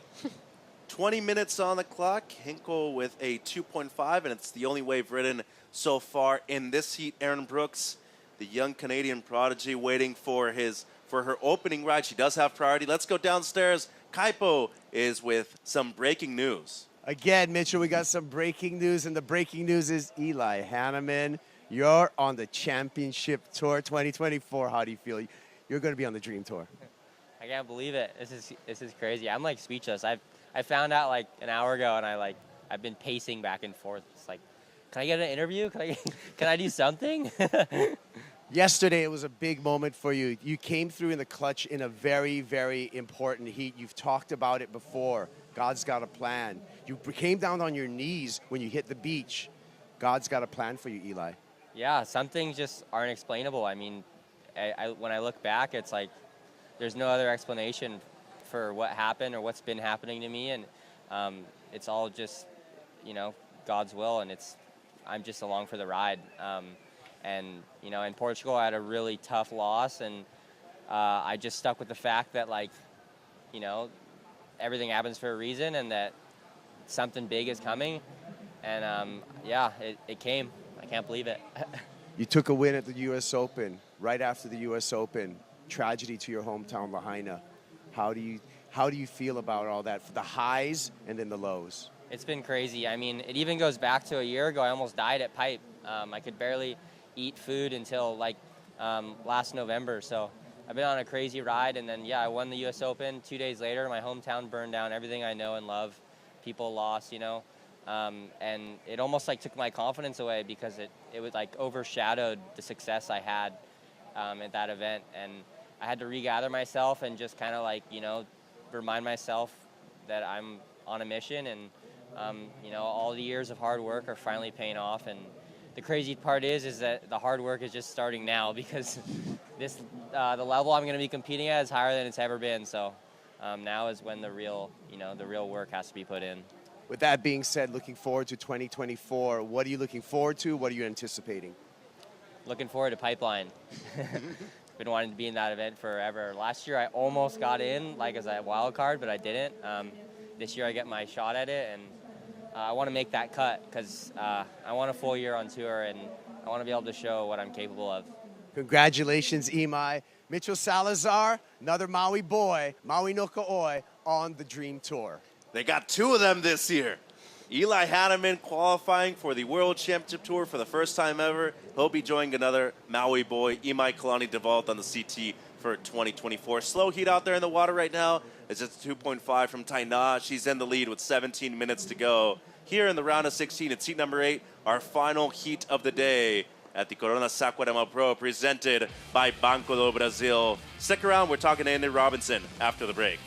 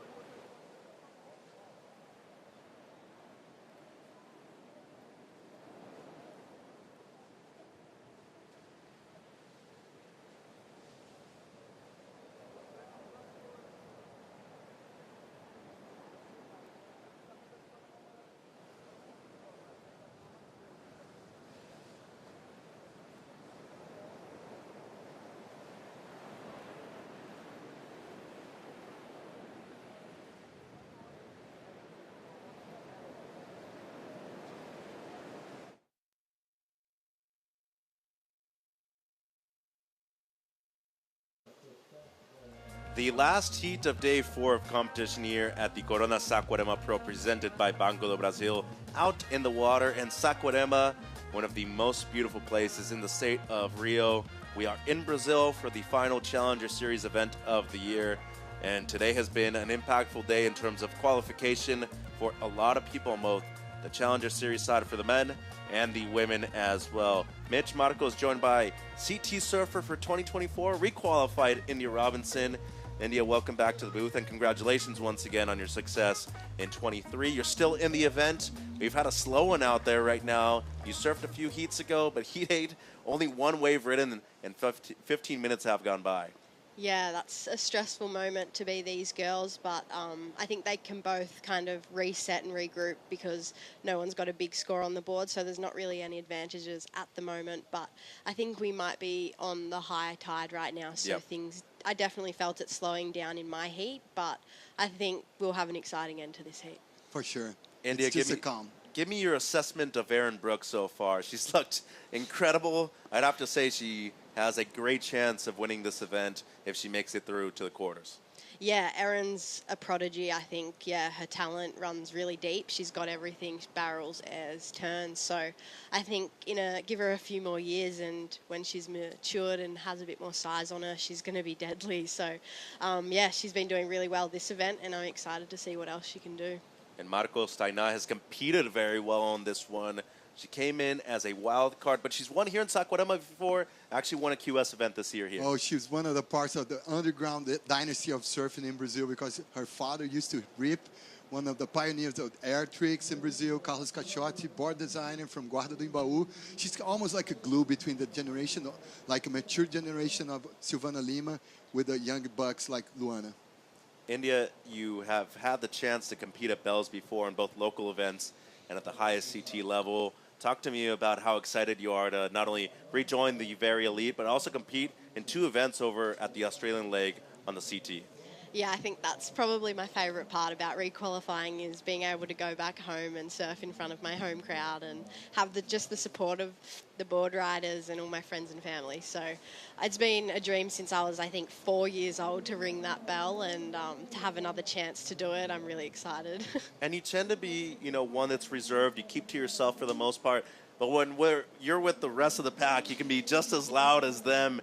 The unity that we've seen in the last 2 years, Jake Wilcox qualifies. You have a couple of guys that were really close to doing it as well. And some standouts, George Pitar, Reginato, they were both great in their first year on the CS. Yeah, I think Australia's talent pool runs so deep, and we're all travelling as one big pack, and it honestly just feels like we're bringing Australia with us wherever we go. And yeah, our presence is very well known.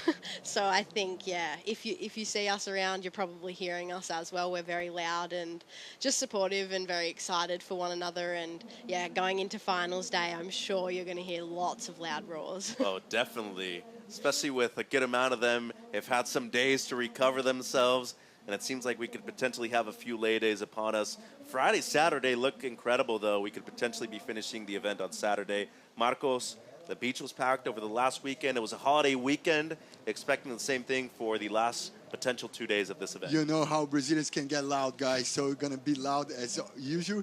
And I can chat with India right now about the quiver. Did you bring any set up boards, maybe step up boards, sorry, because I think it's going to be huge. Yeah, no, my coach told me to be prepared for anything when coming here. So I've got a few bigger boards, and yeah, I'm kind of hoping it does get a bit bigger and we get some big What's the size openings. that you bring to Saquarema from the lowest to the biggest? My lowest is a groveler at 5'7", and the biggest I have is a 6'0" Ghost. Oh, Get ready, girl. Yeah. It's a good size, around Yeah. 6 inches in between both of them. Yeah. This has been a slow heat, you two. Only a 2.5. We are podcasting here, Mitch. Hey, Yeah. 11 minutes on the clock. It's great having you in here, India, but definitely want to see Here we go. one of these two surfers at least try to catch a wave, though. And it seems like as I say that, Brooks might have heard me. She's up on this left, and she is quick and reactive. We saw a reactive turn right there from her on the forehand. Born in Texas, raised in Hawaii, and competes for Canada. Has a lot of potential down the line, India. I think we're going to see on the CT in a few years. Yeah, definitely. As you can see here, just the technique that she brings into these end sections, it's pretty much flawless. So, yeah, I'm glad she's got a score on the board now and she can build from that. Hey, India, I love how she's linked shot almost all bottom turns so fast. Yes, yeah. Her fast twitch fiber and responses is pretty remarkable for how small and young she is. So, has the Flame air spray, which I think is really cool. You also have a particular air spray. It's a crown, I believe, isn't it? Yeah. So the crown on my board represents my brand, Queen in Me, which is a brand developed to help inspire and educate the younger girls and just bring awareness to their talents. And I run camps for them in Australia. And yeah, I think that's probably my biggest passion outside of surfing is just empowering and inspiring that next generation. How can people get in touch with your program? Yeah, it's called Queen in Me. I have it on all socials, and yeah, reach out, chuck a follow and send me a DM and I'll get you involved in the next camp. And the CEO is the Queen of Victoria itself. Yeah. Amazing. Well, you're back on the CT. 4.67 the score for Brooks. That moves her up into first place. Inkle, though, only needs a 2.18, so small scores required for both surfers, really.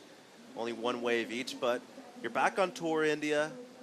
How how does that put you back in the lineup at home at Bells? Do people recognize you differently? Do they say, okay, you know, you're back on tour, you can have this wave if you like, or is there even more competitiveness out there in the water? I think I'm pretty grateful. I've kind of worked my way up the food chain down there, so normally all the local boys and girls are pretty respectful and give me a few waves when I paddle out. So I think most of it should stay the same, but come close to the comp, I'm definitely going to be asking for a few more waves.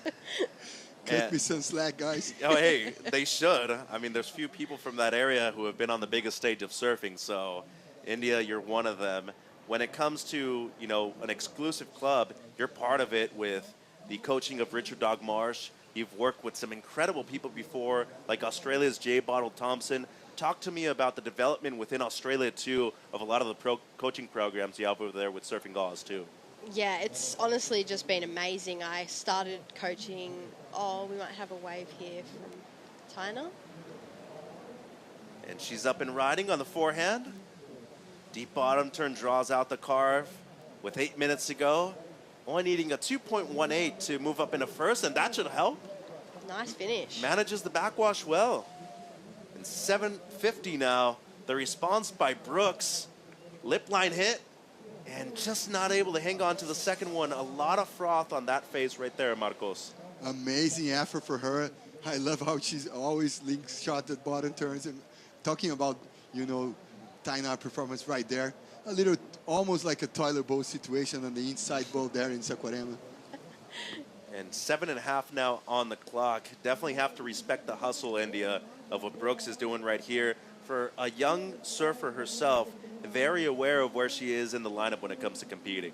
Yeah, I think that's probably what surprised me the most is how well Erin is able to compete, and just the maturity she shows honestly doesn't seem like she gets nervous at all. If she had stuck that, she would have been looking pretty good with another good score. So no doubt she'll get another opportunity.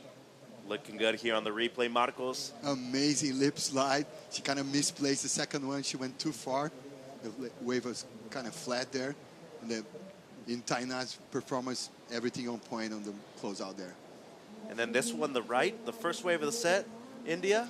Yeah, she did well to read just the little bumps through this wave, and yeah, the oncoming sections, the money turn, she times that nicely, yeah, with the backwash. So good score for her coming. Well, last year the backwash was one of the most difficult parts about competing here in Marcos, but this year it doesn't seem like it's affecting a lot of surfers too much. For sure, the girls are timing to placing the turns in the right timing, almost using like the backwash as a link shot, situation for them, like to propel them to a nice crazy turn like she just did. Talented surfer coming out of Brazil right here, India. She's had experience at the highest level, CT events here in Rio. She's competed at the Surf Ranch in a specialty event too. Brazil developing a lot more female surfers, especially on the younger side too. Yeah, it's awesome to see more of the Brazilian girls traveling around the world. And yeah, I actually remember competing against Taina back in the day at some of the ISA World Games. And yeah, whenever I had her in heat, I was pretty scared of how powerful she was, and she always attacks those big sections. So it's really exciting to just see her back in a big event, and hopefully, yeah, she's back on the Challengers next year as well. Well, she's done well in the regional QS, so very might be back here for 2024. A 2.93 for Brooks, that extends her lead. And Taina with a 3.77, her best, just over 5 minutes in the heat. And for Enkel, she recovers priority here, Marcos. Yeah, one of the new dynasties of surfing in Brazil. We had the Pupos back in the day, the Padrads, the Salazars, so many surf dynasties in Brazil. The Pachecos also. Otávio was the winner of the Legend Heats. And one day I want to see the city heats and the coach heats. I'm just tossing ideas, guys. Just under 5 minutes. Brooks seems like she's interested, but it's Enkel, though, who uses priority right here.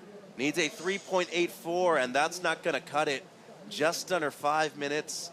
India time management is huge, especially when it comes to head-to-head matchups.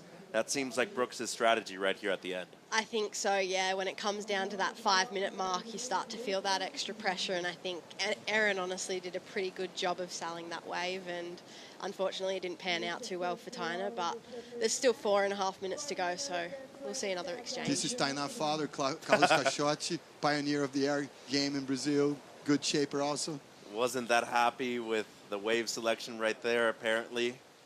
But either way, I mean, you get a 9th place finish here at the CS level. You're basically competing against people that have either been on the CT or about to make it there. So if you make it into this round, that's a heck of a performance, India. Yourself, you've been a champion at this level. You made it to the championship tour. But keeping up with the consistency, especially with 6 events now and your 4 best counting, what's the best piece of advice you'd give to a young surfer coming up through the rankings? Yeah, I think honestly just be consistent in everything you do when it comes to surfing, training, eating. Yeah, just getting healthy habits developed in and out of the water. I think that honestly just translate into best performance in the water. So yeah, I think just be consistent, work on everything you possibly can and just train hard. Low scoring affair in this one, Marcos, and it seems like Brooks playing some defense right now. It's Very kind of close cool to to ankle. see the young girl play the tactics. Normally she resolve all the situations that just surfing, free surfing inside of the heats. And it's amazing to see her mature coming to place right here. Well, the scary thing about her, India, is that she's only 16, and I think she's going to get way better than she already is, too.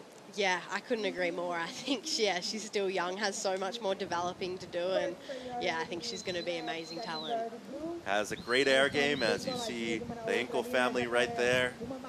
They're just begging for the ocean to give her one more chance. A 3.84. It's not a big score. Brooks has gotten a 4.67 really with just the one turn in this heat. And she's going to let her go. Holds back with priority.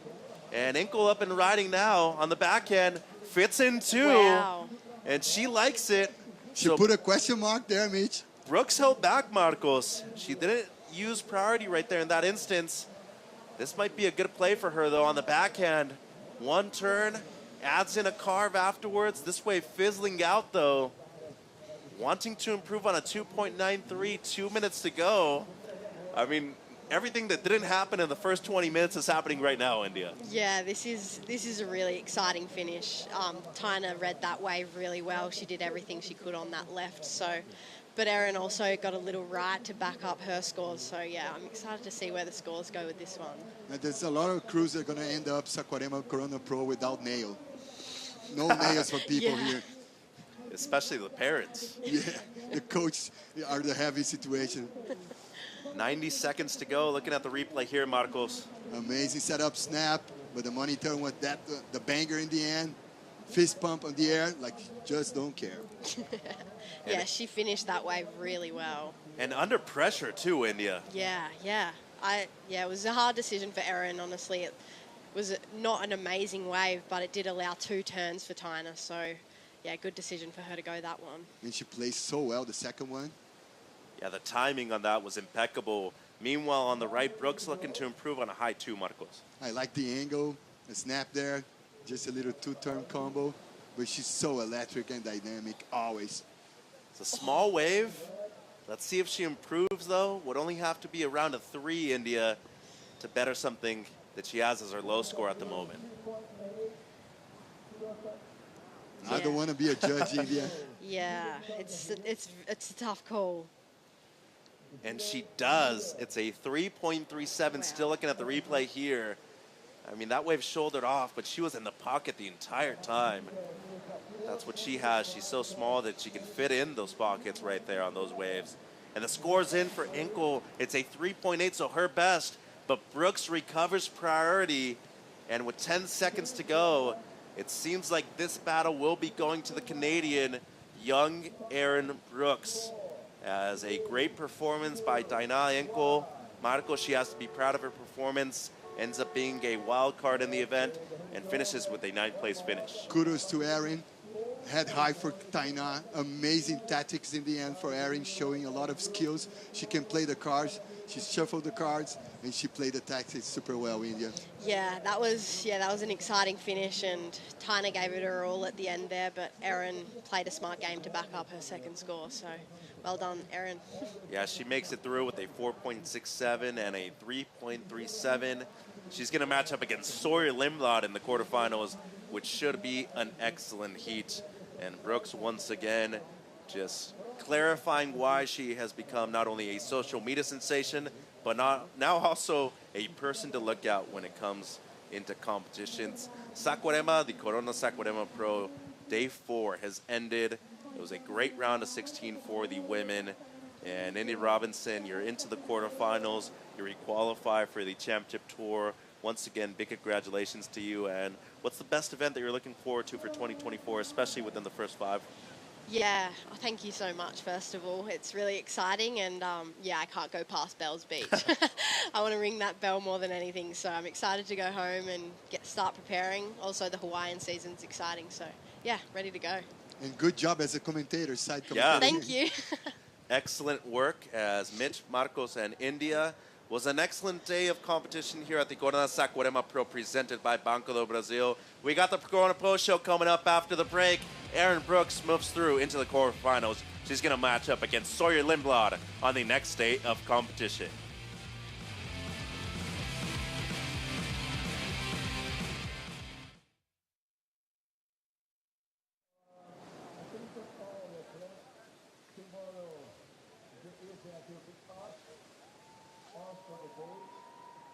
We'll send out an update regarding surgery. So tomorrow at 5 p.m. to new notice. Okay? Thank you for your presence. Thank you for the insight of your energy. Hope to see you again on the Tuesday. Thank you very much. Yeah, so tomorrow the event will be off. So we try to Saquarema, have a lot of fun. We got the beach, we got the celebration, and we're going to see ourselves in Saquarema. Semana nossa, muito obrigado pela companhia de vocês, em todos que estão marcando presente na praia. O campeonato amarelo estará off, voltando somente amanhã de quinta-feira. Portanto, tenham todos um ótimo final de tarde, hoje terça-feira, amanhã, dia todo, quarta-feira. Aproveite bastante as belezas que temos aqui na cidade de Saquarema. E nós temos um novo encontro marcado a partir da próxima quinta-feira, bem cedinho, com a promoção do Corona Saquarema Pro.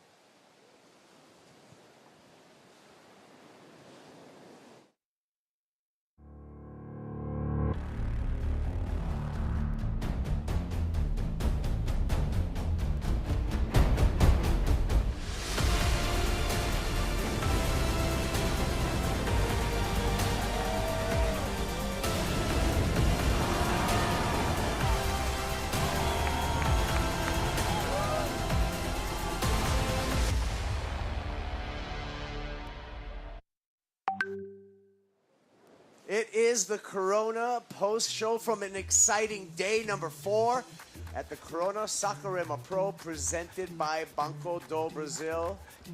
Nossa Senora de Nazaré on the headland of this place, the Maracana do Surf. And what a day we had today. And capping off today's action, teenage sensation Erin Brooks was sensational.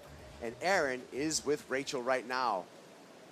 Aaron Brooks, you are into the quarters now, but this was a pretty slow heat. You took a while to find your ways. What was going through your mind? Well, the heat before mine had like excellent scores, so I was really excited for some of the waves. But then there was nothing in my heat, and I had priority after trying to cut a wave. So I just told myself to just stay calm and wait for the best wave that came. Yeah, we always talk about how calm you look every time. What is your secret to maintain calm when you're so young? Just praying to God, and I do a lot of different breathing techniques so I can keep my heart rate down. That's a good preparation. Congratulations, see you into the quarters. Good luck. Back to you guys. Aaron Brooks, yeah. Hey, we saw that coming. I mean, the clips she's been putting out, now she puts it all together in a jersey. We know how talented she is. Hi, I'm Kuiper Guerrero, along with Maida Pops and Mitchell Salazar on the Corona Post Show. And I'm just going to go with you, Mitchell. We've had such a great day. There was a lot going on today for a short day, but we saw quite a few qualifications to set the scene for the 2024 Championship Tour. Yeah, now we only have one spot left on the women's side for qualification. It's either going to be Isabella Nichols or Nadia Erostarbe, but Erostarbe has to win the event to be able to qualify for the CT. Big day, Kaipo, really stoked. Yeah, Maida, what were you thinking about today? I mean, the women, there was some clutch performances today that led to qualification for the Championship Tour. Yeah, many things on the line right there. I really love to see Alyssa Spencer doing her job and getting qualified. So it was a very important day today. Yeah, well, we're down to the quarterfinals right now for the women. Let's take a look at those quarterfinals because they're all set up today after this round of 16. We can see Kira Pinkerton up against Kikas. What are your thoughts on that matchup, Mitchell? Well, it's a good one. They're both very young. Kira Pinkerton is a former world junior champion, and so is Kika Veselko. One of them's going to move on to the semifinals. But to me, really, quarter three, a lot involved right there. Robinson's already qualified, and Erostarbe has a shot to qualify with a win. But quarter four, that's a battle of titans right there, Kaipo. Lindblad and Brooks, two goofies. That's my pick. All right. Well, what do you think about, we got two qualifiers in quarterfinal number three. In quarterfinal number two, Maida. Sophie McCulloch, Alyssa Spencer. Yeah, I think Alyssa Spencer, she just loving Brazil, because she won here last year, and now she just got her spot here in Saquarema, so she loves surfs here in Itaúna. I really pick her. Well, let's take a look at how we got here in the recap. This was heat number 4, round of 16, and it was an ultra important heat. Winner of this heat, Mitchell, on to CT qualification. Yeah, and Alyssa Spencer dropped an 8.5 on this wave. She was just lights out. Really in control of not only the priority, but the positioning of this one. Isabella Nichols came back with a 6-point ride.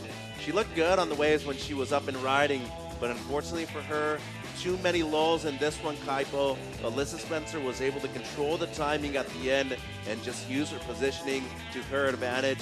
Got a backup score of a 6.83 on this one. Was just lights out when it came to using her technique to her advantage on these waves, both of them being on the backhand for Spencer. Spencer used that lethal backhand last year for victory here at Saquarema. Coach Matt Myers is happy with the performance there, and why wouldn't he? It's been a long road for Alyssa Spencer. 3 times nearly qualifying for the Championship Tour. She finally did it, Maida. Yeah, and what I loved the most was her interview. She was so emotional with dropping tears and very relieved what she accomplished here in Saquarema. Yeah, that is tears of joy coming from Carlsbad's Alyssa Spencer. Take a look here at the numbers from that, and look at those huge numbers for Alyssa Spencer. That 8.5, which was just glaring at me. And she was extremely efficient with the waves that she caught, the amount of not only control time that she had in this heat too, but I just think the presence overall in the lineup was very noticeable in this heat. At the moment, it was the most important of her life, and she was lights out, Kaipo. Yeah, so with Isabella Nichols going down, that opened the door for Luana Silva in heat number 7 of the round of 16. Silva had the crowd behind her, but Sawyer Lindblad had other ideas, Maida. Yeah, it's true. Sawyer just showed a very good surfing, the finest she has. Look how strong those maneuvers were. And she got an 8.17.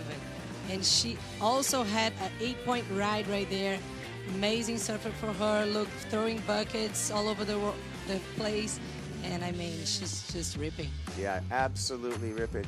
And, you know, Sawyer, before this heat, had the news that she had qualified for the championship tour. You thought that gave her a little bit of motivation in this heat? You know, I thought Lulu went out there with the game plan and she executed it, but Sawyer just surfed better overall, Kaipo. Oh. She was lights out, 16.17. Lulu had an excellent score in that one, though. That's, you know what? Sawyer Lindblad crushed those expectations.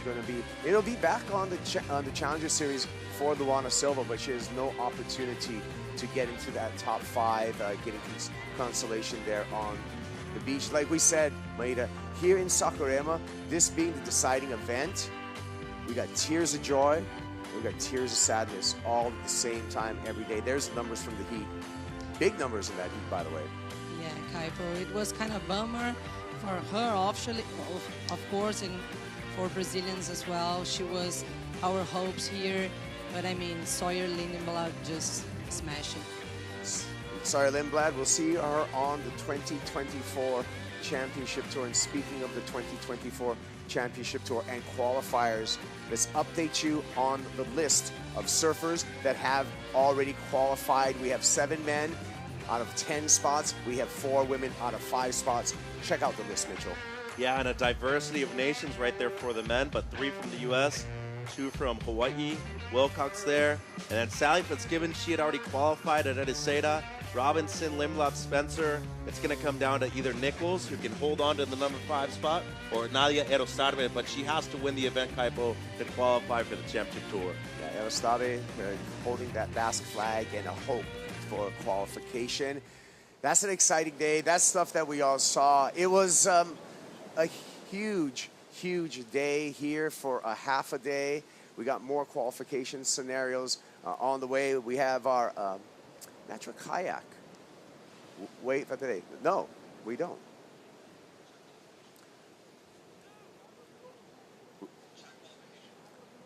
We have qualification of a graph of qualification right here. I'm getting news from my producer and not coming in clearly with the message. Let's take a look at it.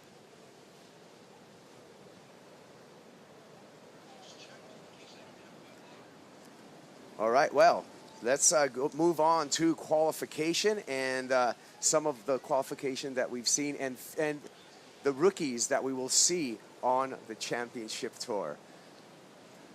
Yeah, I think Eli Hanneman was obviously one of the standouts throughout the year, 2023. He had to deal with a lot of adversity after what happened over there with the wildfires over on Maui. Won an event at the U.S. Open, and that was kind of almost superseded what happened over at Lahaina. He joined CMI Kalani DeVault as one of the 4 surfers that has qualified for Maui for the championship tour on the men's side. Really looking forward to seeing him, and especially he wants to surf at height too, which is, you know, I think one of the events that I feel on the first 5 that is actually going to be really good for him. People underestimate his barrel riding, especially when it's big. A lot of people don't think that he charges. He's one of the better surfers out there, actually, from the Hawaiian Islands. I think his chances of making the mid-season cut are not only great, I actually think he has a push for the top 5 and maybe making it to the finals, Kaipo. Yeah, I agree. I'm looking forward to Cole Hausman and the big powerhouse and what he can bring to the championship tour. I think he's got that big build. I think when we look at the schedule of events, I think he's going to be a guy to watch out for. I talked to Cole, and you know, the win that he had in the Dominican Republic kind of turned his year. And I've seen in the past where surfers have that turning point in their career. And then, you know, with Cole, it led up to a win in Sydney, a win in Bolito. I think Cole Hausman is going to be excellent at pipe, going to be great at Sunset. He's going to be great at Super Tubos. He's one of my rookies to watch. Your thoughts on some of the rookies coming out on the women's side? We got Sawyer Lindblad and Alyssa Spencer coming on board as rookies. Oh, I was thinking about the men's side. You know, Okay. I would love to see Jacob Wilcox on those waves kind of performance in Pipeline. And because we know he surfs pretty well, those kinds of waves, laps waves in Margaret River. So I'm looking forward to see him. Yeah. Well, apologize for that mix-up going into this event. But, hey, now it's time for the Natra Kayak Wave of the Day. Let's take a look at the wave of the day. I guess, who could it possibly be? Alyssa Spencer, Mitchell, with that big 8.5. Yeah, and it's really hard to overlook how much she's been through so far in her young career. A must-win heat for her just to be able to qualify for the championship tour. Was lights out, dropped an 8.5 in a clutch performance. 2 turns on the backhand, the quality over the quantity, but both of them were just as beautiful as they were the year before. She's looking to go back-to-back with championships here in Saquarema, Kaipo. Yeah, that is true. She's the one in form right now, and that's the Natra Kayak Wave of the Day. Remember, feel the power of freshness with Natra Kayak. You feel that power? You got a little bit of that right there? For sure. Oh, I'm feeling fresh right now. Now, with that freshness, we're going to take you into today's top 5 moments of the day. Let's get it going, Mitchell Salazar, because you mentioned it. With that top 5 moment, Nadia Erostabe has her hopes alive right now for qualification for the championship tour. Yeah, and won a very close heat against Tessa Dyson, who was the runner-up at this event last year, keeping the hopes alive. But I think more importantly, just gaining consistency throughout a string of events that have been very good for her. Over the last 4, she's been able to at least make it into the round of 16, but so far has not been able to win an event on the Challenger Series schedule. I feel like she might be able to do it on the final day here. Yeah, well, she's been in form, and we'll see how that plays out. Conditions likely to be a lot different when we come to finals days. Number 4, our qualifiers, Jake Marshall, Eli Hanneman, as well as Imai Kalani Deval. These are the moments right here, Maida, that we wait for, giving the news to the new rookies. Yeah, so emotional moments right there. All of them were just waiting on the rankings and the news. And look at Mike Deval taking a beer shower right there. Yeah, he's not going to be a rookie. He's going to be back on tour. He re-qualified, but we're going to have Imai as well as some of the other rookies as we look at number 3 here. India Robinson, number 3, crushes Sarah Baum's hopes in this heat and returns to the championship tour. And it was a very competitive heat too, Kaipo. Sarah had a couple of great waves, but with turns like that, Robinson has just been lights out when it comes to head-to-head competition this year so far in 2023. I feel like her chances of winning the event are very high just based off of the performance that she had right here in the round of 16, but most importantly, re-qualifies for the CT for 24. Yeah. Number 2, Sawyer Lindblad and her performance here. I think there's a big future for this 18-year-old Maida. I think so, Kaipo. She was surfing so well. Strong maneuvers, connecting every single dots there. And yeah, she's qualified. Look how the style she has, throwing buckets. She was amazing here at Itaúna. Yeah. Look forward to seeing what she's going to be bringing. And our number 1 moment, clutch deal for Alyssa Spencer. Alyssa Spencer, number 1, and she takes out Isabella Nichols in a must-win heat here in the round of 16 and earns her spot on the championship tour, Mitchell, finally. And did it with an 8.5 on this wave. It was our Natura Kayak wave of the day. Only 2 turns needed for an excellent score, and then backed it up with a 6.83 as her low score. But the way she was aware in the heat, her competition expertise really showed in this one, Kaipo, when it mattered. She's been close a few times before, and the 20-year-old will finally join the elite on the championship tour for 2024. San Diego got 2 surfers on tour today. Jake Marshall qualifies, and then Alyssa Spencer finally gets her dream done here in Saquarema, Kaipo. Yeah, she sure does, and it was an emotional moment, and rightfully so. She deserved it. She's come so close in the past. Now she's finally going to be where she belongs on the championship tour. And you know what? We got some news for you folks. We're going to be off tomorrow, but check worldsurfleague.com for more updates. Check again on Thursday for the update on when we're going to run finals day. Thank you, Maida. Thank you, Mitchell. And to all of you, thank you for watching, and enjoy the end of the day highlights.